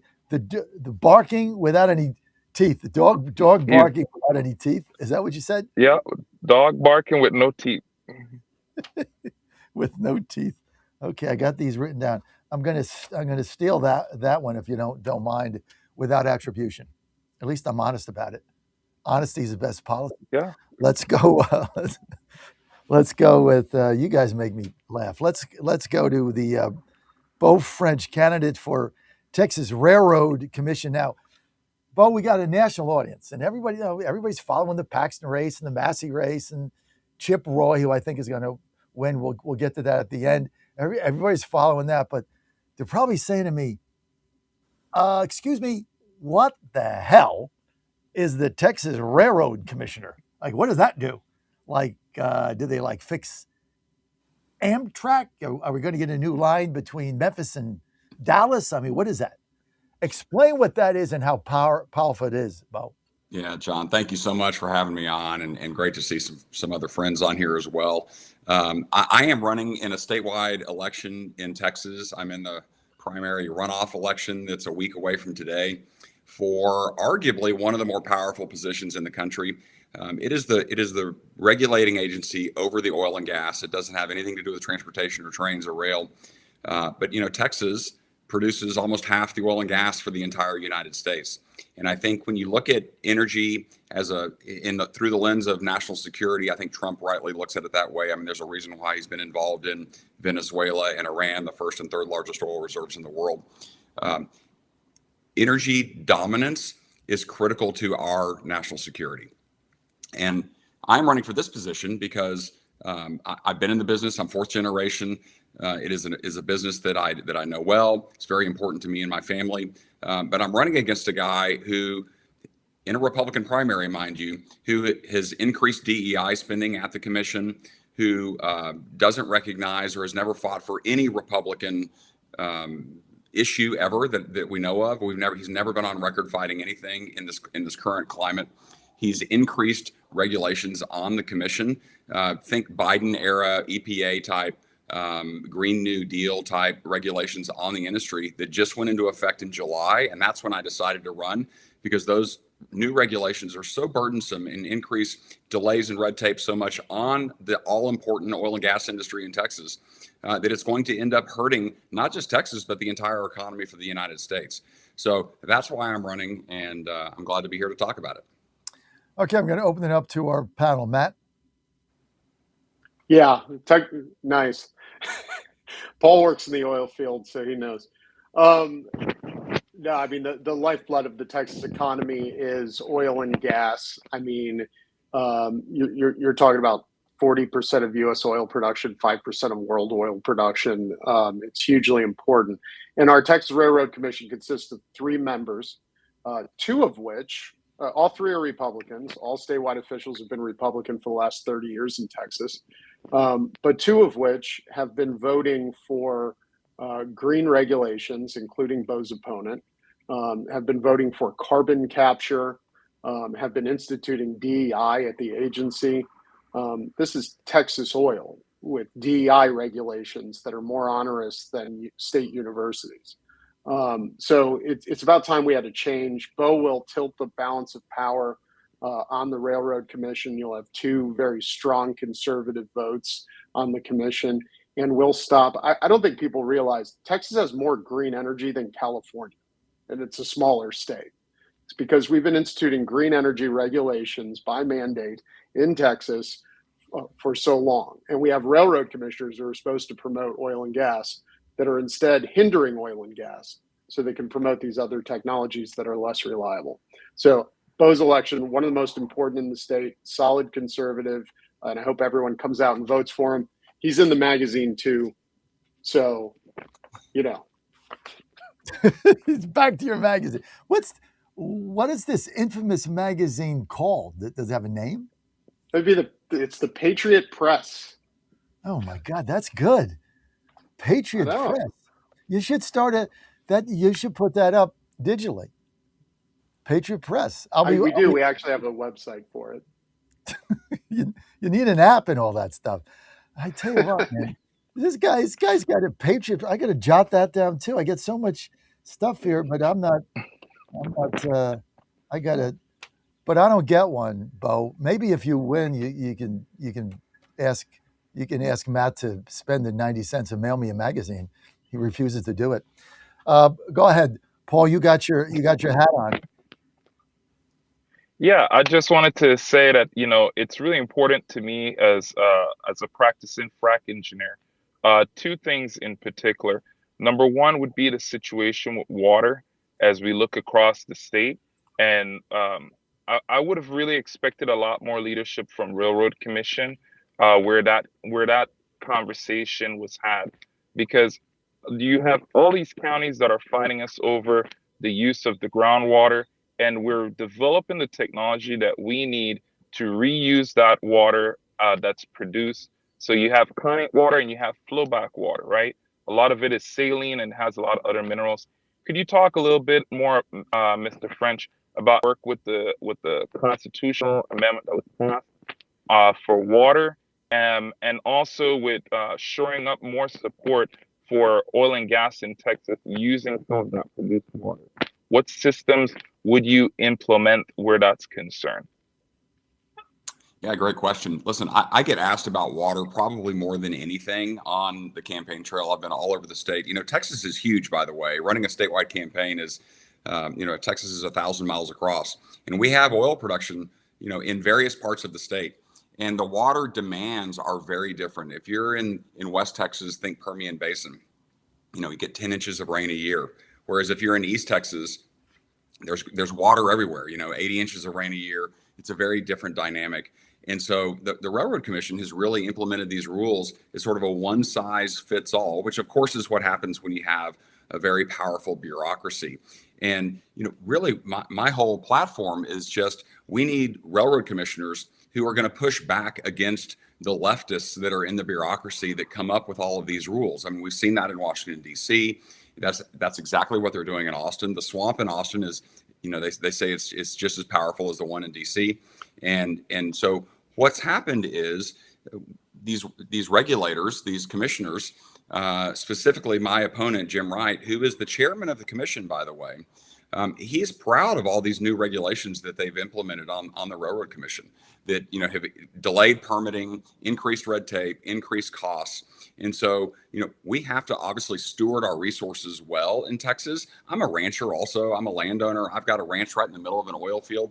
So, I'm not for no regulations. I'm for the right regulations that really are regionalized and for the different types of oil production we have in Texas. There's a variety of what we do. It's not all just, big, deep, long lateral, giant frac jobs, that we see in the Delaware Basin. I mean, we have a lot of different type of oil production in Texas, some legacy production that, has been producing for, 50, 60, 70 years. And so, to apply those same rules to those, deep laterals to the 600 foot, deep wells in other parts of Texas just don't make sense. And so really it's just about having strong leadership. I'm a business guy. I'm not a politician.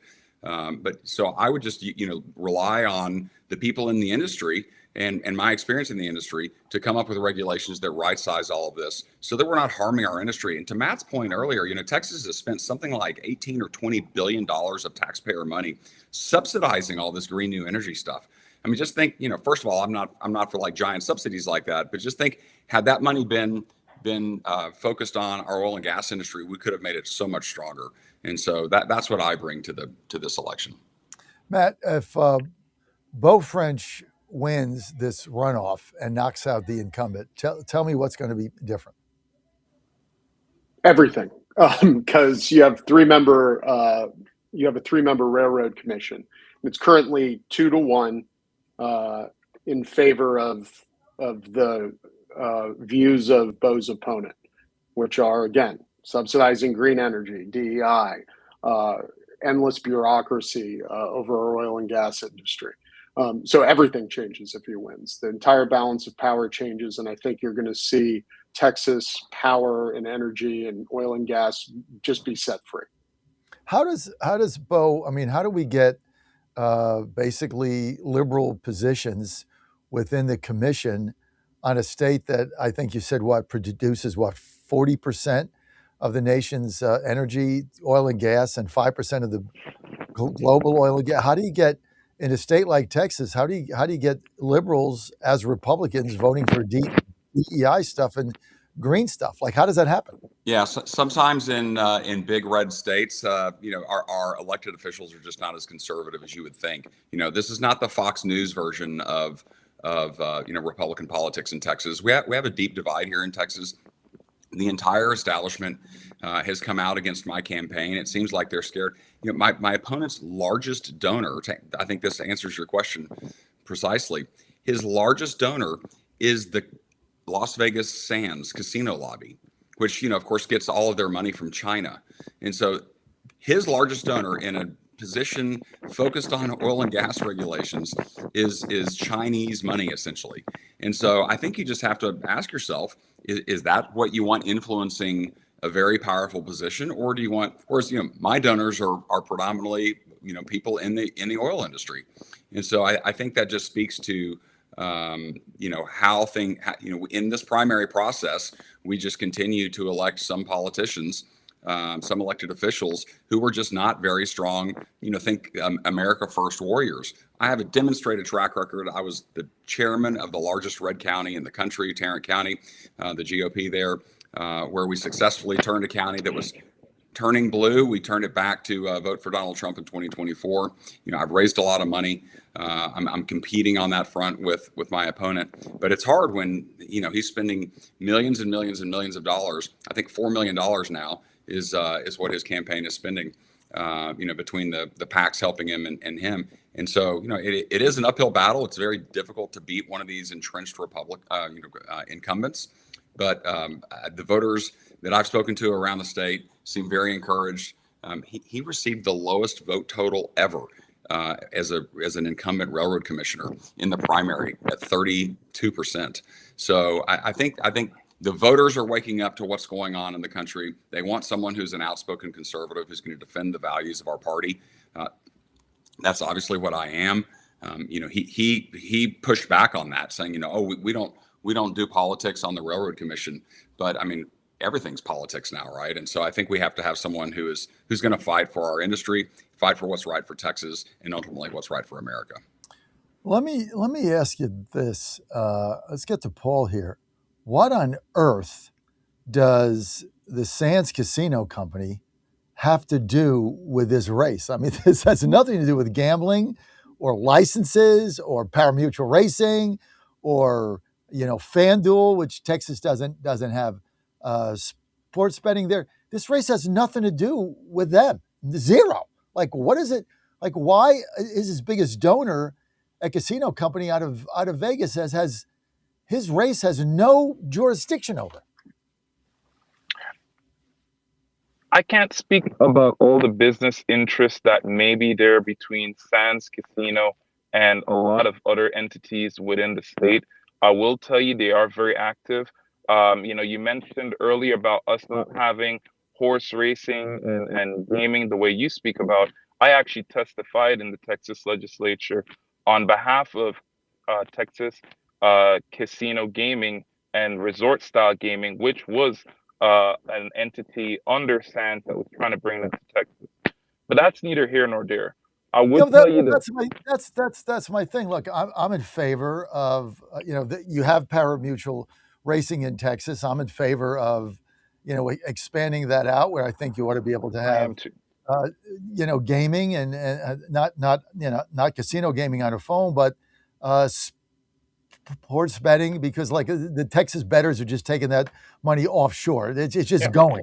I mean, you're not $33 billion. $33 billion. So it just makes no sense. And when I was there, I mean, I couldn't bet, right? It is what it is. But Matt, what on earth does this have to do with Beau French or the Railroad Commission? What it has to do with is Texas Sands is spending tens of millions of dollars. I know they're at 40 million at some time back, so somewhere between 40 and $100 million, trying to influence every election in Texas that they can, down to the fact that my Irving City Council race in a district that had 1,000 voters had the Texas Sands spend over $100,000 in the race. We haven't seen them have any success. They lost virtually every race that they've been in. Last election, I think there were around 20 to 25 Texas legislative seats that flipped with the Sands on the other side. So the Sands have notoriously bumbled elections that they've been in support of in Texas, the same way that they bumbled the Luka Doncic trade in terms of the Seattle's owning the Mavericks. So we've seen the same issue. As far as casinos go, they're trying to take over as much leadership as they can because they're trying to turn the tide on casinos. Texas doesn't want casinos. Casinos have generally been bad. They've brought crime. They've brought waste everywhere they've been, and we're against it. So basically what you're saying is, although the Railroad Commission has nothing to do with casino gaming or sportsbook gaming in Texas, zero jurisdiction over it. It doesn't matter. They just want people beholden to them in positions of leadership. Oh my God, that's bad. It's all energy. Well, we got to go. People want to follow your campaign. I really hope you win this race. Where do they go? Thank you so much. Yeah, you can just go to beaufrench.com for my website or my Twitter account, which is where I'm very active at Beau French. Beau, did you make it into Matt's magazine, Patriot Press? I am a feature in the the 4 feature races here in Texas. I am one of those and recommended by the Patriot Press. Very happy to have the endorsement of Matt Rinaldi. Dude, you've arrived in life. Absolutely. One day, I might get the Patriot Press in the mail. Forget about being featured in it. I just want to get my mailbox. One day I might rise to that level like you have, Beau. Thanks for joining us, guys. That's it for the Texas Truth Line. We'll see